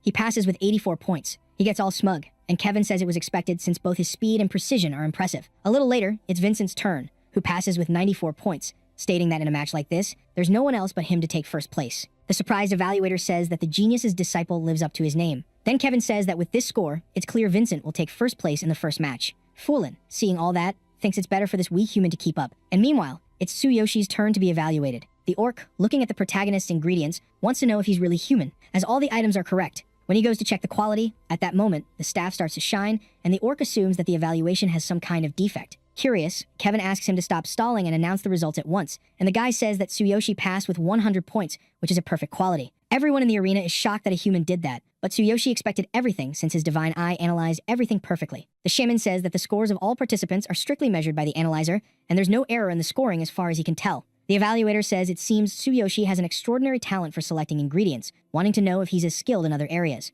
And Kevin says he's indeed curious about that too. Then the presenter says it's time for the second round of the refinement tournament, asking everyone to return to their platforms. Now they will need to refine an intermediate invisibility potion and are eager to see their skills in action. Then Fulin tells Tsuyoshi that he did well before, and round 2 is about refinement, a critical skill that tests the most important qualities and talents of a shaman. Moreover, she wants to know where his staff is since he can't even start without one. However, the kid obviously forgot. At first, the president of the shamans lent him his staff, but now most of its attributes favor the warrior class. The girl can't believe he doesn't even have his staff, wanting to know if he at least became a shaman. But if that's the case, he can use hers, and she's lucky to be there. Tsuyoshi takes the item, thanking her, and says that with his equipment and refinement platform, he can definitely win. The girl, leaving, says it's better for him to do that, and then the presenter says to start the test right away. They will have only one attempt, and the time is 30 minutes. Then Kevin says that anyone wanting to win the tournament will have to manage this. At the moment, he will see what Tsuyoshi can do, wanting to know if it was just luck before or if he really has a remarkable talent. The shamans are gathering the ingredients, and Tsuyoshi, doing the same thing, thanks the girl who was there. She, all awkward,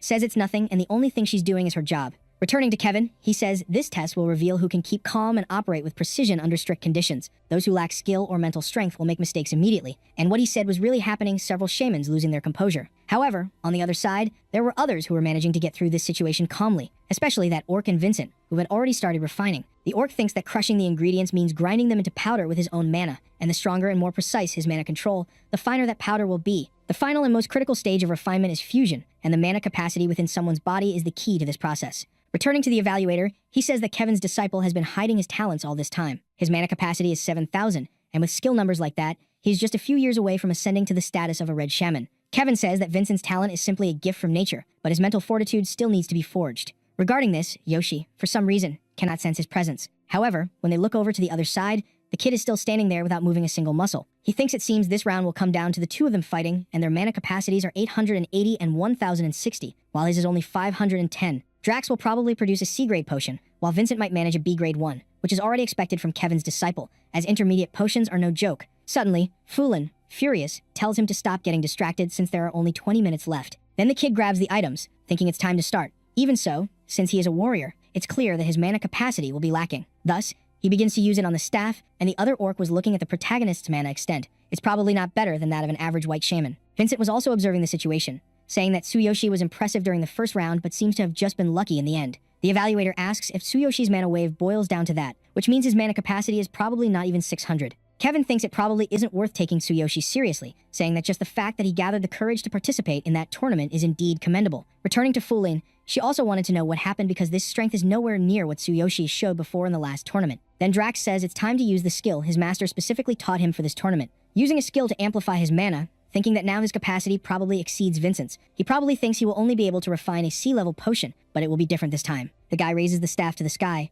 and a red aura surrounds everything around. The stands are surprised, assuming he was making an invisibility potion, even a B-level one. Thus, the refinement is complete, and the orc made an almost perfect B-level potion, leaving everyone convinced. Seeing that, the evaluator thinks victory will belong to his disciple, and as long as he secures first place in this match, his overall score will be unbeatable. Soon after, Kevin reflects that mana amplification is an extreme skill that sacrifices life in exchange for mana, and is definitely not something a normal shaman or sorcerer would use. Apparently, he had worked very hard to train his disciple but wants to know if he really thinks he could win with just a single B-grade potion. If that's the case, he obviously had prepared in case this happened, asking Vincent to show everything he is capable of. Soon after, Vincent notices his master's signal and already knows what he has to do, right? Summoning a blue flame in his hand, and the evaluator is surprised by that. Basically, it's a blue flame of the laws of earth and wind, which is an extremely rare thing. Kevin says he gave it to his disciple some time ago to use as he wished. Returning to the tournament, Vincent thinks his teacher instructed him to add this flame during the fusion stage because the power of the laws will instantly elevate his mana capacity. Definitely no way to lose. And man, look at the size of that magic circle. The stands were also shocked by that, and soon after, Vincent makes an intermediate potion of level A, asking if anyone there can refine a better potion than this. Seeing everything from afar, Tsuyoshi thinks that both had secret techniques to force the levels of their potions to a stage and won't be able to win against this potion if he keeps holding back. Suddenly, the system appears informing him that he has insufficient mana, asking if he would like to use Supreme Physique to increase his capacity. Tsuyoshi thinks he will use his Supreme Physique to push his capacity to the limit and without wasting time activates the ability. Now his current mana capacity is 1,960. Wow, that's quite a leap. The system informs that he has managed to create a potion of level S and a supernatural phenomenon is occurring, asking everyone to assume a defensive stance. Man, now things got serious. An immense power envelops the arena, and Fulin realizes that the waves of mana from the protagonist have become much stronger than before. Given this supernatural phenomenon, he wants to know how much mana this kid really has. Vincent thinks that moments ago his mana capacity was only at a medium level, wondering how it increased so suddenly, assuming he used a secret technique. Even so, it is impossible for a mana amplification technique of this level to exist, and even the laws of earth and wind cannot produce this effect. Obviously, right,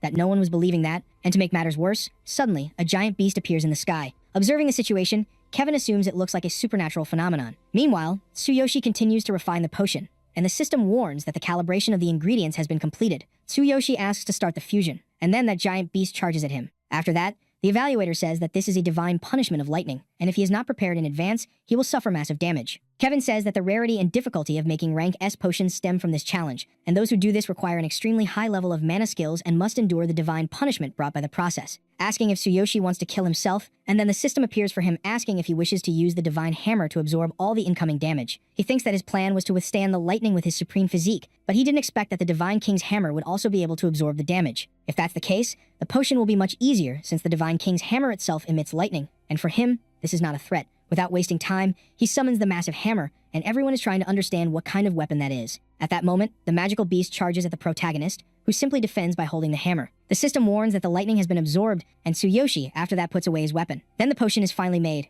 and a glow envelops the entire arena. The system informs that the intermediate invisibility potion has been successfully refined, and the assessed quality was level S. Seeing that, Kevin is shocked, thinking that he only managed to create one of those using the laws of earth and wind at their maximum strength, wondering how there could be someone more talented than him. At that moment, the evaluator becomes furious, saying that Tsuyoshi is probably cheating, calling Kevin to go check all of that in person. After all, it is impossible for a mere white shaman to create a rank S potion. Soon after, Vincent says that Tsuyoshi is cheating because even his master cannot easily create an intermediate potion of level S. All the shamans participating in the tournament also think the same, but then Fullen appears, saying that the kid did not cheat. He has already proven his skill during the shaman exam and can testify to all of this. Then, the kid says that he only used his power, just like everyone else there, and if they want to investigate, they can do whatever they want because he is already used to all of this. The evaluator asks if he used any dishonest method to cheat, as Master Kevin and he monitored his mana wave, and his mana capacity should be at most 600. With that, it is impossible to create a rank S potion. Asking if he could do a mana measurement test, and if he claims that his ability is real, then he must prove it himself. Meanwhile, Tsuyoshi thinks that if he cannot maintain his amplified mana capacity, they will assume he cheated. His true mana capacity is indeed low, however, there is no reason to hide it, saying to just go ahead with it. And if it ends this mess, that's enough. Soon after, the evaluator places his staff on the protagonist's forehead, asking the kid to release his mana. That, upon activating the supreme physical form, asks to ensure proper measurement. And suddenly, a glow surrounds the entire arena completely. The evaluator thinks that the mana did not increase gradually, but rather, instantaneously, it had reached this level. Tsuyoshi, meanwhile, was like a lamp, shining all blue, saying he had released 100% of his mana. The evaluator couldn't believe that his staff had measured all of this, and at that very moment, his stone broke. The entire arena falls silent, and Tsuyoshi asks if he is satisfied now, asking if this is enough to prove his entire level of magic. Seeing all that, Kevin says it is indeed impressive, apologizing for doubting him, as it is the first time he has seen someone so talented, and hopes he understands why he couldn't believe at first. In the face of such youth and talent, even Kevin feels surpassed, and thus recognizes him as a true prodigy. Anyway, he doesn't think it will be necessary to question his performance any further. This rank S potion is more than enough to declare him the winner of this tournament, asking if anyone else has any objections. If they are dissatisfied, the only thing they should do is challenge Tsuyoshi on their own. However, incredibly, all the shamans admit defeat. With everything resolved, Kevin finally gives the victory to our boy, declaring him the winner of the tournament. Fullen, seeing that, of course, can't believe it, right? Because the boy really did it. He thanks the girl for everything, feeling all embarrassed, saying that he only managed all this because she helped him. Meanwhile, Kevin continued to stare at our boy, thinking that even though he is human, he is a genius, so he can't help but admire him. Creating a potion like that is truly a remarkable feat, wondering if he had really lost. Moreover, he wants to know how much that boy could grow in the future. If that is the case, he will use all his connections and power to ensure he can't leave this city alive, and he will definitely die today. Wow, I didn't expect that from Kevin. A few minutes later, Fullen hands the tournament prize to Tsuyoshi, saying that for a shaman, this is a formula worth dying for. Tsuyoshi says he finally made it, thinking that with these formulas he can make a fortune in his world and even cover the entry fee of 10 billion yen for that darn auction. At that, Fullen asks if he will really refuse the chance to become Kevin's apprentice, as he has enough talent and refinement and mana capacity, and studying with him while building connections could make him an incredible shaman. However, the boy says it's fine because, after all, he is a warrior. Even if he became a shaman, he would prefer to find his own path, as it would serve him much better. Hearing this, Fullen asks if he will really leave, wanting to know where he is going. He says that his body is already healed, and then he will rest a bit before meeting Sakura, thinking that since he has the formulas, he will return to his world with 10 billion yen. With that, Fullen says he is always talking about Sakura, asking what she really is to him. Our boy replies that she is his friend, mentioning that she may have gone somewhere for some reason, but she will be back soon. Fullen tells him to meet her before leaving because she has something to give him. Tsuyoshi asks why it can't be now, and she says it has to be when he is leaving. At that, she leaves the place, and Tsuyoshi wants to know why she got so mad. Man, I think this girl likes the kid. Huh. A little later, in the protagonist's room, he thinks he never had the chance to examine the Infinity Ring in detail. Basically, since he conquered it, it seems like he has been running around non-stop. At that moment, the system appears, saying that due to instability, it cannot stay in this world for more than 3 days, and exceeding this limit will prevent him from returning to his original world. Seeing that, Tsuyoshi says if that is the case, he needs to plan his actions carefully from now on. Anyway, it doesn't matter now, and then he stores that treasure in his divine inventory. Things are getting more interesting each time, and as long as he can bring those items to his world, he will easily get the money. A little later, in the other world, Suzu says that this mansion is not so luxurious, but she had prepared the best room for them. Karina looks at all that in surprise, and Tsuyoshi thanks her, as that place is even more incredible than he thought. Suzu says that the Heroes Alliance doesn't skimp on things, and besides that, it's worth an investment, and her little sister should also feel comfortable there, asking if she wants anything else. Tsuyoshi asks if he can turn one of the rooms into a small laboratory, as he would like to start making potions. Hearing this, Suzu, surprised, says that he will need specific knowledge for that, asking if he will really be able to do it. If he wants, it's no problem, right? Since there are many rooms, converting one and setting it up with the necessary equipment won't be difficult. Then, Tsuyoshi thanks her, thinking that he should be able to start everything at night. Sometime later, Tsuyoshi was walking through the city, and a group of men asks if he at least knows where he is. He replies that yes, as he has business with the Blue Snake Gang, asking if the boss is there. After all, he wants to talk about the reimbursement. The security guard says that he is acting with an air of superiority, even when he is there to return the money, and if he is coming in, he should be prepared, asking what his name is. Our boy says his name is Tsuyoshi, and suddenly, several men in black suits appear. The well-dressed guy there says they were waiting for him, as the boss sent to receive him personally, and looking at the guy, Tsuyoshi realizes that it was that partner who had gone to the hospital to see Karina before. Man, the guy looks totally different from before, and then he tells him to follow him. A few minutes later, after arriving in a room, that guy says that the protagonist has arrived. The leader of the Blue Snake Guild says he is very happy to see him there, and Tsuyoshi says that this place is livelier than he expected. Anyway, there are the 600,000 from the loan money, along with its interest. However, the leader says that he didn't need to be so formal and could have sent that money through someone. Anyway, since he appreciates his effort, he will introduce him to the others, and that is the second in command of the Blue Snake Gang. The other is the president, and Tsuyoshi, in the meantime, was analyzing the combat powers of each one, saying that it's not so bad, asking why he introduced them. The leader is shocked that Tsuyoshi noticed their combat levels in the blink of an eye, assuming he has some kind of special item. Tools like that are extremely expensive and rare, and hardly something a normal individual could possess. This boy is literally an enigma, but anyway, he goes straight to the point. Both the Blue Snake Gang and the Crazy Wolf Gang seem to owe him a favor, so he would like to leave the past behind and end up becoming friends. Hearing this, Tsuyoshi is surprised, and soon after, the bald guy with the weird hair says he wants to apologize for his son's rudeness. After that, he had sent him to another city to discipline him properly, and so he won't cause him problems again. Then, the other guy says that his men also acted disrespectfully, but it wasn't by his orders, and as their leader, he takes responsibility. Moreover, that spatial ring also had tracking magic, but since it was removed, he can use it without worry. And hearing this, Tsuyoshi is surprised, thinking that he really was careless this time. Then he says that he has already settled his accounts with Billy at school, and no matter what punishment he gives him, it doesn't concern him. About the members of the Crazy Wolf Guild, he should know that they tried to kill him, but since they are now dead, the matter is closed. With everything resolved, the leader of the Blue Snake, all smiles, asks to get the briefcase back, but Tsuyoshi doesn't like owing favors, and paying his debt is only natural. Asking why the sudden change of attitude and particularly not liking the idea of dealing with gangs and guilds, then the man says that the news of his achievements in the Heroes Tournament has spread, and there isn't a single influential person who doesn't know about him. Everyone can see that he is a rising star, so all the factions and guilds in this area are desperate to form ties with him. In other words, since they are all small groups, none of them will want to start fights with a genius like he is. The game has turned. My partner, Tsuyoshi, says he had no idea he was so famous, thinking that if it's just in this region, then it's fine, and at least he won't have to deal with more problems, so everything is resolved, right? The kid leaves there like a celebrity, thinking it's time to get back to work, and then he has to buy ingredients to refine some potions, right? Suddenly, the scene shifts to another place with a guy saying that these herbs have been hard to find lately and it's better to stock up while he can. At that very moment, our boy appears, saying that he would like to buy some ingredients for potions. The guy says he can take whatever he needs from the loose stock while thinking that kid is annoying. Wow, what a crappy service. However, Tsuyoshi says it won't be enough, mentioning he heard that this store is the largest for potion ingredients in the region. Handing over a paper, he warns that he will take all those listed items. Seeing that, the guy suddenly looks shocked, asking if he's serious and if it's not a joke. And our hero, all confident, says it's really all of that. Opening a briefcase with simply 10 million, he asks if that amount is enough. Man, the kid is flaunting cash now, huh? Seeing all the money, the mustache guy thinks that if it's true, this kid is an incredible VIP customer and buying all these 15 types of ingredients would cost at least 6 million yen. Meanwhile, Tsuyoshi thinks that after paying off his debt, he still has 9 million in hand, and that should be more than enough to buy the initial ingredients for the potion. Then the guy's service, surprisingly, changes, saying that the necessary potion ingredients will be prepared immediately. Anyway, they will hear more details about this deal, asking the girl to retrieve everything listed from the warehouse and then pack it up. A few minutes later, the two were sitting at a table, and the guy, trembling, asks if he will buy those 15 types of potion items for next month too. His stock is restocked weekly, asking how he plans to pay for it, and Tsuyoshi, not wanting to know anything, wants to know how much today's ingredients will cost. He says it will be around 6 million, and Tsuyoshi says he will hand over the 9 million and the other 3 million for next month's deposit. The money that will be missing will be paid next month too,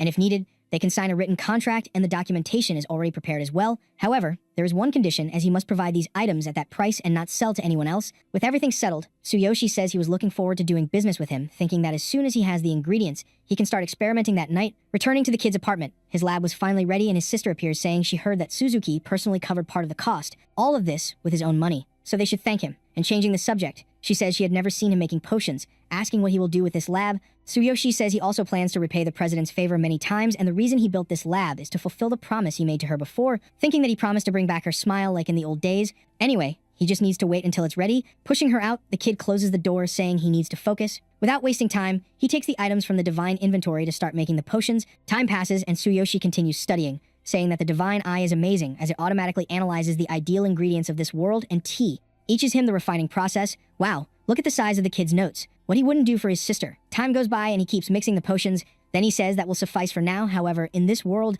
the normal refining process ends there. Once the heating is complete, he can check the effects. But during this process, the chemical reactions can end up failing. If that's the case, he will use his shaman techniques to speed up the fusion and infuse with mana. This will increase the success rate and improve its medicinal effects. And that will only happen because he bought that basic staff before coming back. He had no choice but to leave the Divine King's hammer at the other world's inn. But since time is stopped there, it shouldn't be a problem. Then he raises the staff, starting the fusion process, and a little later, it was finally complete. It seems that these potions are a circulatory stimulant and don't seem bad. At that moment, Tsuyoshi drinks one, and the system alerts that this potion increases HP and recovery speed by 45%, along with some other interesting buffs. Tsuyoshi, surprised, says there's no way the capsules from there could achieve this effect, and it's already expected from a formula from another world. Still, the taste remains awful, and he has to find a way to make it better. Right? However, there's still plenty of time and he can make many potions. Anyway, he will start mass-producing this circulatory stimulant and will make a ton of money. The next day, a group of adventurers was about to enter a C-rank portal. The protagonist, meanwhile, was disguised in a cloak, saying that this place would serve since this cave has a bunch of adventurers.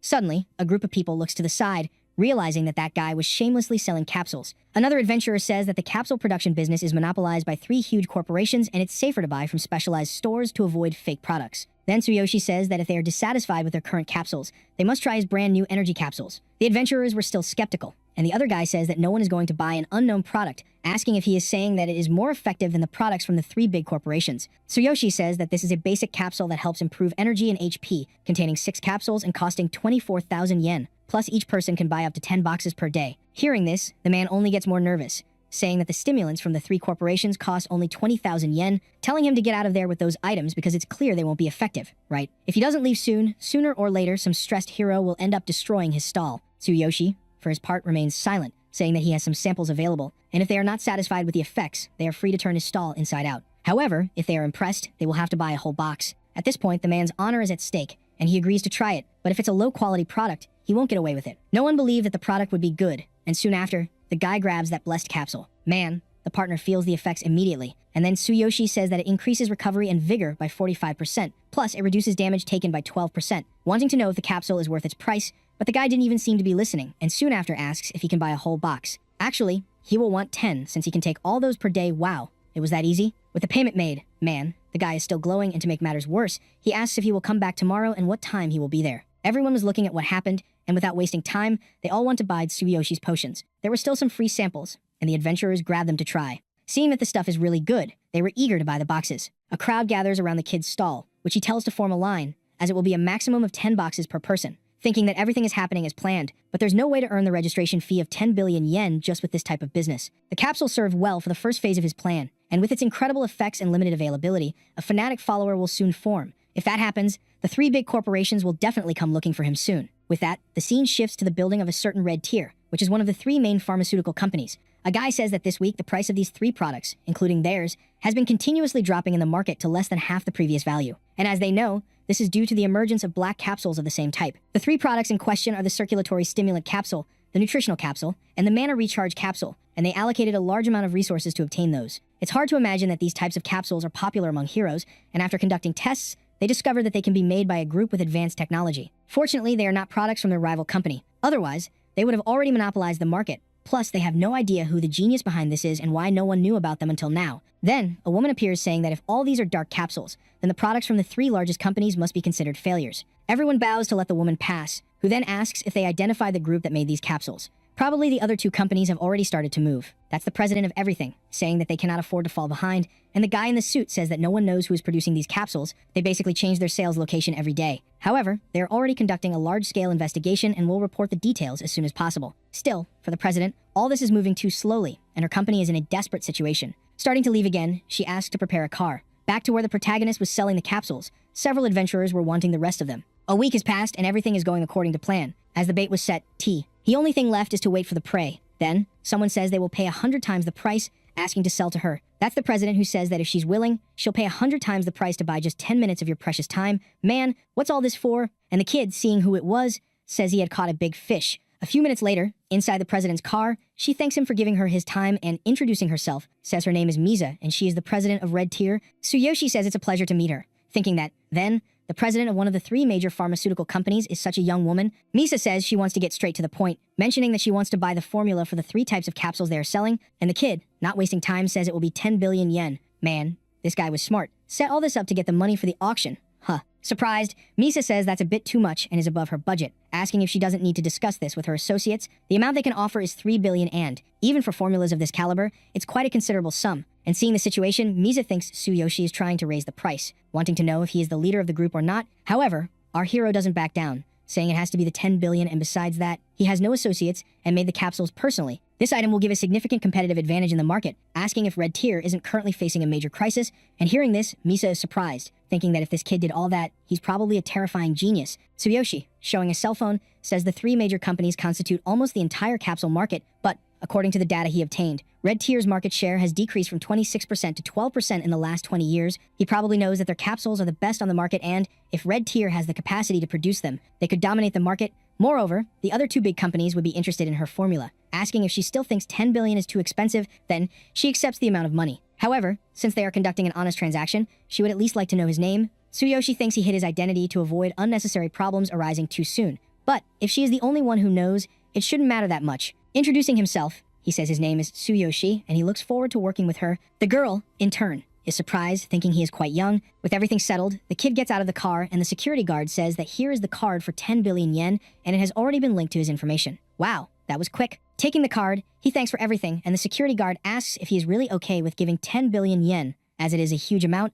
Misa says it is indeed a significant investment, but after seeing his face, she is sure and that 10 billion yen is the best investment they could make. Who knows how much it will grow in the future, and a genius like this must be secured at all costs. And if the deal is successful, he could become a savior for her company. Hearing this, the guy says he trusts her judgment, as she has always been wise and decisive since young, and that's why her father entrusted her with the company with peace of mind. Misa says that since they obtained the formula, now it's time to launch a counteroffensive, asking to return to the company immediately and summon all the executives, as they need to finalize their own main marketing strategy. At this point, the scene shifts to a cafe with Suzuki not believing that Tsuyoshi really secured the tour. 10 billion yen registration fee even after just a week. Tsuyoshi asks him to speak more quietly because there are a lot of people listening to the conversation. By chance, he had a valuable formula, so he closed a small deal, and this card contains the money, asking if he can reserve his spot in the auction. Without wasting time, Suzuki grabs the card, saying that next time he wants to accompany him to one of those small deals, as he is becoming more and more of a mystery. Tsuyoshi says this fulfills one of the conditions and the only thing he has to do now is obtain the rank C hero status. Then Suzuki says that to enter the Supernova tournament,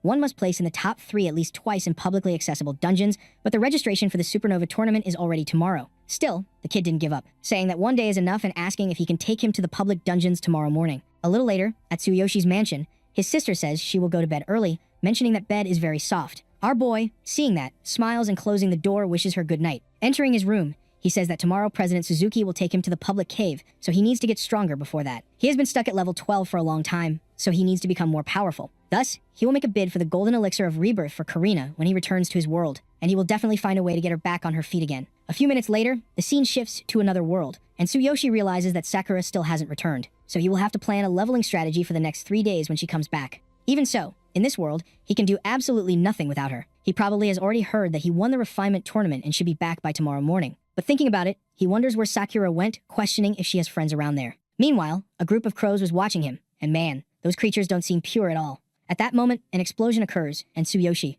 realizing it's a surprise attack, wants to know who it really is. Soon after, someone says they thought they had defeated him with a single blow. Even so, they don't believe he dodged and definitely underestimated him, so capturing him will be a bit more challenging. Without wasting time, Tsuyoshi draws his sword, still wanting to know what's happening. Assuming it could even be the assassin guild from before, someone says they should attack together, and at that moment, another assassin appears behind Tsuyoshi. The boy, however, barely defends himself, thinking it's a level 30 assassin with a combat power of 30,500. If he didn't have the supreme physique skill, he would have definitely been killed on the spot. The two continue to face our hero, who thinks that fighting against two enemies of higher levels at the same time in this narrow space is an extreme disadvantage. Given the situation, if they are saying they want to kill him, they were probably hired by someone. In any case, escaping from these guys is impossible, and he can't let his guard down for a moment. Soon after, pointing his sword, Tsuyoshi says he doesn't remember meeting them. The girl tells him not to worry because they were just hired. At that, the assassin asks how Tsuyoshi avoided their blind attacks, which have a hit rate of simply 100%. He should be just a level 12 warrior, but his movements and resistance don't match. The woman says she also dodged his magical attacks,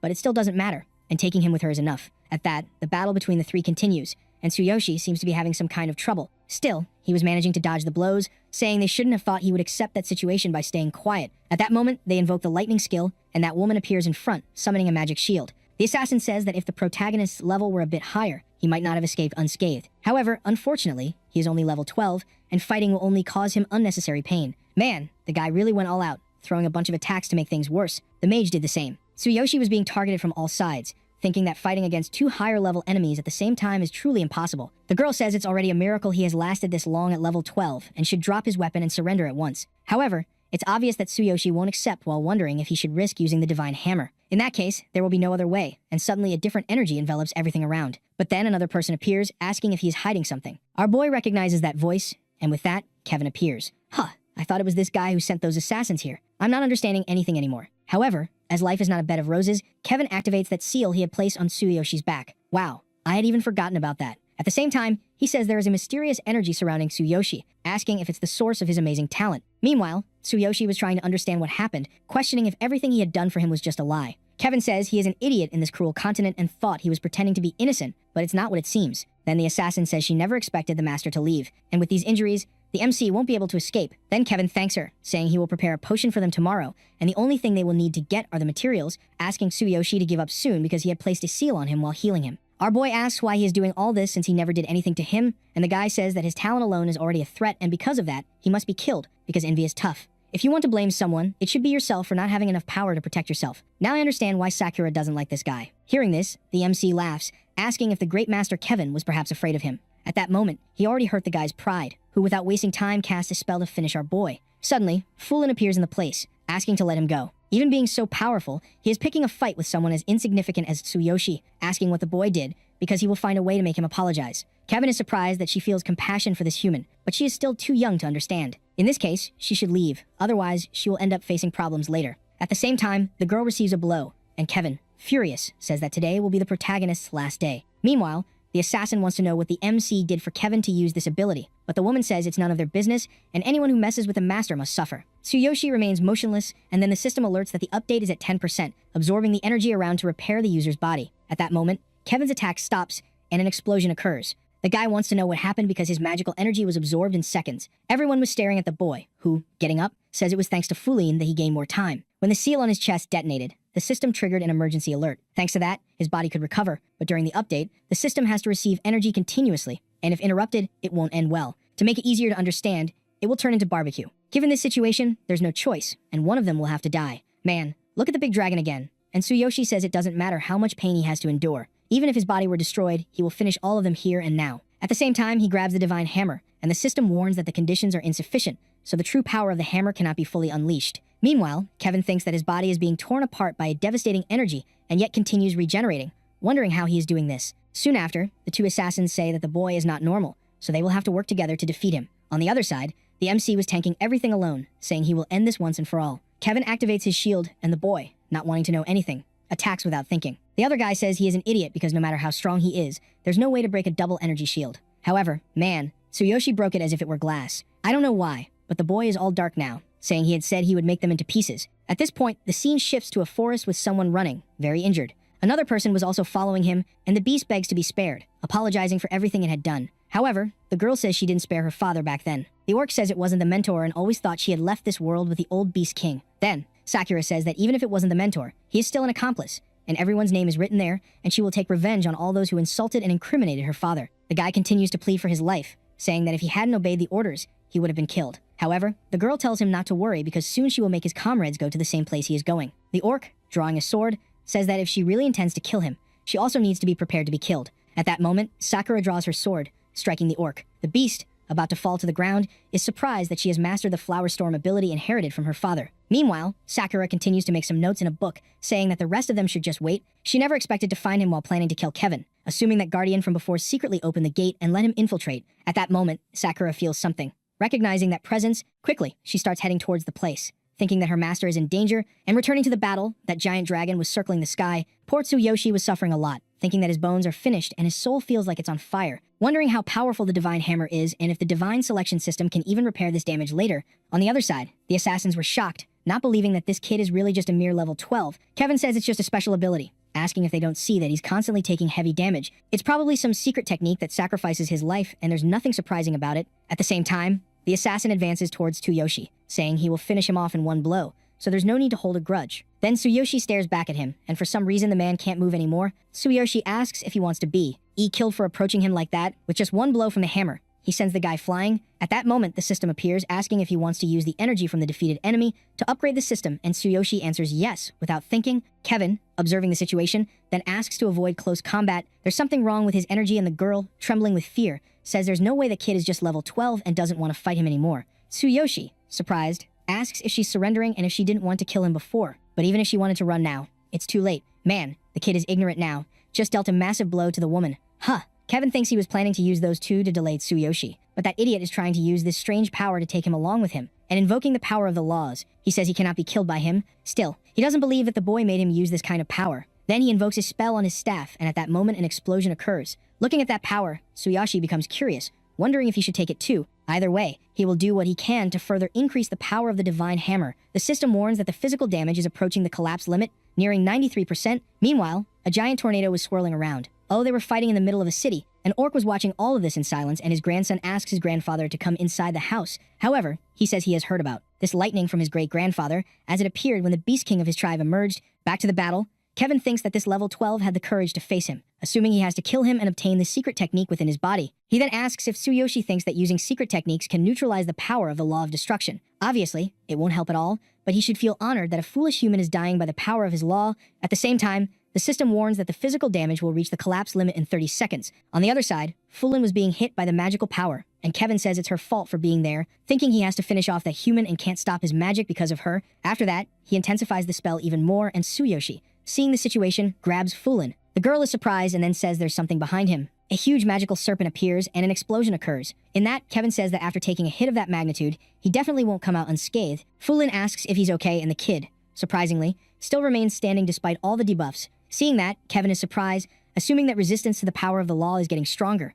Then Tsuyoshi manages to counterattack the serpent, and Kevin can't believe that kid had overcome the power of the law. Without wasting time, he charges at Tsuyoshi, and the system warns that his body will reach the limit in 10 seconds. Casting another spell, Kevin wonders why. He can still move since his body should have reached its limit a long time ago. Our boy, however, charges at Kevin with a hammer, saying that this magic is very annoying, hitting the blow squarely on the wizard who is thrown far away. Surprised, Kevin thinks that the boy made him lower his guard to nullify his staff, and an incredible composure even in a situation like this. Close to collapse, Tsuyoshi says that whether being a shaman or wizard, one should not think they can defeat a warrior in hand-to-hand combat. The two charge at each other with their last strength, and Tsuyoshi warns not to think that something like this can compete with that lightning dragon. The kid easily passes the serpent, and Kevin was still trying to process that he had lost, but it's too late to regret. And then the explosion happens. Fulin was watching all of this from afar, and Tsuyoshi finally reached his limit. Body damage collapsed at 100%, and yet the enemy was defeated. Tsuyoshi thinks he can't move, and then the system warns that the player will die soon. Suddenly, a bunch of windows pop up, and the same system announces that it has been updated. Plus, he had reached level 18 as well.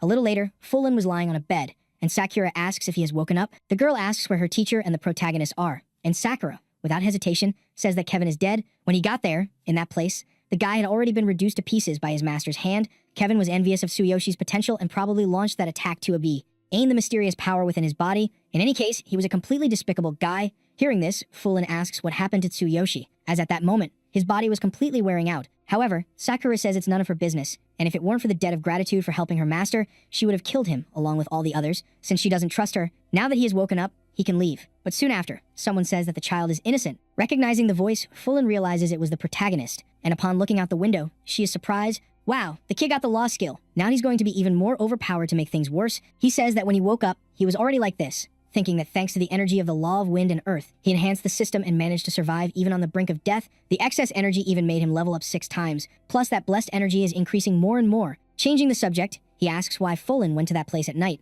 At this, the girl questions if he is suspicious of her, and if by chance he no longer trusts her. Sakura says that after an investigation, she learned that Kevin had ordered no one to approach that area that night, and probably it was to attack Tsuyoshi. In other words, as one of their disciples, she probably already had an idea of this information. Fulin leaves the house and suddenly performs some kind of enchantment. Sakura appears in front of our hero, asking what he intends to do. Then, Fulin takes out a kind of scarf, saying she wanted to give it to him yesterday. Seeing the item, Tsuyoshi immediately remembers that it's probably what Fulin wanted to give him before. She thought she couldn't let him leave without saying anything, so she saw him last night, and since she's not good at knitting in any way, she ended up doing it with magic. If he doesn't like it, he can throw it away. And changing the subject, she says she doesn't know if Kevin held a grudge against him or not. Still, she was raised by him since she was little, so she can't forget that debt. However, just because she killed him doesn't mean she wants revenge, so they should just pretend they are strangers from the start. Hearing this, the kid becomes all reflective and then thanks her. The girl leaves, and Sakura thinks she was very careless to let Kevin do all this to Tsuyoshi. When she found him, his body was recovering at an incredible speed, wondering how a master at level 12 managed to defeat a genius like Kevin. Then, Tsuyoshi calls the girl saying that last night, Kevin tried to kill him for some reason. At that time, when he healed him, he thought he was his friend, but thanks to that, he learned the hard way that he shouldn't trust others easily. To be honest, he doesn't know what she has been doing lately, but he wishes from the bottom of his heart to trust her. After all, when he entered divine punishment with little hope, she encouraged him to keep living. She probably has a past she can't tell him about, but when she wants to talk, he will listen calmly. Hearing this, the girl feels all awkward and just accepts. Tsuyoshi says they should leave soon while looking at that scarf. There was even a little face of his there, and he puts the scarf around his neck. Look how cute. A little later, a bunch of adventurers were gathered, and Suzuki asks if he's really going to enter the cave alone. And once he signs up, there's no turning back, as it's very dangerous, but for the boy, it's all good, as he's much more powerful now. Changing scenes. A guy asks if this Tsuyoshi received an offer from President Suzuki. It seems they underestimated the truth of the Hero Alliance, and this partner is part of one of the 5 major factions and has unknown power. That guy doesn't seem good news. The man with a weird ear says that talented youths are in demand, asking if he's busy with that background noise. That guy is really tough, doesn't even need to look at the attacks, and he says it's just a small business, and if the boy joins the Hero Alliance, they'll see his abilities in the Supernova tournament. Anyway, they should do a bit of investigation, and everything else will be after the tournament. The old man says he's working hard to expand his influence and going back to the other place. The guy says if he had accepted his conditions back then, none of this would have happened. The dude calling him, Sandor, says that even if he takes over the organization by force, nothing good will come of it, and having been in this business for years, he's already prepared to be killed. Suddenly, the partner then tells him to just die. Wow, why so much ignorance? Starting to leave, he says he'll leave the rest to Luca. That guy looks like a cyborg. Well, I see that nothing good will come from this little group. A little later, a man was surprised, asking if a level 18 warrior is really going to enter a cave alone. Our boy says there are no rules against it, and since there's not much time, he'd like him to stop stalling. Still, the man is hesitant, and then a woman says if he wants to go, that's fine. There are 6 public caves, and all record the top 3 rankings, but the low-rank ones don't have medical treatment. Hearing this, Tsuyoshi just takes the paper, and the nervous girl wishes him good luck, thinking his attitude was crap towards the other heroes who always found her pretty. Meanwhile, the MC couldn't care less about that, thinking that even if there are 6 caves, he has to start today, so it'll be the rank C one. In the meantime, a group of heroes was discussing one of the mages losing her staff, saying she got scared when a monster charged at her. The other man asks what they should do since it's a huge loss, plus they spent all their resources, so they'll have to hire another group to recover it. At the same time, Tsuyoshi appears,